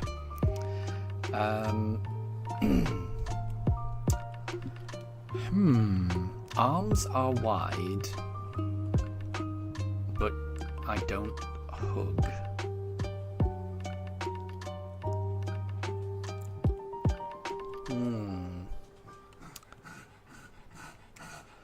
So Draven went for Magnemite, but it wasn't. Pikachu went for Drifloon. Calamari went for Ditto, and Calamari got it. Well done, Calamari. Well done. Arms are wide, but I don't hug. Okay.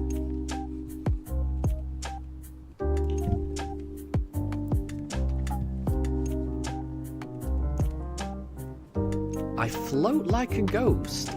Does a Ditto float? I wouldn't have got that. I definitely wouldn't have got that.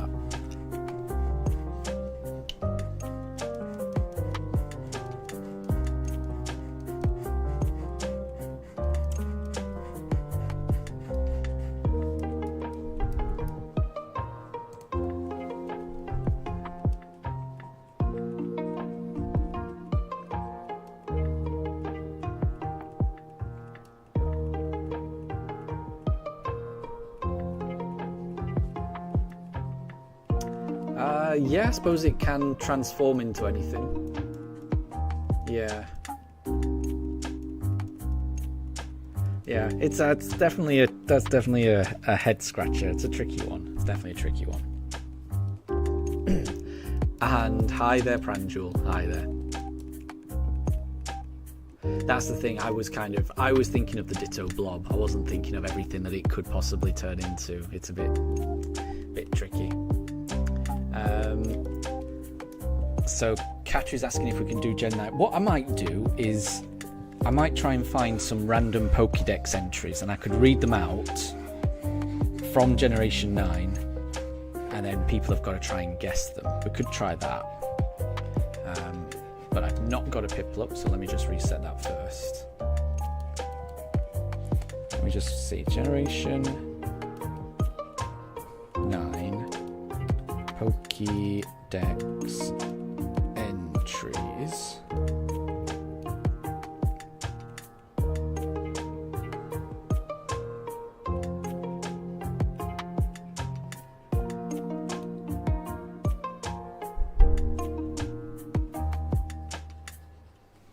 And Draven wants to see a Mega Ditto for Legends ZA. That would be quite cool. That would be quite cool. And Hardik, welcome to stream. Good to see you. I hope you're doing well.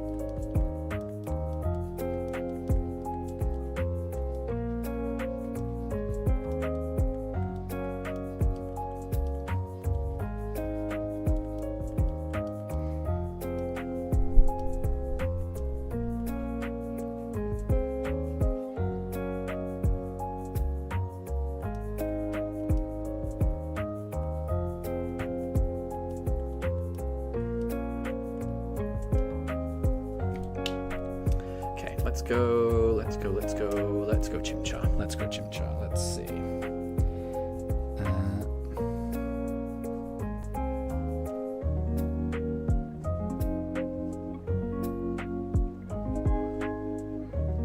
It's not Chimchar though. It is not Chimchar. So I'm just on my phone. I'm just trying to find Pokédex entries.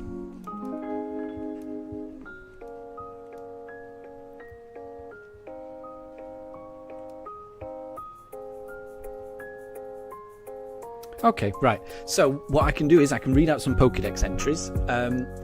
These may not be necessarily Pokemon from Generation 9, which is Scarlet and Violet, but they will be Pokemon that feature in the National Dex for Pokemon 9. What I mean by that is there may be Pokemon like Sprigatito that are part of that, but I may also read out an entry for, say, Scatterbug, which isn't from Generation 9, but you can find in...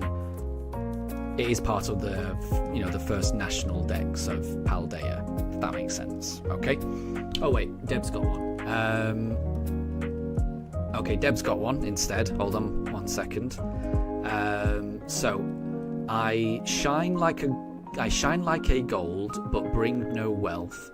You think I float, but I tough the ground.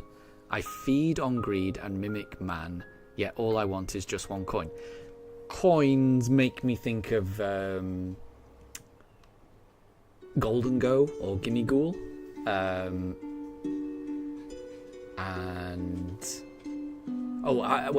You think I float, but I touch the ground. Probably, yeah, touch the ground it will be.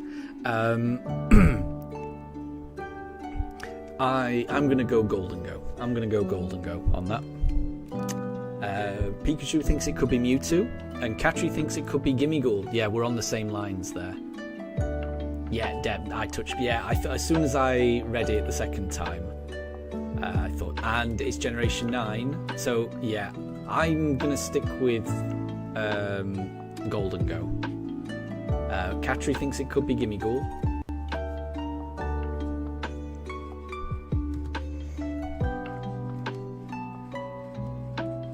It was Gimme Ghoul. Well done, Katri. Congrats. Okay, right. I'm going to read out a Pokédex entry. Okay. So here is the clue. So this Pokemon appears in Scarlet and Violet's base game. Okay. So these Pokemon make their nests on coastal cliffs. The nests have a strange crackling texture and they're a popular delicacy. And that's from the Violet Pokédex entry. I'll try and type that out as well.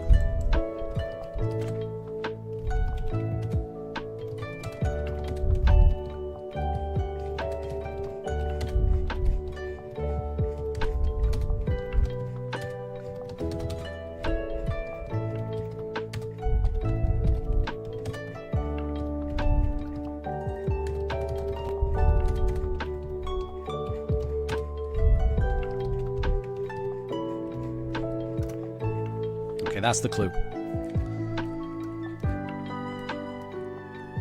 I do think that's a pretty tricky clue, I must say. I'm not sure I would get it.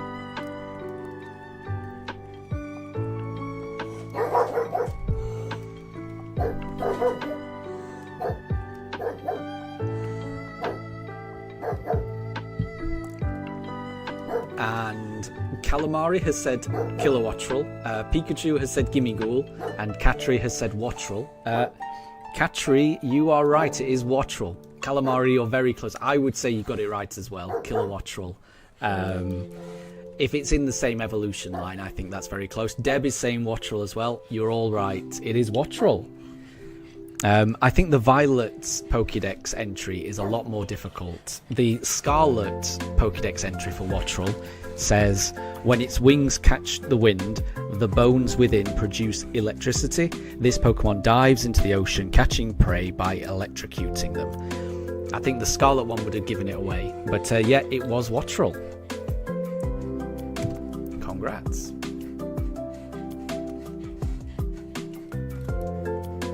Let me find another one. So once again, these are Pokemon that you find in Paldea. Go with this one.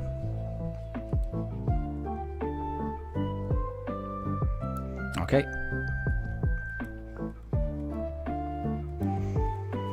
So this is again Violet's Pokédex entry. And for this Pokemon, the Pokédex entry reads, this Pokemon prefers damp places.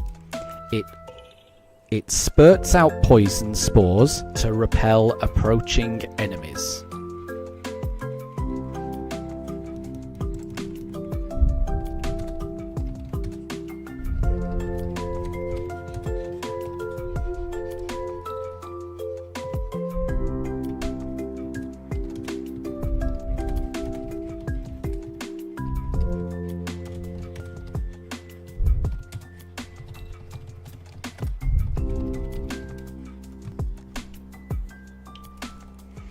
Okay, so I'll put it in the chat as well. Catry thinks it could be Wooper.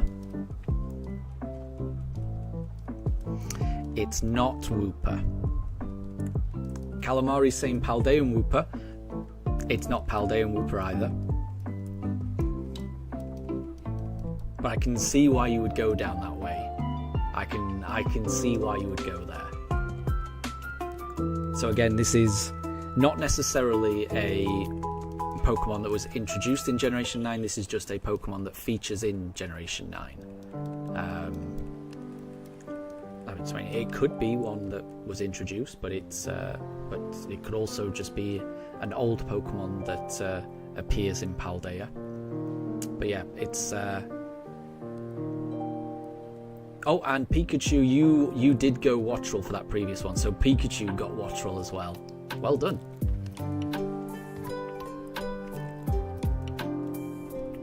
But yeah, the answer to this one is not Paldean Wooper.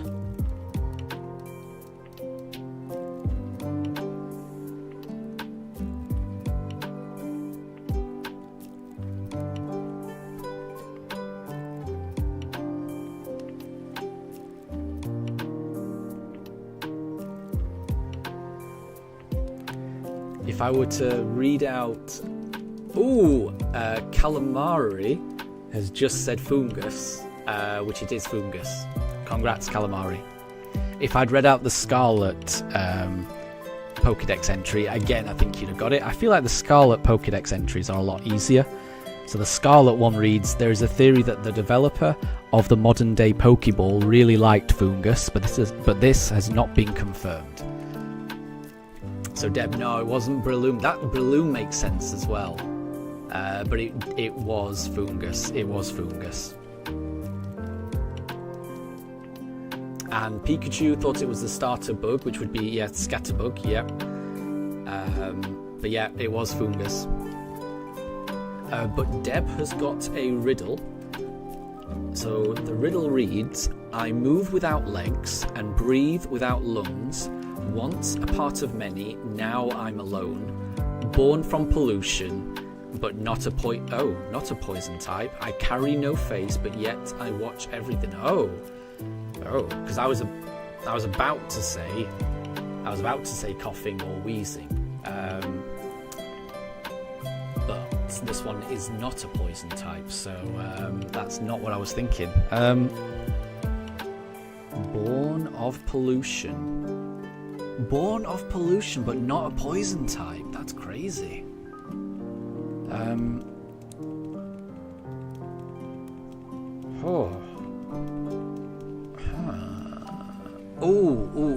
Is it Magnemite? I try and remember. There may have been an episode of the anime that the Magnemites were involved in some kind of industrial waste. There was some episode about industrial waste and Magnemite, and it doesn't really have a face, but it's got an eye, so it could watch. I'm gonna go Magnemite.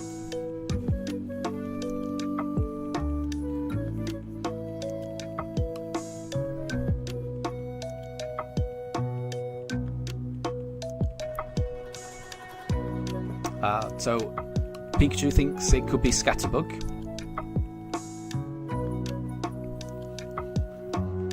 And Katri, you tend to play on your tablet more than you do on your Nintendo Switch. That's fair, yeah.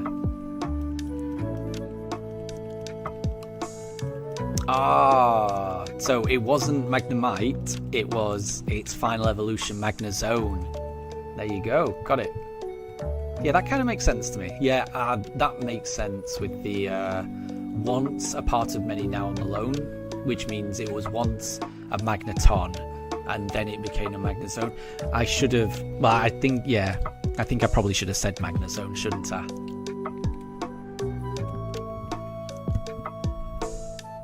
But yeah, I'm sure there was some episode of the anime in the first series that talked about Magnemite and pollution. I can't remember what actually happened in that episode though.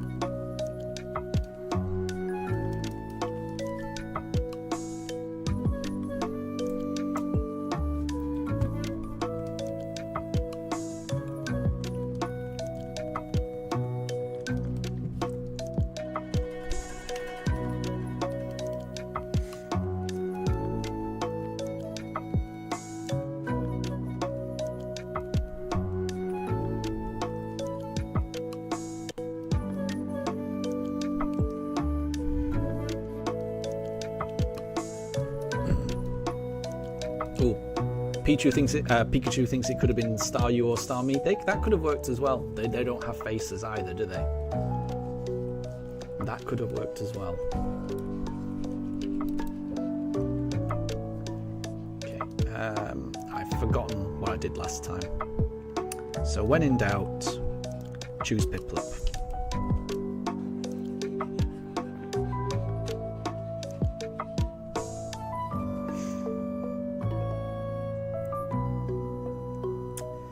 Alas, 'tis not shiny.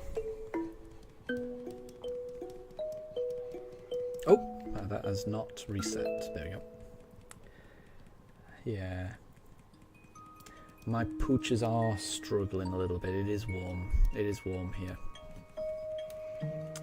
The weather's been so warm in the UK. I'm not used to it. I am not used to nice weather. I'm used to miserable cold rain. That's what I'm used to.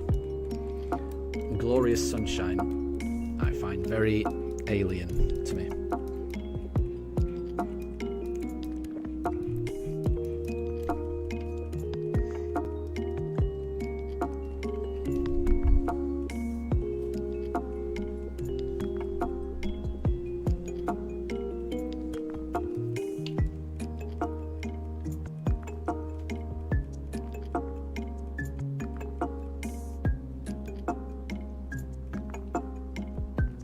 So Katri, you really hated Tuesday because you were just sweating the whole day. Yeah, exactly. I know that feeling. It's horrible, isn't it?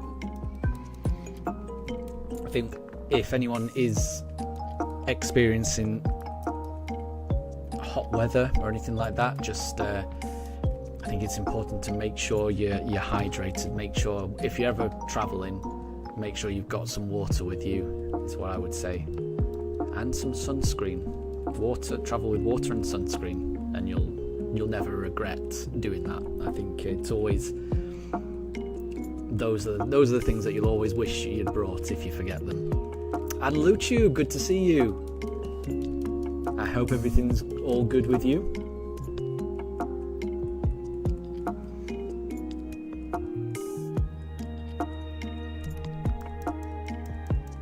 So Deb has another riddle in the game of Who's That Pokemon?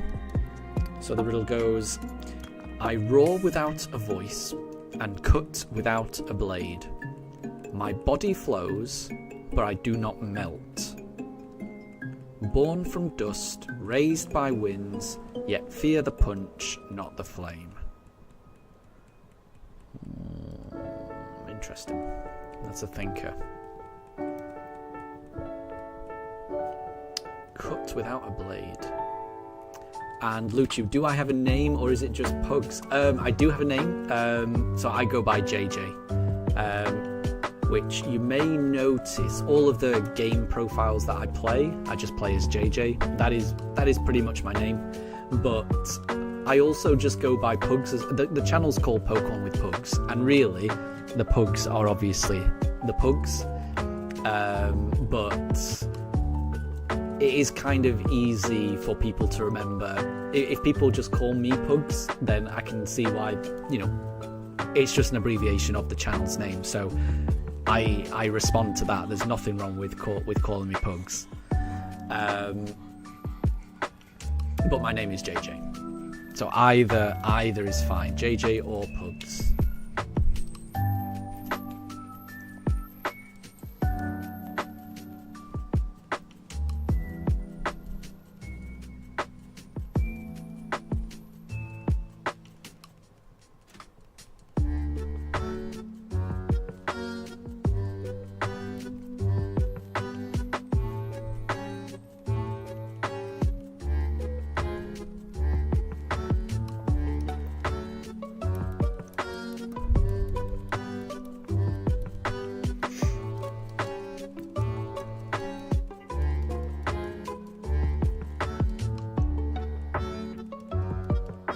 Oh yeah, what's the answer? Sorry, I've been focusing on the game. So, roar without a voice, cut without a blade. My body flows, but I do not melt. Born from dust, raised by winds. Yet fear the punch, not the flame. So this is something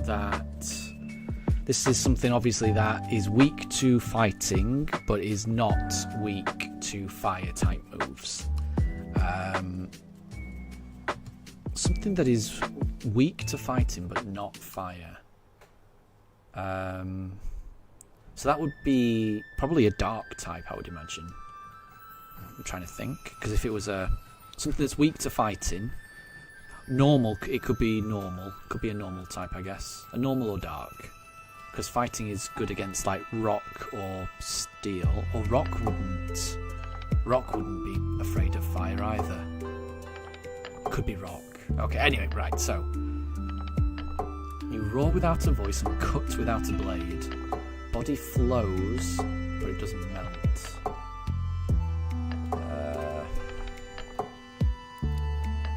What cuts without a blade?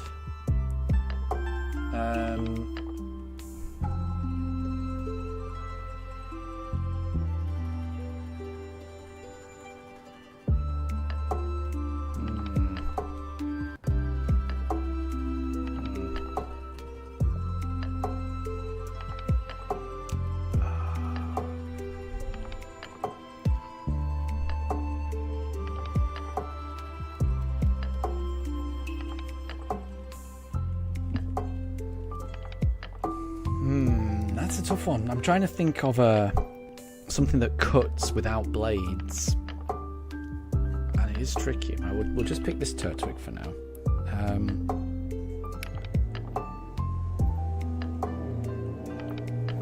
I would go maybe Cleaver. Because I'm not sure. Would you describe Cleaver's claws as blades? But they would still definitely cut, wouldn't they? I'll go Cleaver, but I'm not sure. I'm not sure on that one. That's a tricky one, I think.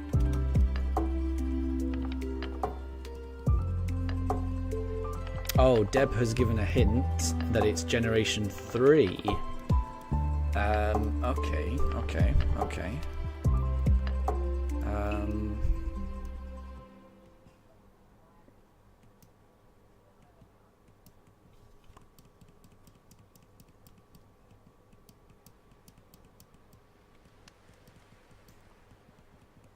So Katri thinks it could be Rayquaza. That's definitely Generation 3. Katri also hates Gym 1 in Roria Conquest. It does sound difficult.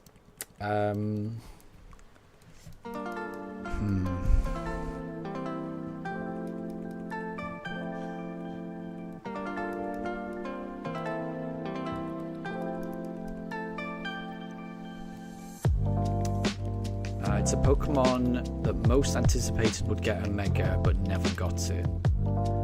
Yeah, I'm not sure.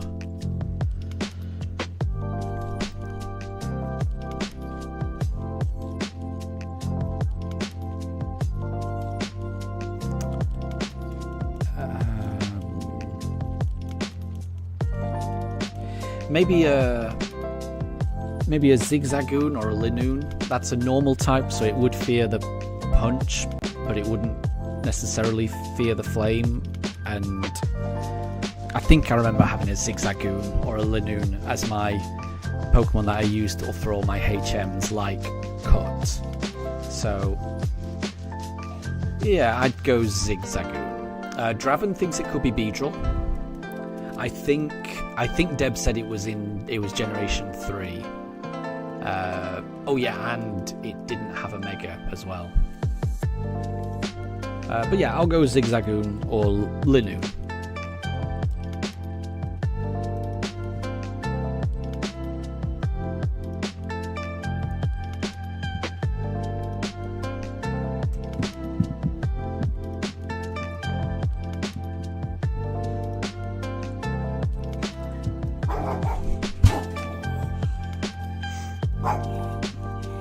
Apologies, my dog's heard something outside. I'm not sure what.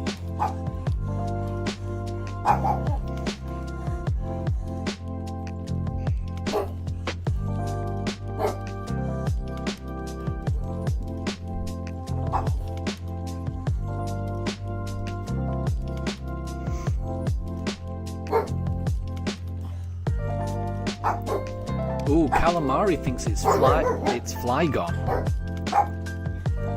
Born from Dust. That's a good. Born from dust, but raised by winds. So, starting out as a Trapinch and then becoming a Flying. Yeah, that's good. Fear the punch, not the flame.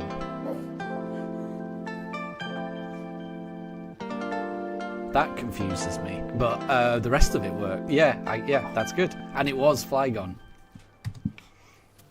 I think I got hung up on the fear the punch, not the flame. I got hung up on the wrong bit, I think.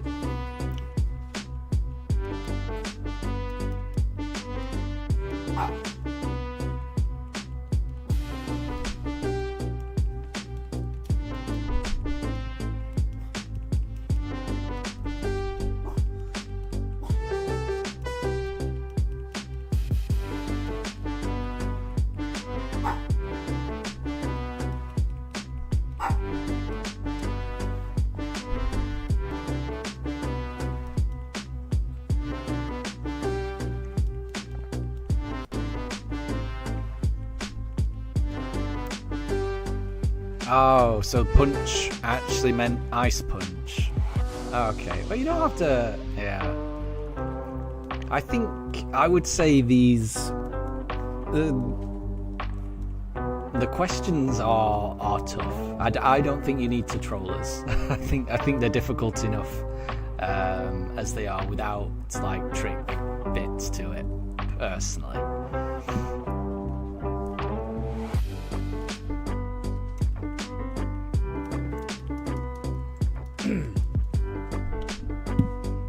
It fears Ice Punch but not Fire Punch. Yeah, that makes sense. It does make sense. I definitely wouldn't have got it.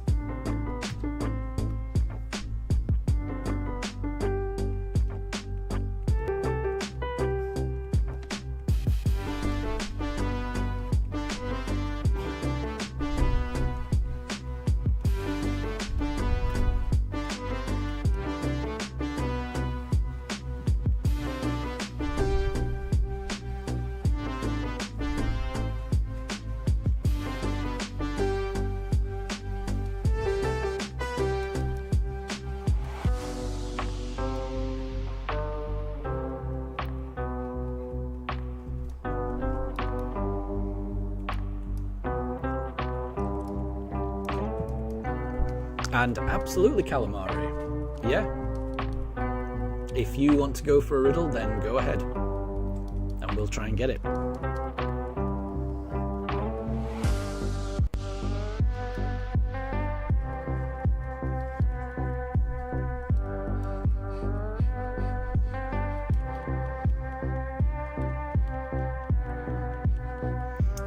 Oh, my pooches are warm.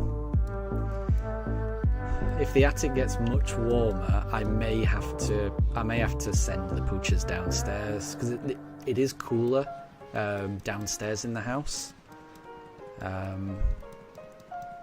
I don't want them up here if they're not comfortable.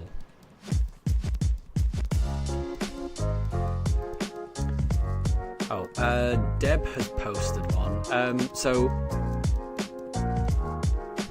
We were going to do calamaris, so I mean after this we'll do yours, Deb, but after this we'll do calamaris next, because calamari asked if they could do a riddle. So Deb's riddle is: my hands are blades but I do not slice, my body is cold but I do not freeze, you'll find me silent, still and proud, but challenge me, and I strike with sound.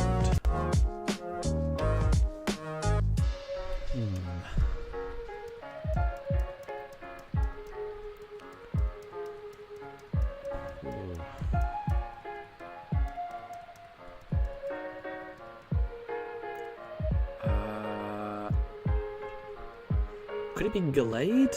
Because I know Gallade doesn't really have a blade, I don't think, but it has a lot of slicing moves.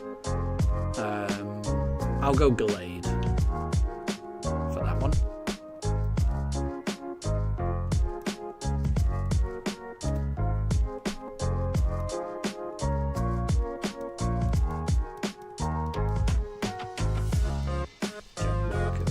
We will go Piplup for this one.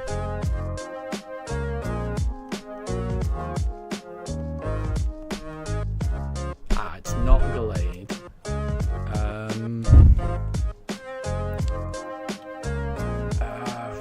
What other hands could be blades? Well, what other hands are not blades, I should say. Well, hands are blades, but do not slice. Oh, wait. Hands are blades, but don't slice.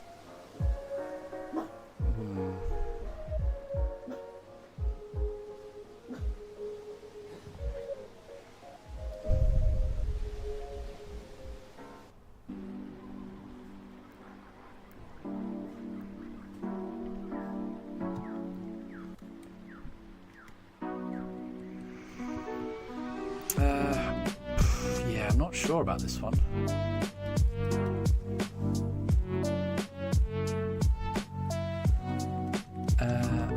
Pikachu, you're going to be playing in a Fortnite match, so good luck with that. Good luck.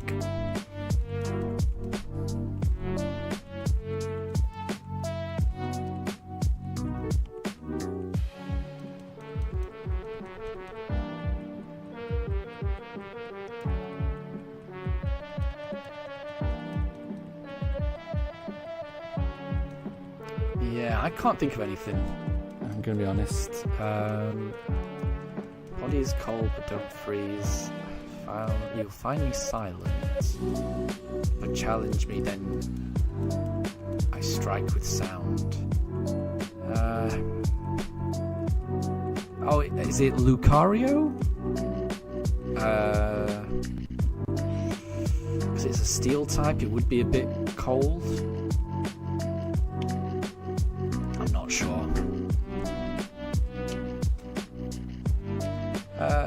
Yeah, we'll go turtle this time.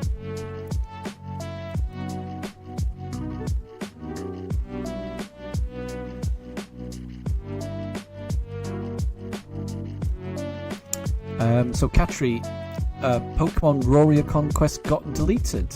That's the game you were playing, wasn't it? And it's just been deleted.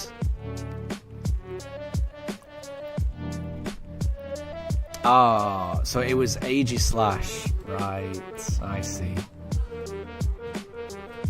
That makes sense, Okay, Calamari, if you've got your riddle, we can do yours.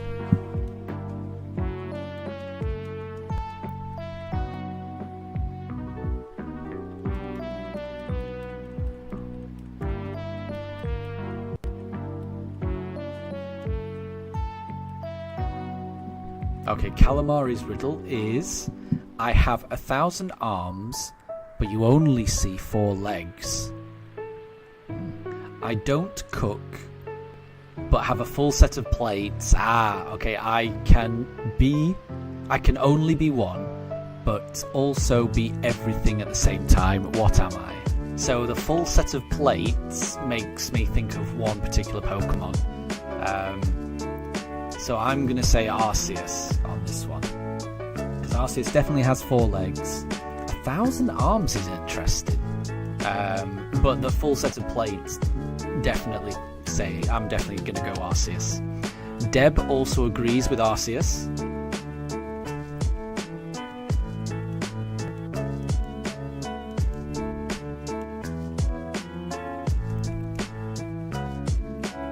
Ooh, Katri thinks it could be Ditto. Yeah?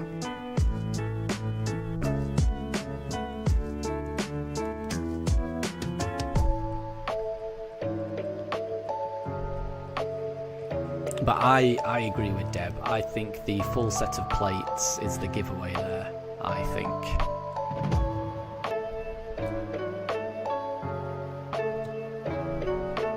It was Arceus. That's a good one. Ooh! So Deb, in mythology, Arceus is said to have 1,000 arms. But in its sprite form, it only appears with 4 legs. Yeah, and Calamari confirms, yeah, the 1,000 arms is a Pokédex entry. And Pikachu also agreed with Arceus. I think horses may have been a typo. I'm assuming Pikachu, you were trying to say Arceus.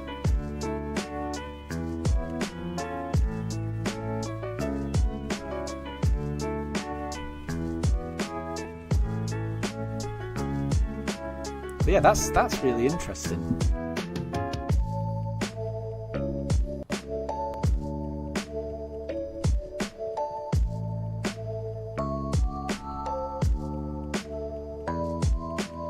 And I never knew that about Arceus. But that does make sense that it, in one of its forms it had more arms. Because all of those, Dialga, Palkia, Giratina, they've all got one form where they're like on 4 legs, and then they've got another form where they look different. So it makes sense that Arceus would have a similar difference in how it looks, different form. And yeah, Pikachu, you were trying to say Arceus. Yeah, I thought so. As soon as I read it out in my head, I knew what you were trying to say. Deb has got a riddle. So, I was born from stone, yet am not rock. I sleep beneath towers, yet I fear the light. Some say I was made, others say I became. I hold time, but have no clock. You hold time. Katri thought it might be Regirock, but it's not, apparently. I sleep beneath towers. Interesting. That sounds legendary, doesn't it? If you're sleeping beneath a tower, you're somewhere important in my mind.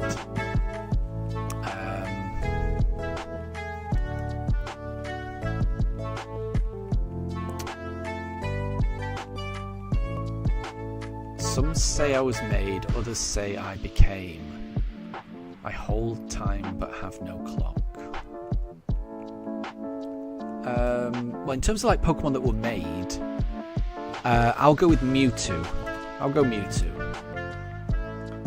Calamari thinks it could be Spiritomb. Yeah. Yeah. What is it? Yeah, the kind of the odd keystone bit. It's near that tower, isn't it? In Solaceon. But it's not. It's not Spiritomb, apparently. So I'm close. It is a legendary, but it sounds like it's not Mewtwo. The Pokemon that could have been created.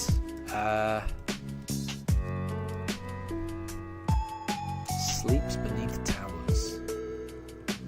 Yet fears the light. Katri thinks it could be Hooper, but it's not Hooper. Oh, this is tricky.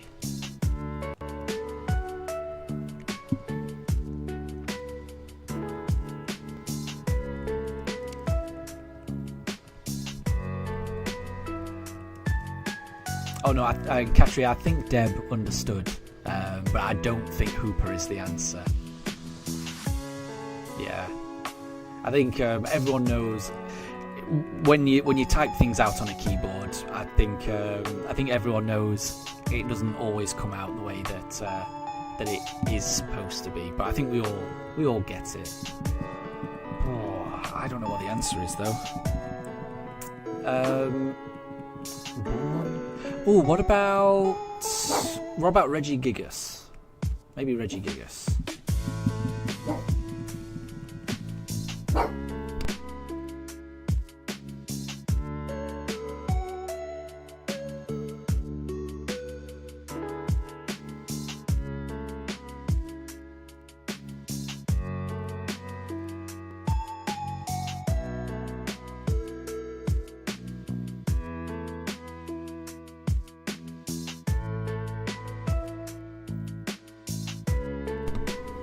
Ah, so Katri, you're on your mobile phone. Yeah, sometimes it's tricky. Autocorrect on a mobile phone will make Pokemon names into some strange things. It's not Regigigas, apparently. Yeah, we might need a hint, Deb. We might need a hint. So I think we know it's a legendary.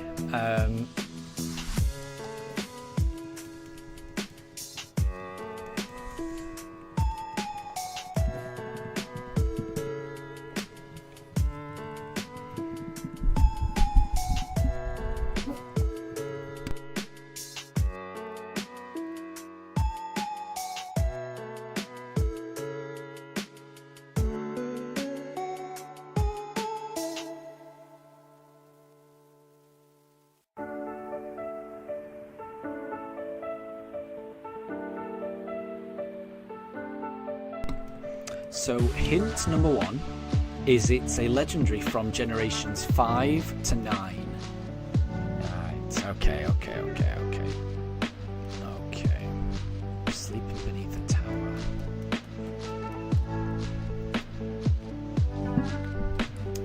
Okay. Right, I may have to come back to this. I'm just going to take a very quick 5-minute break, and I'll be back very, very shortly. Won't be long.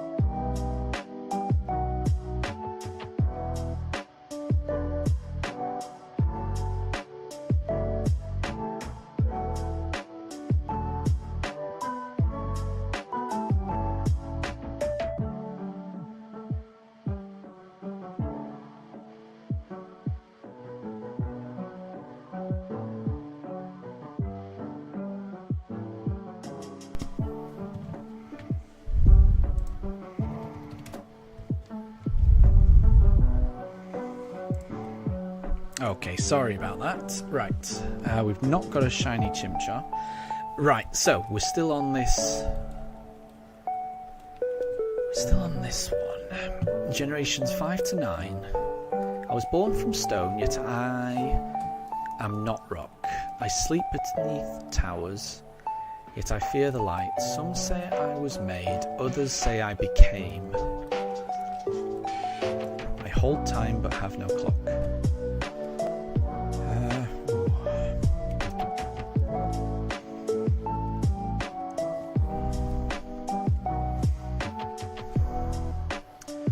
Born from stone, yet I'm not rock.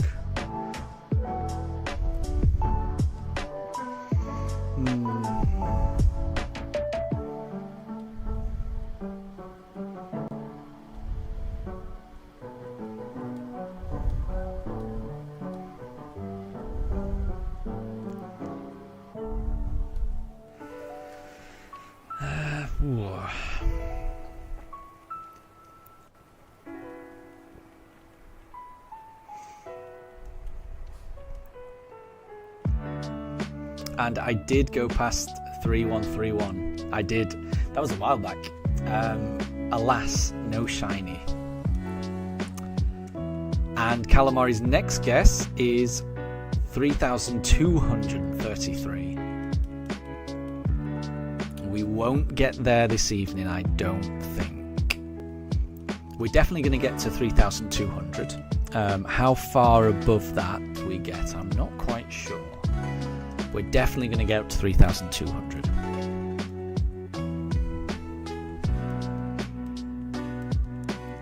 I would really, really love it to get it in the next 40.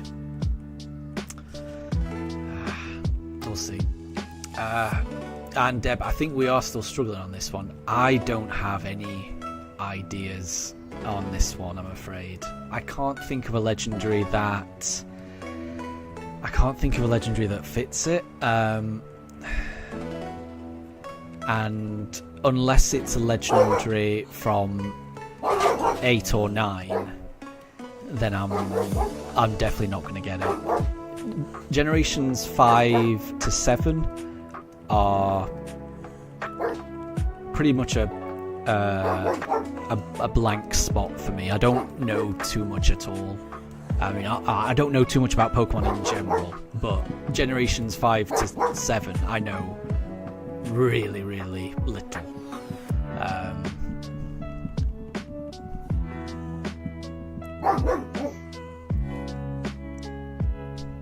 Right, we'll go Piplup. Yeah, so I can't guess. I can't think of anything, honestly.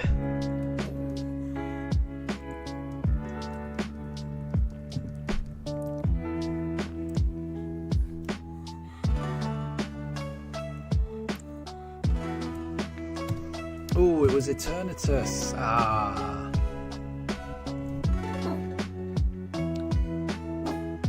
Born from stone, yet am not rock. Sleep beneath towers. I hold time. Yeah, Eternatus. Yeah, I get the clock thing. Holding time, Eternatus. Yeah.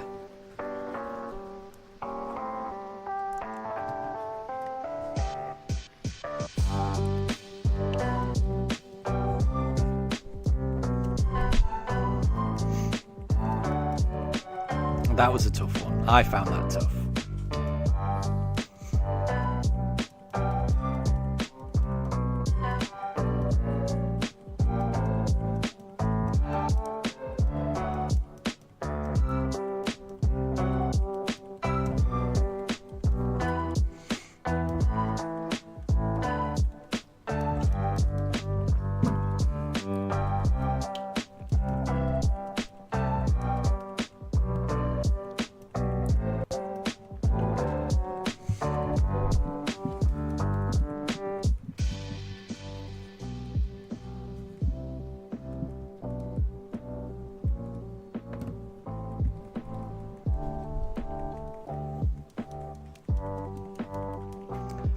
Okay, there's another riddle. You've seen my kind 1,000 times, yet none remember me. I once had arms, I once had voice, but now I drift a memory.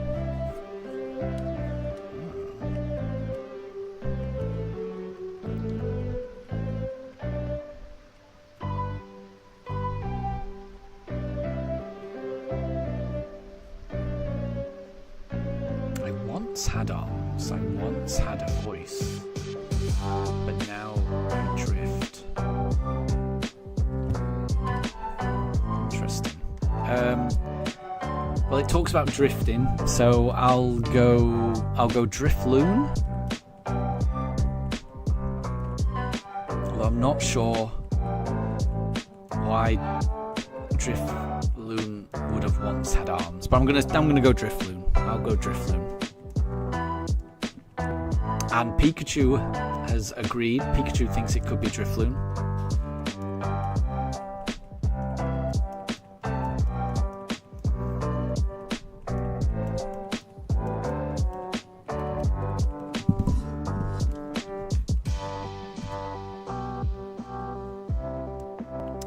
And Deb's given a hint. It's Generation 4. I mean, that could still be Drifloon.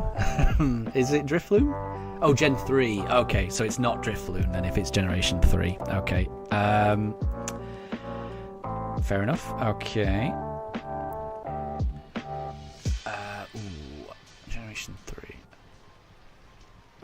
Once had arms, once had a voice. Sableye? Does Sableye drift? Okay, let's go Chimchar. Let's go Chimchar. Let's see.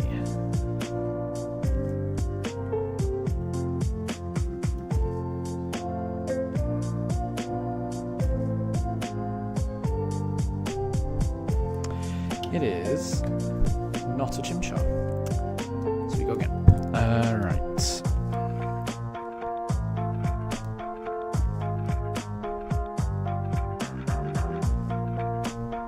Not Sableye.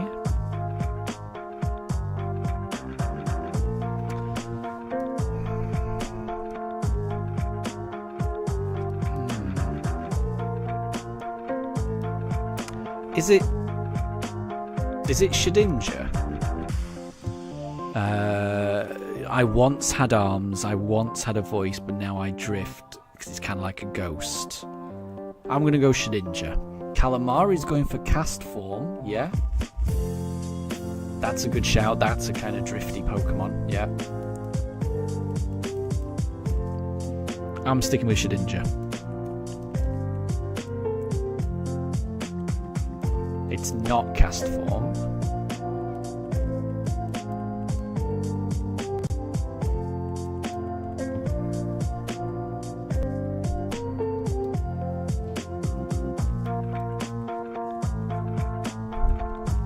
It is Shedinja.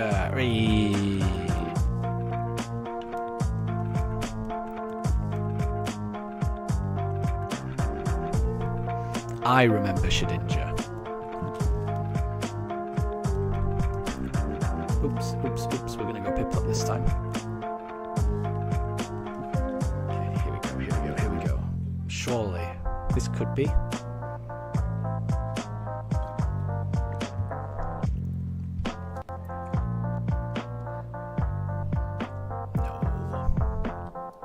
You're not shiny.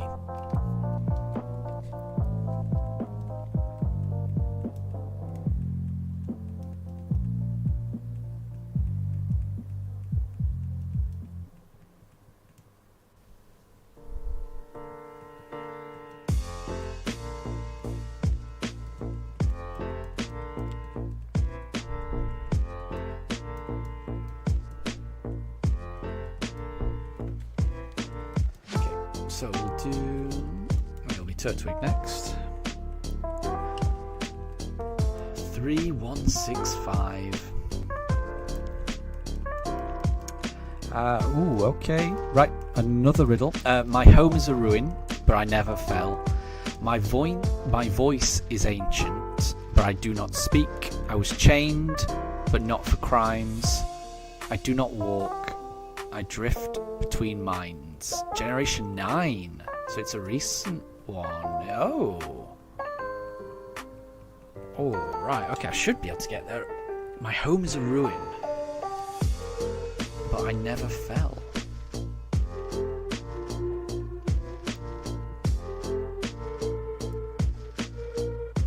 I do not walk, I drift between mines. Oops, yeah, Turtwig. We'll go with that. Huh.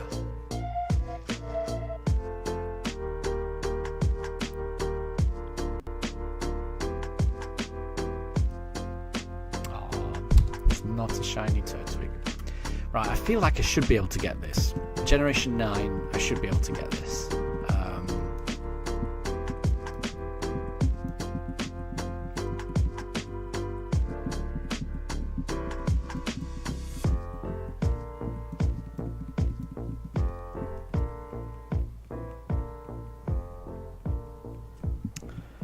I drift between mines. Is throwing me. It's got to be some kind of psychic Pokemon. But I'm trying to think which psychic Pokemon was introduced in this generation.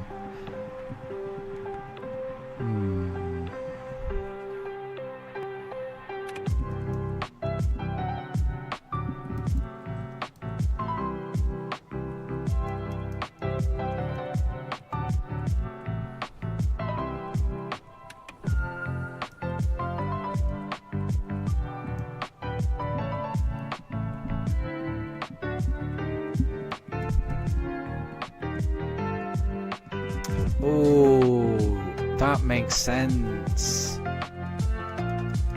Yeah.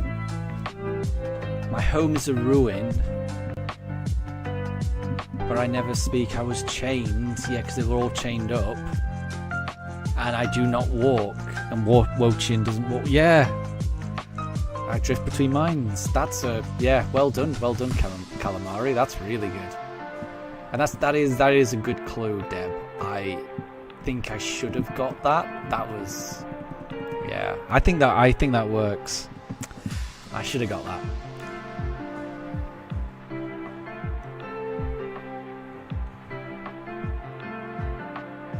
Oh, that's not a shiny Piplup.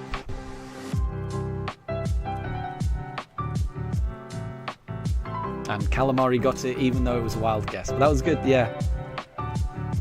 Yeah, the whole my home is a ruin, I was chained. That brings it to those those 4 Pokemon. And then I do not walk, that narrows it down as well. Yeah. Bah.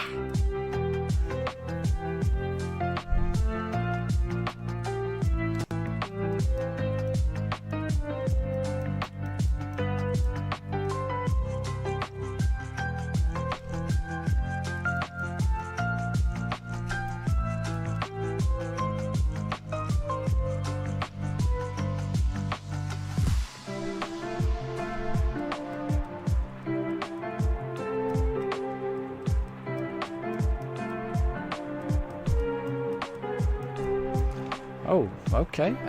There's another one from Deb. I was born from sorrow, shaped by song. I glow with warmth, but I bring despair. They call me kind, yet none draw near. My dance brings peace or ends a prayer. Generation 8. So that's Sword and Shield.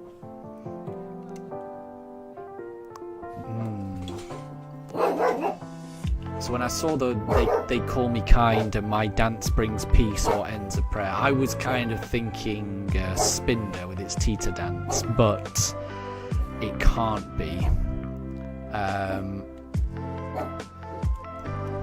Calamari thinks it could be Hisuian Zoroark, yeah?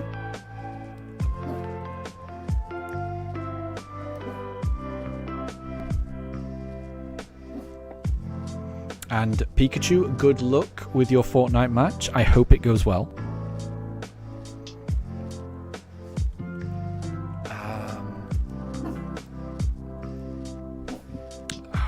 What Pokemon dances in that generation? The Mr.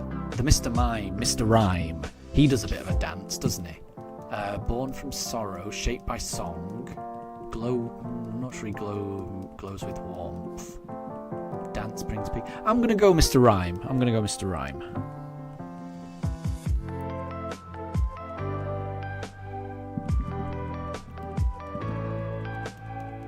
Calamari's thinking it could be Hisuian Arcanine.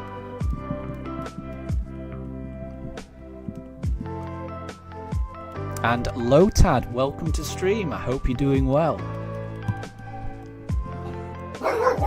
We are, and apologies if you just heard my dog barking.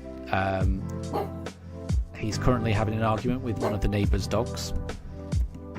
He's not winning the argument. And Lotad, we're currently playing a game of Who's That Pokemon? And the clue is from Deb, and it goes, I was born from sorrow, shaped by song. I glow with warmth, but I bring despair. They call me kind, yet none draw near. My dance brings peace or ends a prayer. And I have not got a shiny Chimchar, so we'll go again. What Pokemon dances? Which Pokemon's got rhythm? And Lotad, can they be shiny in the selection? No, they can't. I wish they could. So when you open up the briefcase and you see the 3 Pokemon, they will always appear to not be shiny. But that doesn't mean that they're not shiny.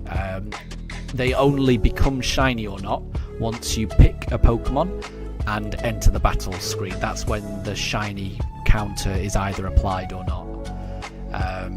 So yeah, I wish I could look at the pictures in the briefcase and decide which one is shiny or not, but it sadly doesn't work like that.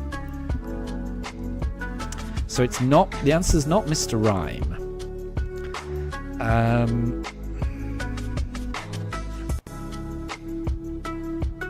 And Pikachu has won 3 Fortnite games. Congrats. What Pokemon dances? Right, let's go Chimchar.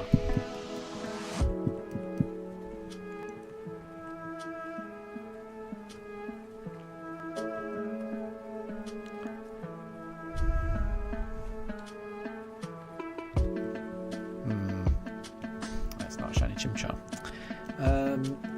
Born from sorrow, shaped by... What would be shaped by song? What would be shaped by song? What would be shaped by a song? How about Obstagoon? That... It kind of looks like a member of Kiss, and they write songs. I'm gonna go Obstagoon.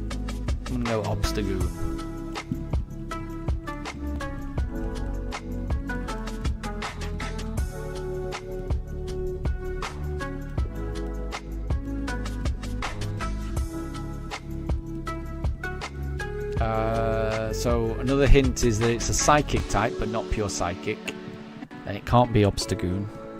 Oof. I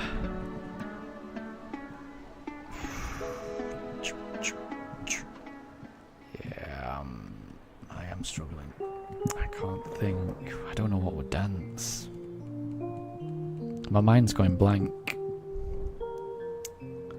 Born from sorrow, shaped by song, I glow with warmth. I glow with warmth, but bring despair. I mean, ghost type. I guess Sinistea or Poltergeist. Those are ghosts. And if they're full of tea. Lotad went for Hatterene and got it right. Well done, Lotad.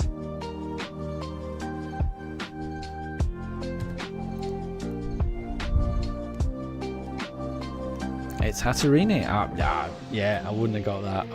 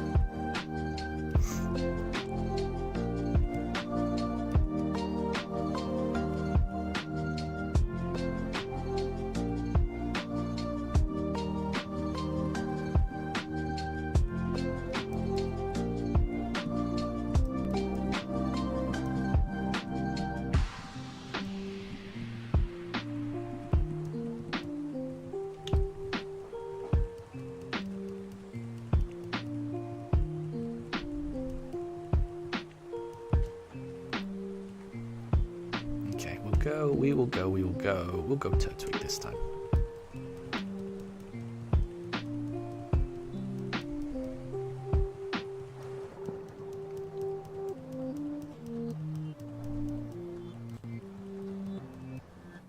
Oh, it's not a shiny Turtwig this time. Deb has this riddle. I was made, not born, yet I feel. My face is yours, but never real. I hide in crowds, but stand alone. Strike me once, and then I'm gone.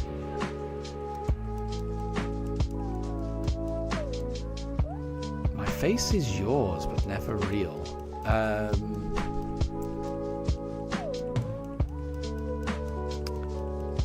Is that a Zorora? And no problem, Deb, if you need to get dinner. Yeah, we can put a pin in that riddle and we can come back to it later. Or if anyone gets it before you go, then let us know.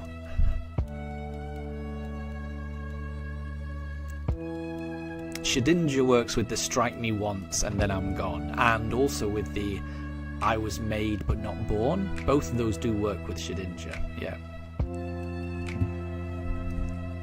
So that's I can see that. That's a good guess, Calamari.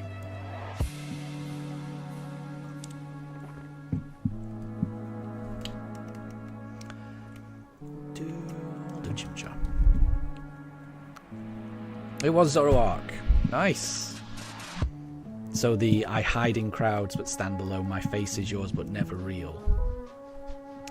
And Lotad, how long have I been hunting for? So this is encounter 3,173.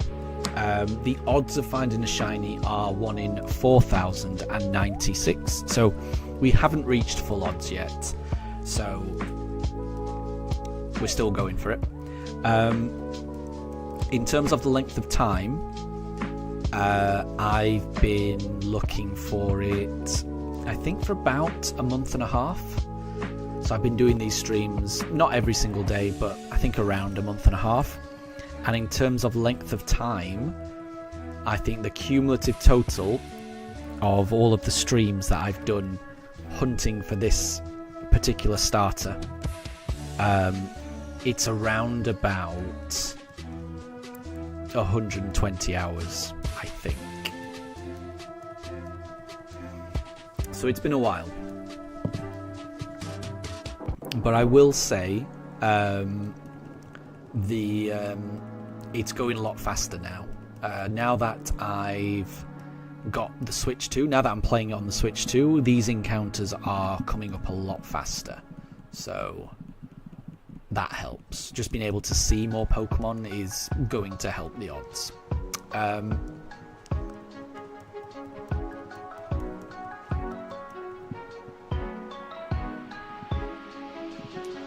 So Blaze Upside Coco is back. Did I boost the odds? I don't think you can boost the odds in this. So even if I were to get the shiny charm, which obviously you can't get the shiny charm this early. You know, we haven't caught a Pokemon yet. We don't have Pokeballs. I don't think we have the Pokédex. You don't have anything at this point. So there isn't any way of boosting it with a shiny charm. But I mean, even if you had the shiny charm, in this game, the shiny charm doesn't actually impact random encounters or wild spawns or anything really. The shiny charm, I think, only impacts eggs, as far as I'm aware. So the only impact of improving the shiny odds in BDSP is if you're hatching for eggs, and the shiny charm can help with that.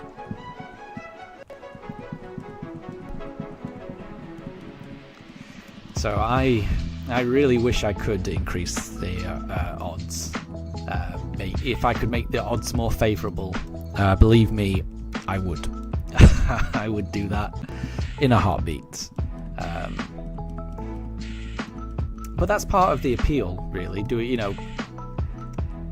the odds of finding this this shiny starter are very, very, very, very small. You know, it's 1 in 4,096. It's going to be very... So when I do find it, it's going to be a special moment because the odds are so high. So we'll see. We will see when it happens. And Capamon, good to see you. And yes, I have taken a break. We've taken a couple of breaks. The poochers have been on their evening walk. I think they finally calmed down after it. They got very, very hot on that walk. It's quite warm where we are. I don't know how warm it is where you are, because I think you mentioned you're in the Netherlands. Yeah, I don't know how warm it is there, but it's warm in southern England where I am. So yeah, the poochers were very warm after their walk, but they've had their evening meal.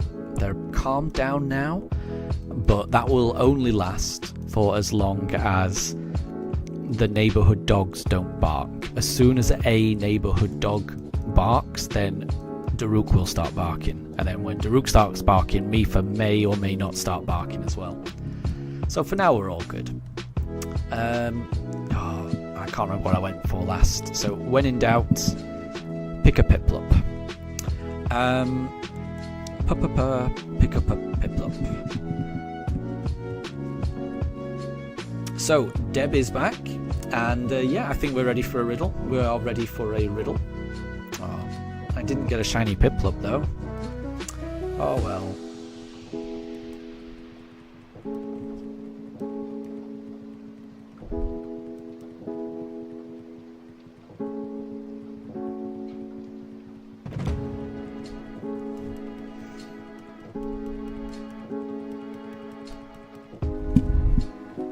So it's 23 degrees Celsius where you're, Capman, and you're an hour ahead as well. So it's almost 7 where you are, right? So that's still pretty warm. That is still pretty warm, I think. But that's not too bad. I think I would take that.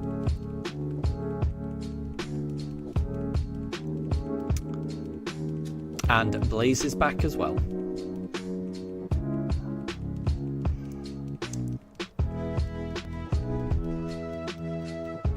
Right, Deb has got a riddle.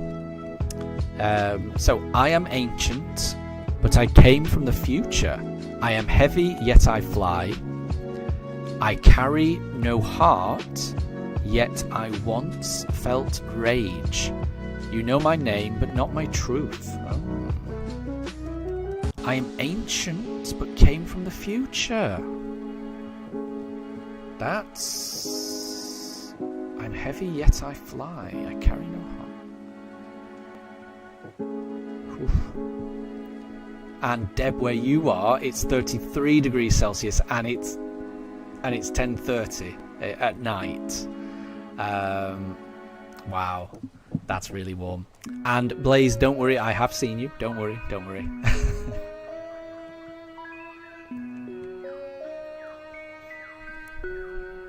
And yeah, Capman, where you are, it's almost 7 o'clock p.m. But yeah, the sun goes down really late. Yeah, same here. We've just had the solstice, haven't we? So yeah, the days are long, which I quite like. I do like the longer days. Right. So this riddle: I'm ancient, but I came from the future. I don't know too much about the lore of Mew, but I know Mew was ancient. I'm wondering, Mewtwo is very futuristic, so I'm gonna go Mew. I'm not quite sure.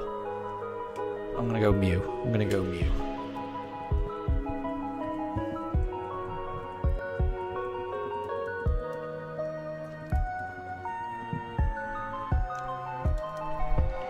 And for Katri, it's almost 1. Is that almost 1 AM or PM? And where Blaze is, it's 9:25 PM. And Blaze thinks the answer might be the evolved form of your mask. And for calamari, it's quite late. It's almost 1 a.m. for calamari. That is late. I would struggle to stay up that late. So Katri, it's 1 p.m. for where you are. See, we are all across the world. I like that. Okay, we will go. I can't remember what I went for last time. We'll do Piplup. Here we go.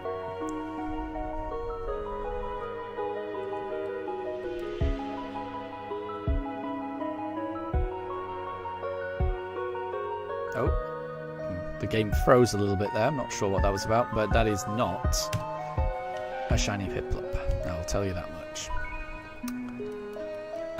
So I'm wrong, and Blaze, it's not your guess either. So it's not the evolved form of your mask. Okay, I'm ancient, but I came from the future. What is ancient coming from the future? Some kind of time travel thing. So, Blaze, when you click on the heart, it shows like 1 billion hearts on the screen. Do you see that too? I do see that on. Yeah, I do see that. It does come up. It comes up in the little chat box for me, so I can see that. Thank you very much.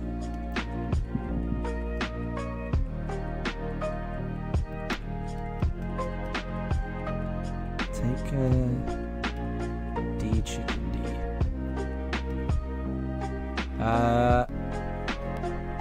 PX Cobb, I'm not quite sure I understand that. Lotad thinks it could be Beheem. That could be it. That could be it.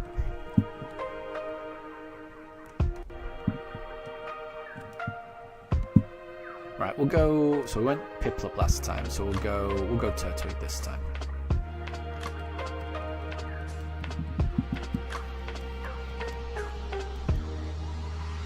So the hint is that I played this generation. So I've played generations 1, 2, 3, 4.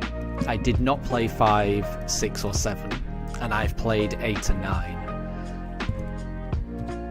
And apparently it's not Beheem.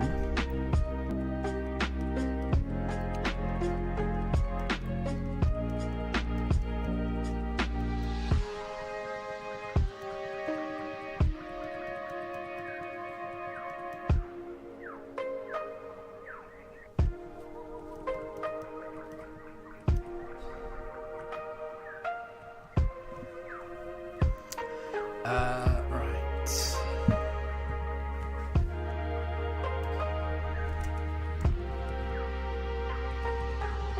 Ancient but came from the future.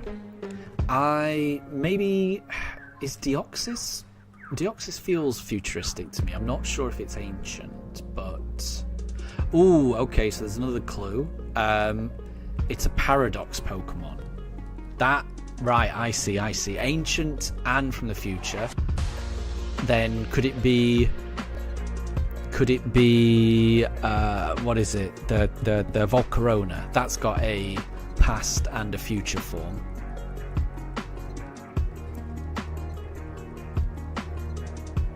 And yeah, Deb, I think Capamon was referring to an earlier message.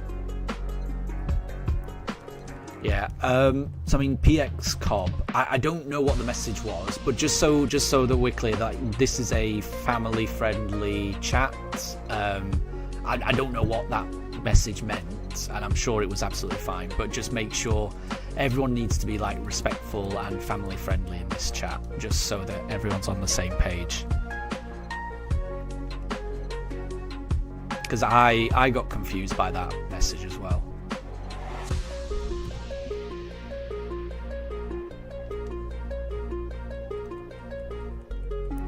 So it looks like Calamari's guess of Claydol isn't right. Lotad's guess of Miraidon and Koraidon isn't right. My guess of Volcarona isn't right. Capamon is going for That or Donphan. Yeah, I know what you mean. That's got both versions, doesn't it? What's the name of it? The evolved Don. Or is it just Donphan? Fanpy. Yeah, it's Donphan. Yeah. So I would have. Yeah, I think Donphan. So it's not Volcarona and Cap. Oh, so Capamon is not Donphan. That was a good guess. I would have gone with that.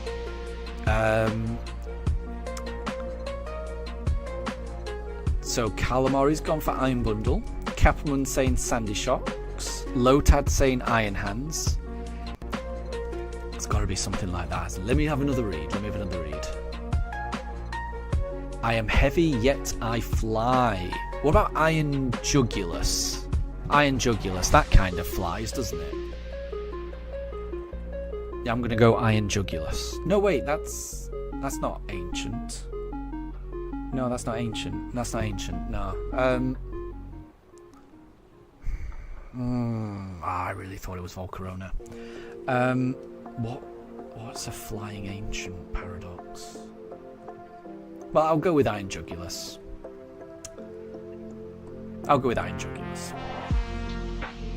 So it's not Iron Bundle. Oh, it is Iron Jugulus. Good. I was doubting myself. But then, yeah, it flies. Nice one.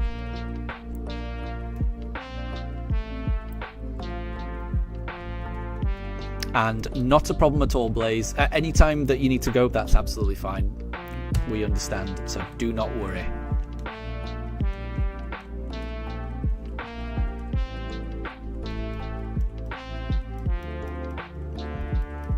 The ancient one is Hydreigon. Yeah, that makes sense.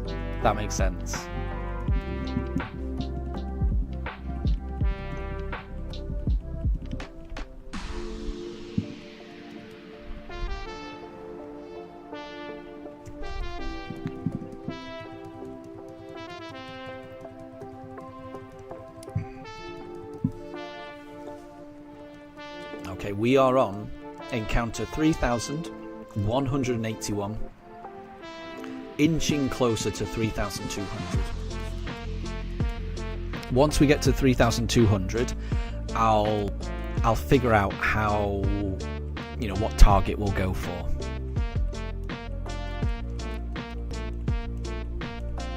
Because it's difficult for me to stream much longer than, well, it's almost 6 o'clock where I am, so in an hour and a half's time it would be 7:30, and around that time my dogs get really restless.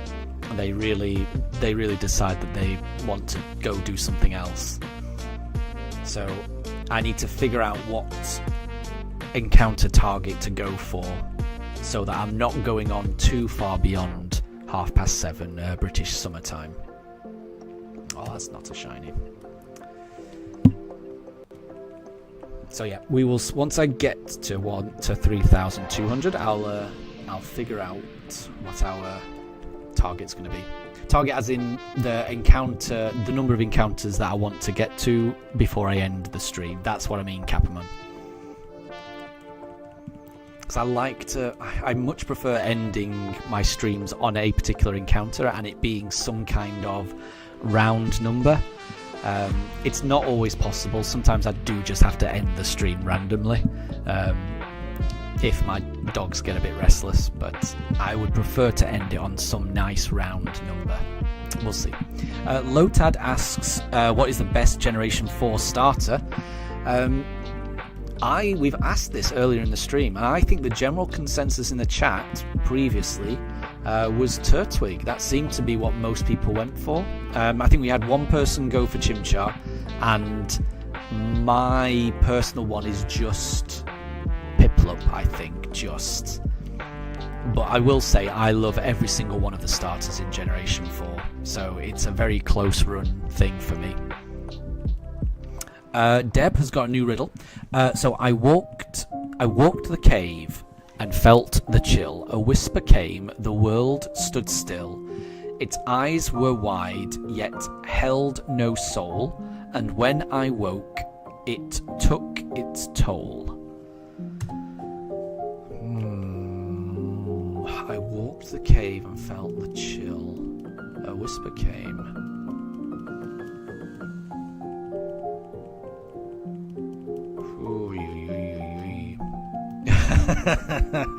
So I've just read Calamari's message. Calamari has changed their opinion. They now think that the best Generation 4 starter is the uncatchable and sometimes shiny Starly. Yeah, it's a bit iconic, isn't it? Yeah. Oh, Deb quite likes Piplup as well. Lotad agrees with Turtwig. Yep. And Capamon, we will definitely get to 3,200. There's a chance I might end the stream on 3,200, but I feel like it won't take me too long to get there. So I'm not sure. We'll see. Right, the riddle though. I walked the cave and felt the chill. A whisper came, the world stood still. That sounds very generic to me. There's not a lot to go on. There's not... its eyes were wide, but had no soul. Ooh. So it's something that you would encounter in a cave, which is often a legendary. Most legendaries you find in caves. But it had wide eyes.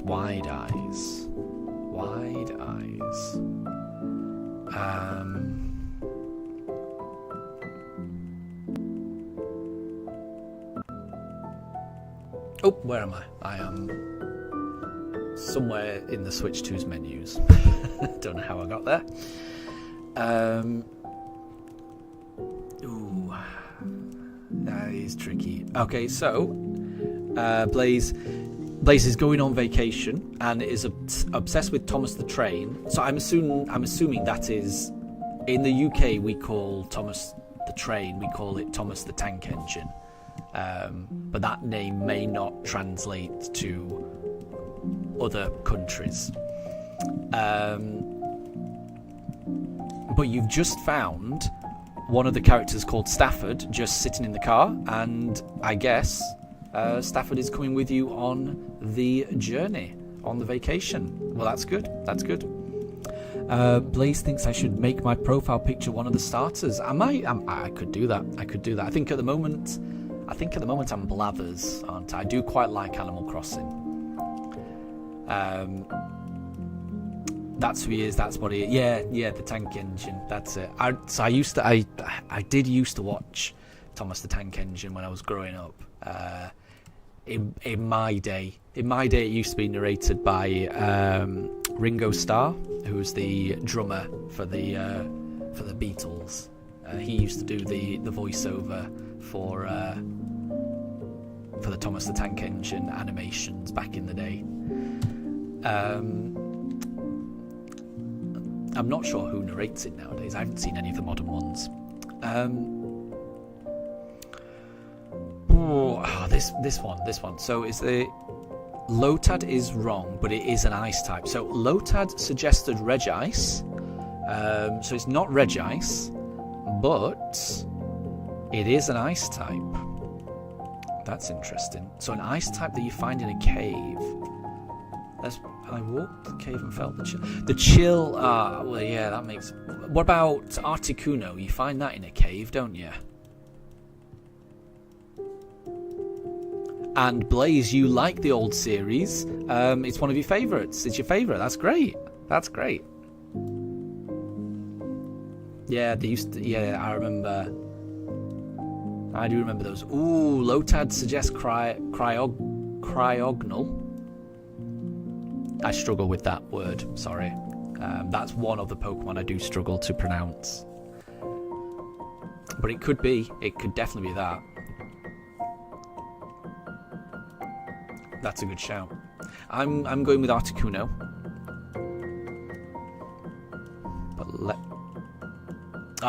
So it's not cryogonal and it's not Articuno.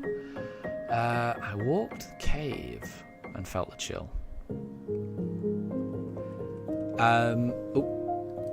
Oh, I wasn't paying attention to that Piplup. That Piplup is not shiny. So we'll reset that. So I want to know if I have siblings. I do. I have one sibling. I have a younger brother.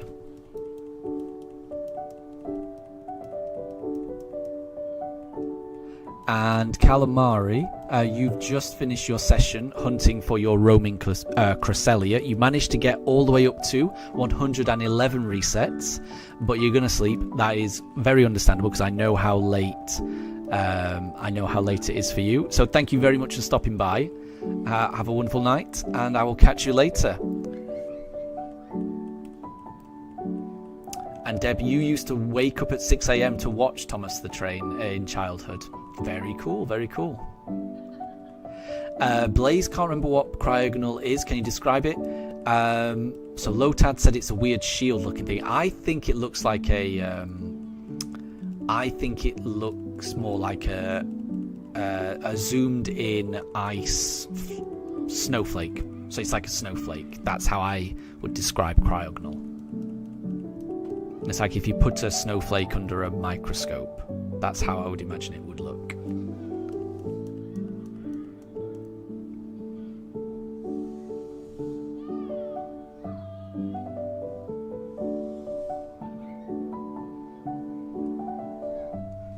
Oh, I didn't get a shiny Chimchar that time.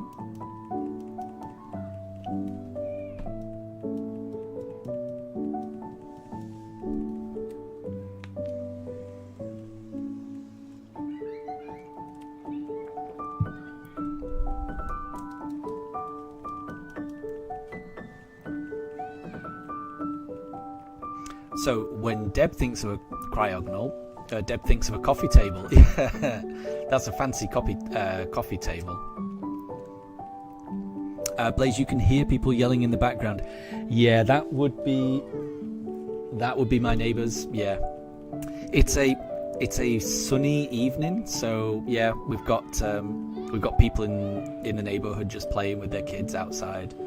Thankfully, Daruk is okay with that. It's when other dogs bark that he really has a problem. But yeah, it's just gone 6 p.m. here. But as Capamon mentioned, because we're in a similar part of the world, not too far away, it's still bright sunlight at 6 p.m. and it's going to stay bright sunlight for the next couple of hours, I think. The days are very long in the summer. So a lot of people are out. And Deb, the answer was Frostlass.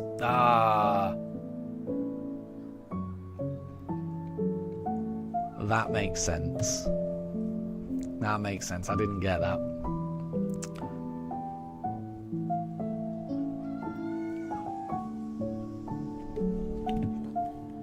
It's not a Turtwig for me, though.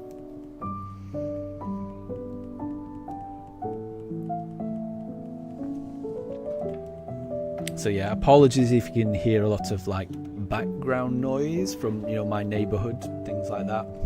Yeah, it's because there's a lot of people out, but it's also because I've got every single window in the attic open because it's warm and I need the airflow. We've got a fan going. I think you can just see the fan behind Shinx. So it is going, but it can only do so much. I need the extra windows open to let in as much fresh air as possible.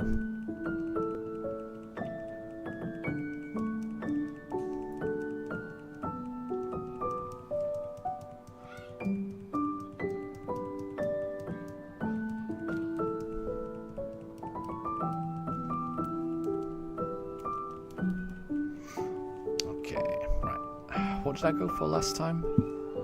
I can never remember. We'll do, when in doubt, choose Piplup.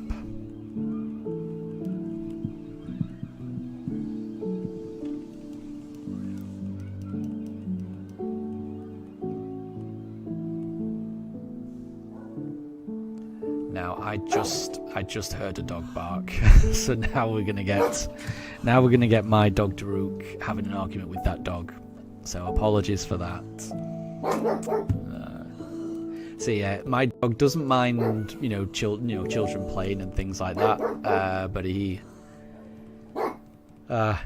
he's not a fan of other dogs barking, especially when he's in the house. If he's out, then he's fine. But when he's in a house and he hears a dog outside, he sees that as a real threat. So apologies for that. Right, Deb has got another riddle. This is interesting. Day 3, the compass spun wild again. It won't point north anymore. Day 5, the cave walls are smooth, unnatural. Not carved by hands, not even time. Day 6, we heard a low hum. The lights in our camp flickered. No source, no wind, just static. Day 7, it watched us. I know it did, but every photo came out black. We're leaving tomorrow if we make it. Sounds very, very creepy. But the compass spinning wildly, that makes me think of like Nose Pass or the evolved Nose Pass. What's that? What is the evolved Nose Pass? I can picture him with his big tash. I'm just gonna say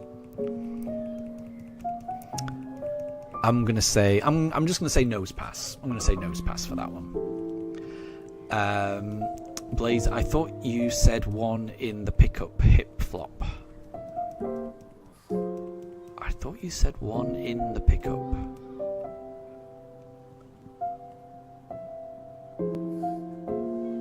Oh, Probo Pass. That's what I was trying to think of, Lotad. Yeah, Probo Pass. Thank you. And Blaze has got it, Probo Pass. So that's what I was thinking. I don't know if that's right, Deb, but Probo Pass is what I was thinking. And it's not Nose Pass or Probo Pass. Ah, okay, fair enough. We will go Turtwig. So actually, wait, Blaze, you mean, yeah, when in doubt, pick a Piplup. Sorry. Yeah, I get you. Yeah, I figured out what you were saying just before you typed that. Yeah. So when I lose track of which Pokemon I should be picking, I do tend to default to Piplup.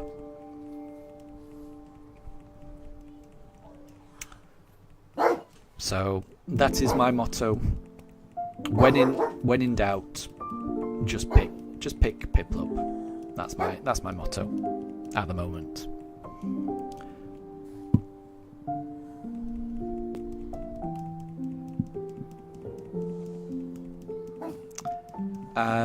Oh yeah, so it's not Nose Pass or Probo Pass. The cave walls are smooth, unnatural, not carved by hands. The lights in our camp flickered. Every photo came out black.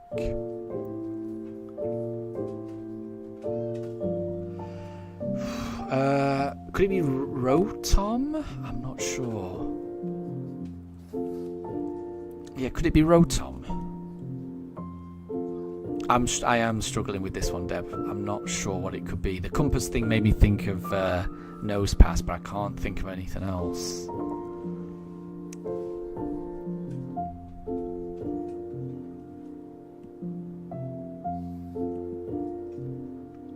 Oh, Blaze thinks, could it be Litwick or its evolved forms?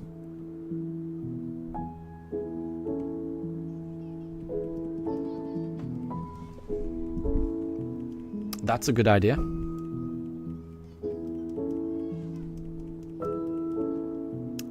It was Rotom. Whoa, I must say that was a bit of a guess from me.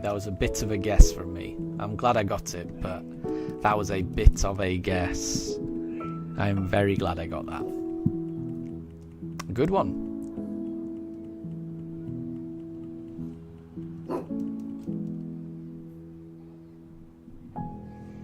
Oh, I didn't get a shiny Chimchar. Okay, well we're getting very, very close to 3,200. Very close.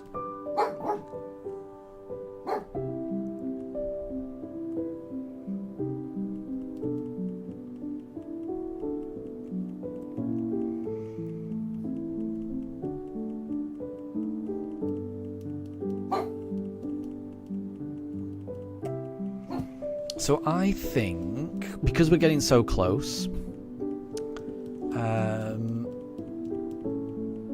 I think we'll get up to... like I say, we're definitely going to go past 3,200. If we go up to 3,222, that feels like a nice number to me. 3,222. And that should take me about an hour from here, I reckon. Just over an hour, probably. Which is about the time I wanted to finish. So I'm going to aim to end on 3,222. That's my goal at the moment. We will go Turtwig this time. We'll go Turtwig.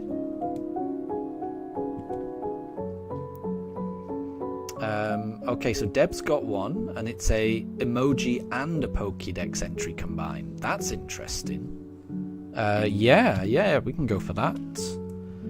Another round of Who's That Pokemon? But with a combined emoji clue and Pokédex entry clue.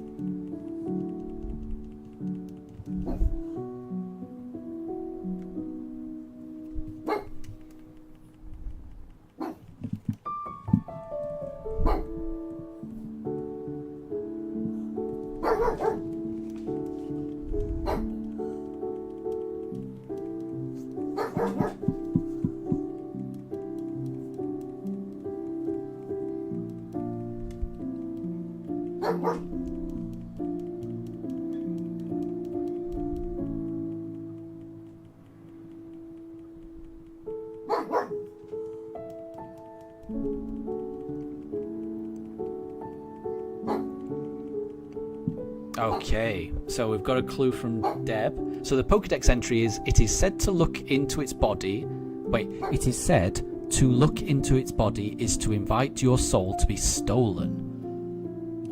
Oh. And the clues are kind of like a mirror, some eyes, and a shadowy type thing. Is it a shadow? It's a silhouette. Pranjul thinks it could be Sableye. Sableye, and its eyes.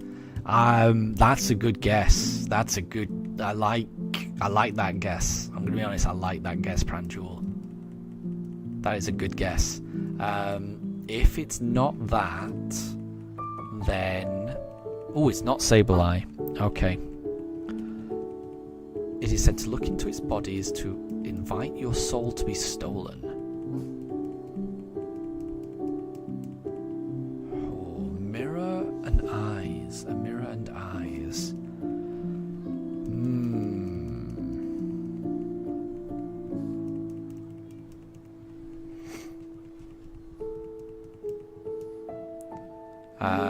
So apparently we've already done this Pokemon a few times. Okay, so that's something to bear in mind.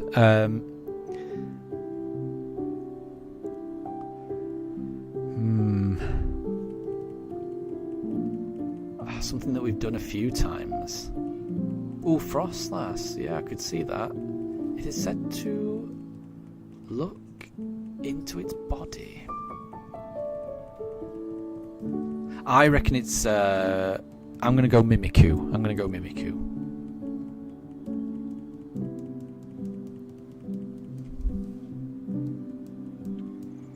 And Hawk, good to see you. I hope you're doing well. We'll go for a Piplup this time.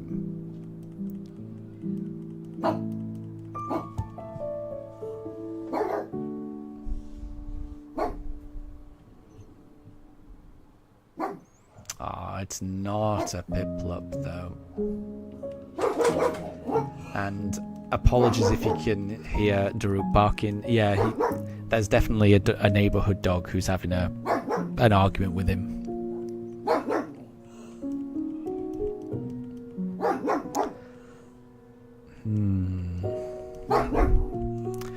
Yeah, so why is my dog barking? So, it's quite warm where we are,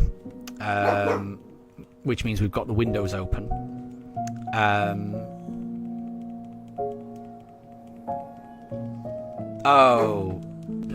sorry, I'm just reading Deb's next hint. So that's definitely Shedinja. That's definitely Shedinja. From Deb's hint, which is a discarded bug shell that came to life, peering into the crack on its back is said to steal one's spirit. I didn't realise that, but yeah, that's definitely Shedinja. No doubt about that. Ooh, my window just blew open quite forcefully. I'm hoping that's okay. So yeah, Daruk is my dog that's currently barking, or was barking a few seconds ago. And the reason he was barking is whenever he hears another dog bark, he will bark. That's just what he does. He can't control it. And because it's really warm where we are, I've got to have the windows open, which makes it really easy for him to hear other dogs that might be barking in the neighbourhood. And it was Shedinja, so well done Blaze, well done Hawk.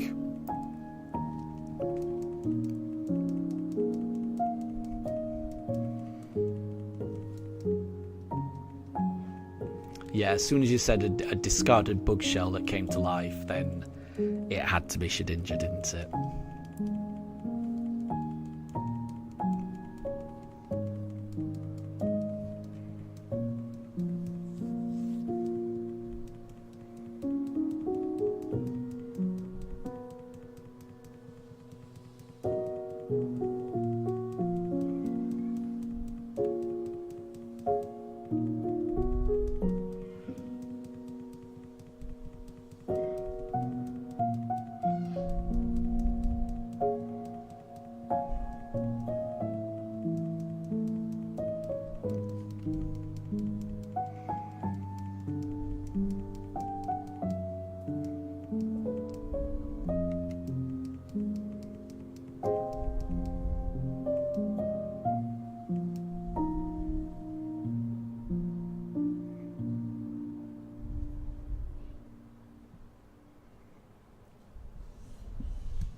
Ooh, so Pranjul's got a emoji one, and I think that's quite an easy one. So I would go Probo Pass for Pranjul's one, which is a big nose and a big rock. Deb's got one, a rock, some cogs, and an eye. Its programming was modified to enable it to travel through alien dimensions, but that capacity has not been verified.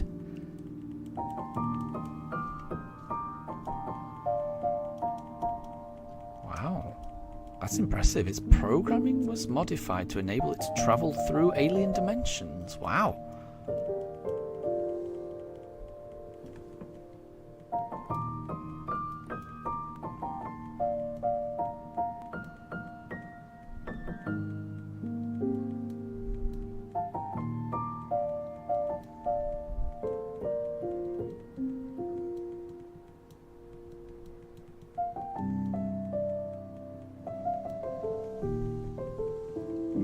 Deoxys is a good shout. Now you've said that, Deoxys is a good shout.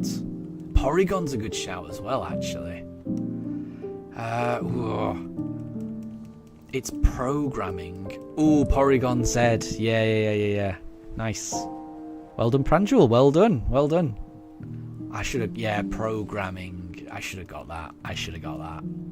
That was a good one. But I could see why you went for Deoxys. So Hawk, do I know who right side Pikachu is? I think Coco so I think upside down Fuecoco, that's you Blaze, and I think Pikachu, that's you Hawk.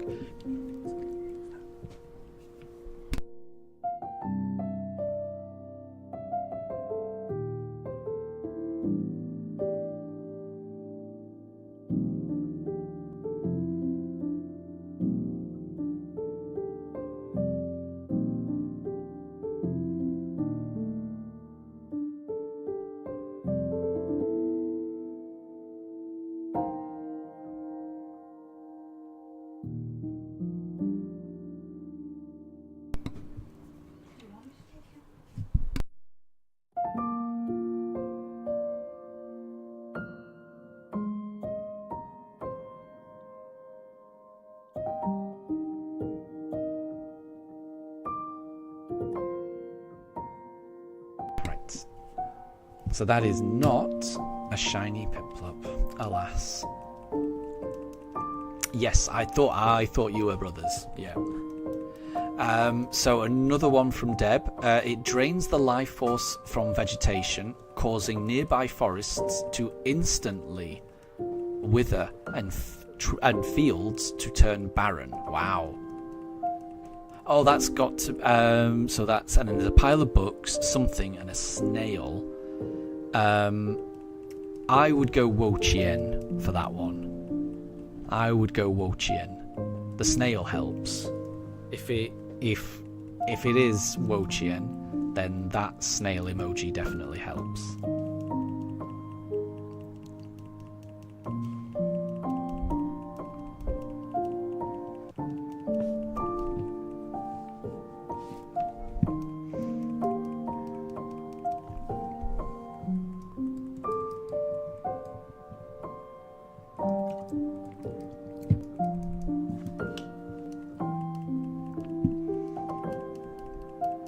It is Wo-Chien. Good stuff. Hawk has a joke. Yep, please feel free to say it. Again, but as long as it's family friendly, that's the most important thing. Anything in the chat always has to be family friendly. But if you've got a joke, absolutely, please share.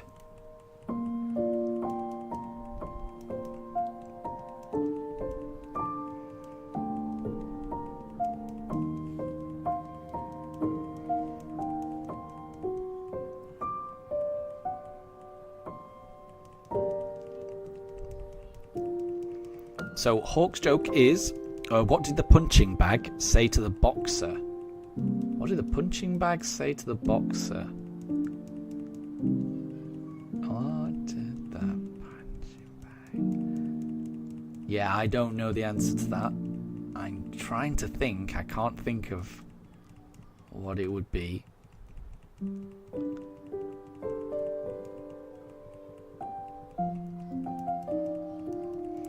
Thank you, Capamon, for the shiny look.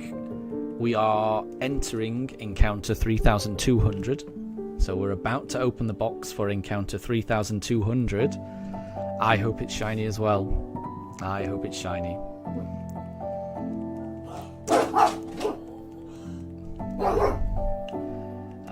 don't know. And the answer to Hawk's joke, what did the punching bag say to the boxer? Hit me, baby, one more time. That's not bad. That's not bad. That's not bad. I get it. Deb has got a riddle.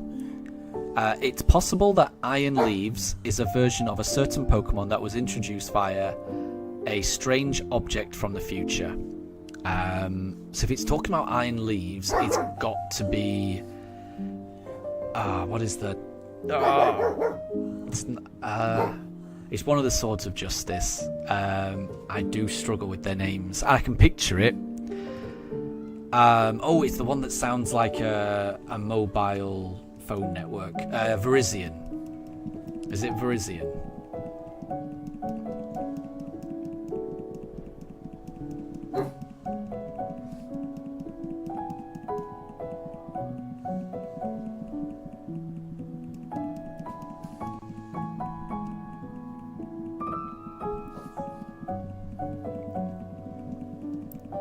So Hawk thinks it could be Iron Moth. Pranjul thinks it could be Elgium. I'm still going Virizion. Since it mentions Iron Leaves. Yeah, apologies about Daruk. When he doesn't hear other dogs, he's very calm. I might just try closing one window and see if that makes a difference. Bear with me.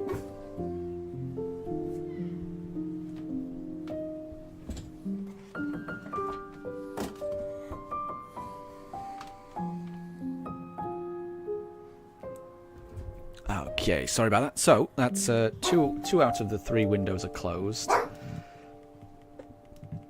I'm hoping that calms him down. Right, so this Oh no, we've already gone past encounter 3,200, haven't we?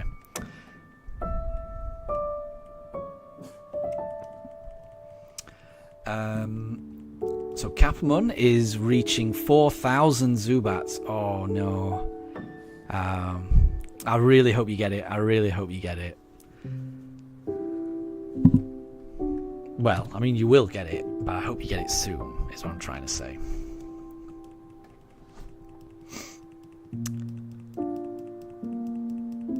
And Moondrop is back, and they've got a Pokemon to guess. So at the moment, Moondrop, we're trying to get Deb's clue, but you can go afterwards. So Deb's clue is, it's possible that Iron Leaves is a version of a certain Pokemon that was introduced via a strange object from the future. And the emoji clue is kind of like it's like a robot, a disc, and a brain.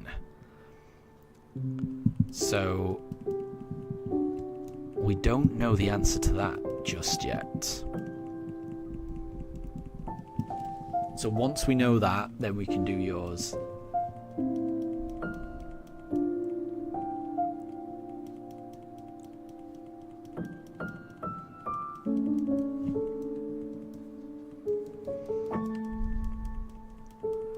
But Deb, we may need a clue. Or we may need some confirmation on whether any of us have got it right.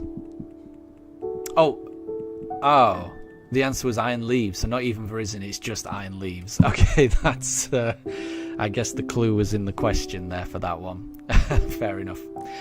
So Moondrop will do yours, which is it's kind of like it's two emojis, a bell and a loudspeaker. So, because there's a bell, I'm going to go for a Chimecho for yours.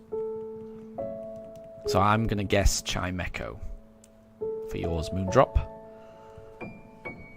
Oh, I have not got a shiny Piplup. So we'll go for the next one. So we're going to keep streaming for another 20 encounters until we reach encounter 3222. So we got, yeah, like I say, we've got 20 more attempts at getting this shiny. So Capamon thinks it could be Bronzor. Hawk also thinks it could be Bronzor, but it is not Chimecho, so I'm wrong. A bell and a speaker. Well, okay, so the speaker, I'm now thinking maybe it could be Exploud. That's, got speakers in its for its ears. I'm gonna go Exploud. And Hawk asks, "What's my favourite Pokemon?" So I think my favourite Pokemon is probably Vivillon. I think. I had a very good experience shiny hunting all of the different patterns of Vivillon that I enjoyed a lot in Scarlet and Violet. So yeah, I really like Vivillon. I think all the patterns are really cool. So that would be my personal favourite. So it is not Bronzor, it's not Exploud. Capamon thinks it could be Beldum. But Moondrop says Hunt Generation 5, so it sounds like the answer lies in Generation 5. Which is a bit of a problem for me because I don't know too much about Generation 5. So I may have to tap out of this. A bell.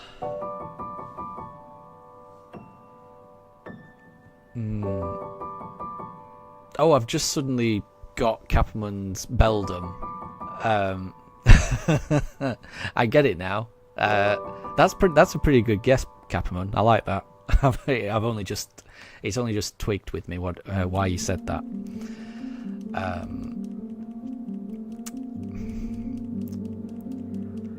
So Capamon's gone for a final guess of Woobat. Yeah, I could see that. I really don't know. I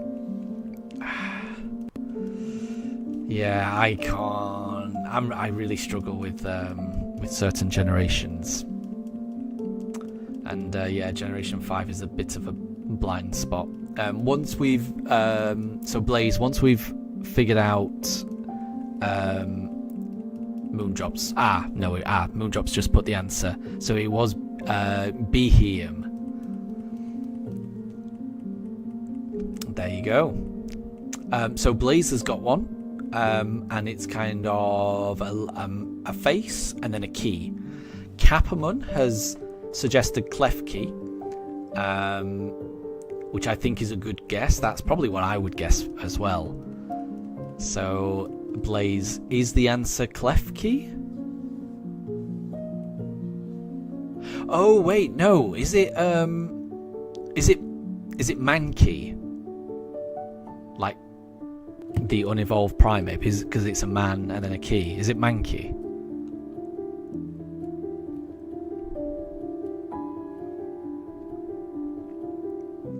Yeah, Moondrop thinks it could be Mankey as well, but it's not. I was thinking. Yeah, I was kind of thinking it could be Mankey. Oh wait, yes. So what is the answer, Blaze? What was it, Mankey?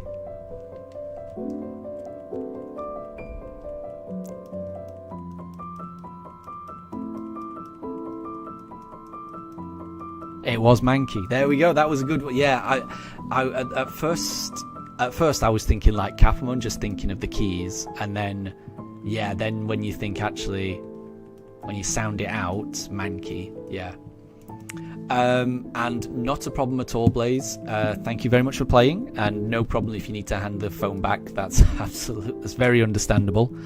And I hope you have a good rest of your day. We'll catch you later.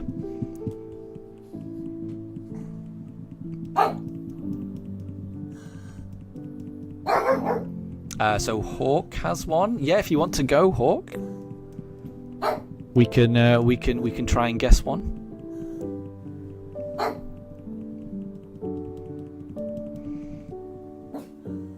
So we're on encounter 3204. We've got 18 more encounters. Let's see where we go. Can we get a shiny in the last 18? We will pick a Piplup. So Hawk has gone, and it's a kind of like a cold man, and then a key, or just cold key. Freeze key. So is this one Klefki? Because I'm wondering whether this might be Klefki. I wasn't paying attention. Let me just have a quick look at this Piplup. Let me have a quick look at the Piplup. Show me the Piplup. Show me, that's the Starly. Show me the Piplup. Show me the Piplup. That is not... No, it's not shiny. Definitely not shiny. Oops, didn't reset it. There we go. So it's not Klefki. Okay, right. So Capone thinks it could be Frostlass, yeah? Frost, and then maybe a latch key almost, possibly.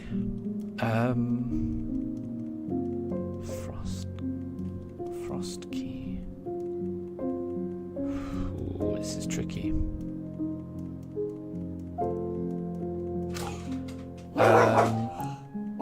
I'm wondering whether the guy is frozen, so he's kind of stunned. So maybe it could be Stunky. Maybe. Possibly? So I'm going to go Stunky.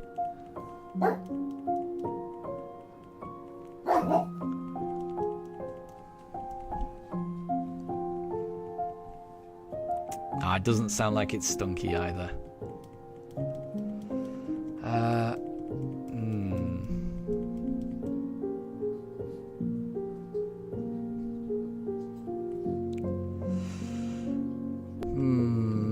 That's tricky.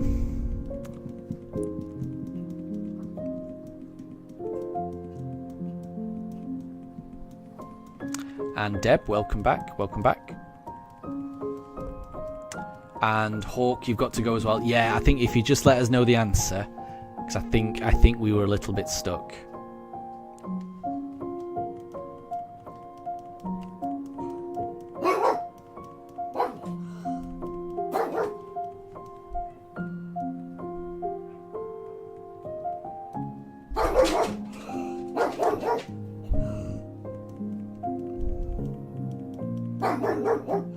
Apologies.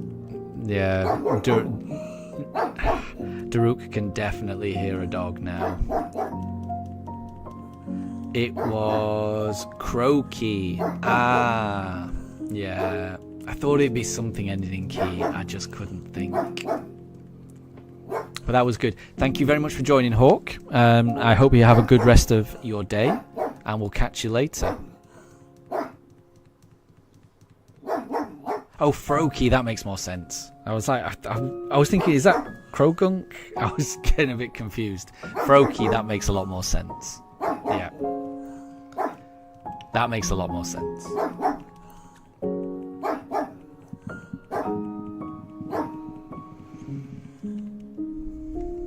But yeah, apologies for Daruk. Yeah, there's a dog barking outside, so he's very upset about that. We're gonna try and get through a few more.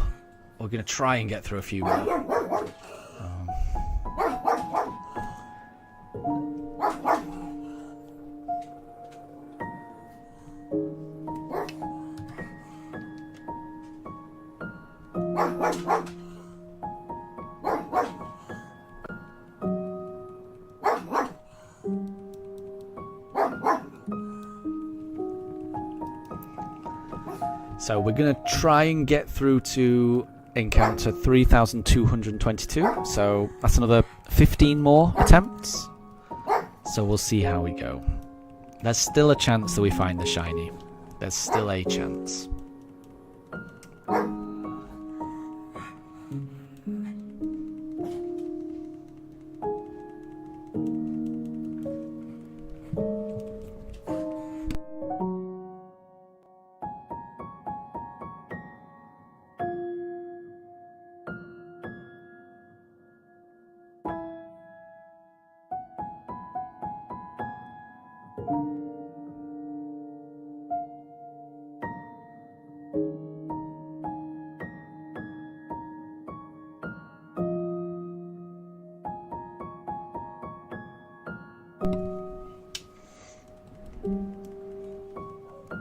And Capone, I completely agree. It sounds like it does sound like Calamari's really good.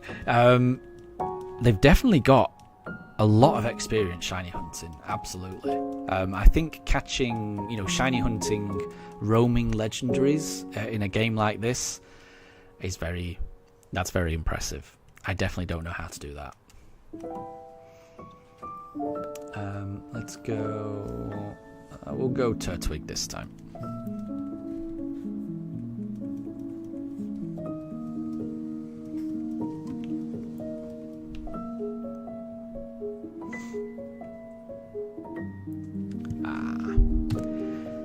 But it's not shiny. Not that time. So we've got 14 more attempts. There's still hope. There is still hope. And if it's not this stream, I will be streaming for a similar amount of time tomorrow. So that will again give us a good chance of finding it. And Capamon, I hope your shiny hunt goes well. I hope you're able to find that Zubat. Because I think you're way ahead of me in terms of encounters on that one. Because you're using the Horde method. But yeah, I really hope you find that soon. So Capone, yeah, watch me get a shiny when everyone is asleep. So I will only be getting the shiny on stream. I will not be doing any encounters off stream. I want to record this when I do finally find it. So you can you can be absolutely certain that when we do find the shiny, it will be on stream. I can't guarantee it will be at a time that I'll be streaming at a time when a lot of people are watching. Because I mean, whenever I stream, somewhere in the world, it's bedtime. So somewhere in the world, someone's going to be asleep. So it won't suit everyone. You know, the time that I finally do find the shiny, it won't be at the ideal time for everyone. But whenever it happens, it will be the ideal time for me. Absolutely.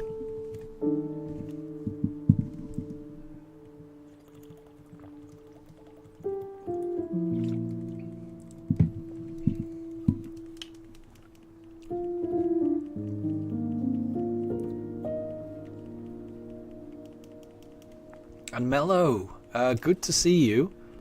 I hope you're doing well. How's it going with you? Because everything's good here. We're still searching for the shiny. We've not found it just yet. We're still searching.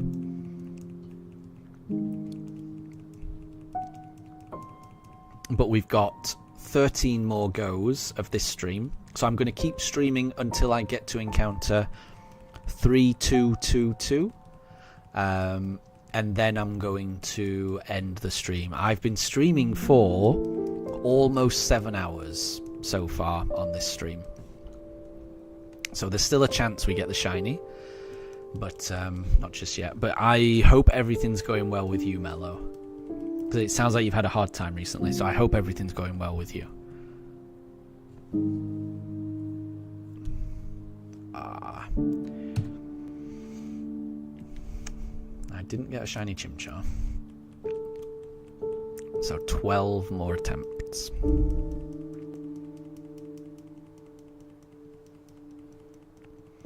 So you may have noticed a lack of barking as well. Daruk has now gone downstairs, just in case people were wondering. He was getting a little too angry with the neighborhood dogs barking. So Mello, you got a shiny Gengar. Nothing else since Moltres. That's not bad, though. That's not bad. Shiny Gengar's good. And you're currently hunting for a Diglett. Good luck with that. Diglett's a nice shiny with its nice blue nose. So good luck with that. Capman, more than 300 encounters today, right? I don't think so. Not quite. Definitely more than 200. I think I started on a really weird number because I had to end the stream yesterday on an odd number because Daruk was really, really upset again with the neighborhood dog. Whenever a neighbor's dog barks, he absolutely freaks out and has to bark and bark and bark, and then he winds himself up. So I had to end the stream on, I think, 2,970 something. That's not a shiny Piplup. So I think we've done almost 250, but not quite. So yeah, it's not quite the 300 encounters. I think it's closer to about 250. That is still, by a long way, the most encounters I've ever had in a stream. So,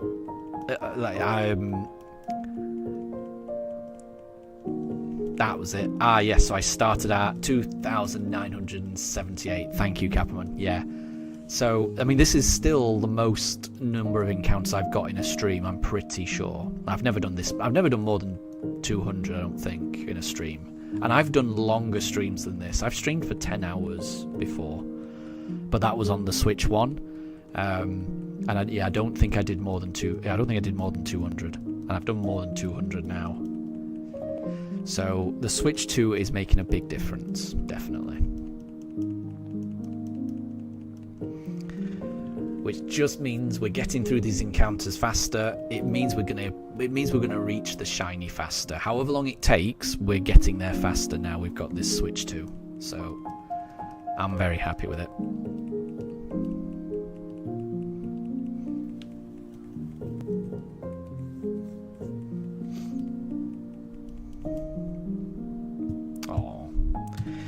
not a shiny Turtwig. Right, we've got 10 more attempts. 10 more attempts.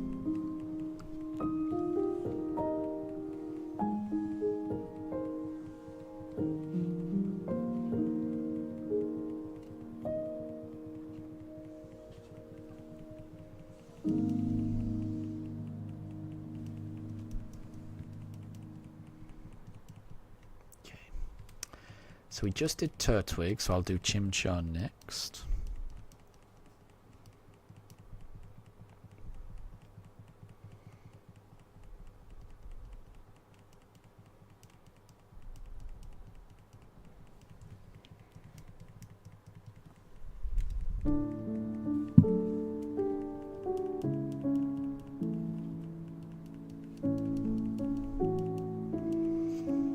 And Capone, you are absolutely right. Yeah, every encounter, the odds are 1 in 4,096. So it could be any reset. Yeah, it could be this one. There is just as much chance that this one here is shiny as any other. So let's see. Let's see, are we lucky on this roll? We could be. It could still be shiny. It could be shiny. It could be shiny. It's not shiny. But the next one could be. And we've got 9 more tries this time. And if it's not this time, then we'll go again tomorrow.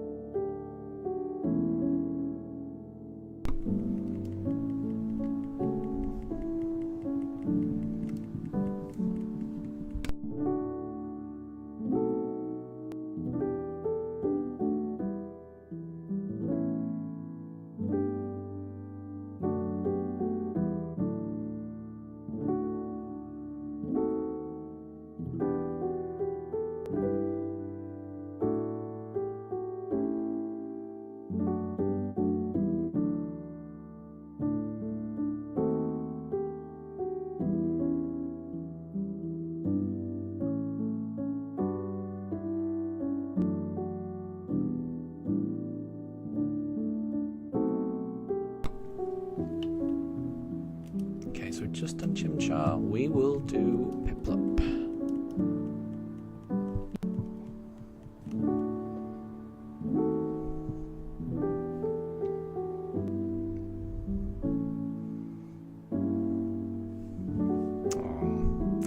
It's not a shiny Piplup, so we got 8 more, if my maths are right, 8 more encounters. Deb, your PC just suddenly switched off due to low battery. Oh, I'm sorry to hear that. I hope you didn't lose any progress in anything you were doing. That sounds really bad. A PC suddenly shutting down like that. And Capamon, you had so much more respect after the full odds shiny hunters after you found the Trico. I can imagine. Could I just ask, because you found the Trico in Omega Ruby Alpha Sapphire, what are full odds in those games? Is it higher than full odds in this game? Because the full odds in this game is, as you know, 1 in 4,096. But I know that the older games, the odds are even higher, so it's even more difficult to find shinies. So is the odds in Omega Ruby Alpha Sapphire, is the shiny odds at full odds, is it 1 in about 8,000? Or is it 1 in 4,096? So yeah, what? So Deb thinks it's 1 in 4,096. Same odds. Ah, right. Okay. Thank you. I was kind of thinking it might be even higher than that, but that's not too bad because I think you got it in a good amount there. That I guess that also means that the Zubat hopefully shouldn't be too far away because you are approaching full odds then on your Zubat.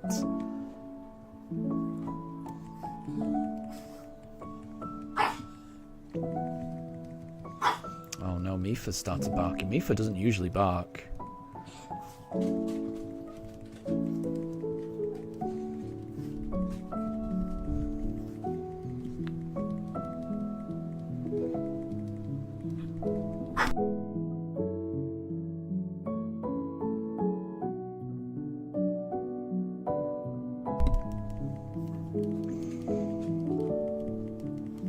got 7 more goes. I'm hoping we can reach that. And that Mifa doesn't get too upset. Mifa doesn't usually bark, so I'm a bit worried that now she's starting to bark as well. Aww. We might not make it to 3-2-2 here. Because I think Mifa wants to go out. Oh, okay, right. I think this is going to have to be the last one. I'm sorry about that. Right, so I think we're going to have to make this the last one, because I think Mifa has decided that she needs to go out. So we're going to pick Piplup, and we're going to go for Piplup. Now, this will be the last one, so apologies for the abrupt thing. Yeah, when Mifa starts to bark, then that generally means that she's ready to do something. So that is not a shiny Piplup. So we got up to 3,216, but no shiny. So Capone, you didn't track the resets until this month, and you started shiny hunting Trico in April. Wow, that's really impressive that you managed to get it. That is dedication. So well done, Capamon, and you've just got to keep going, because this shiny only run that you're doing in Omega Ruby Alpha Sapphire, it will be worth it. So good luck for the second member of your team. So good luck on the Zubat. And you're right, Capamon. The pug wants what the pug wants. You can't really control them. But yeah, I will be ending it here. I'll be streaming again tomorrow. Similar time, so a decent stream tomorrow, and yeah, I'll catch you all then. So have a lovely rest of your day, everyone. Thank you very much for joining, and if you're around, I'll see you tomorrow, but if not, I will catch you later. Bye everyone. Bye.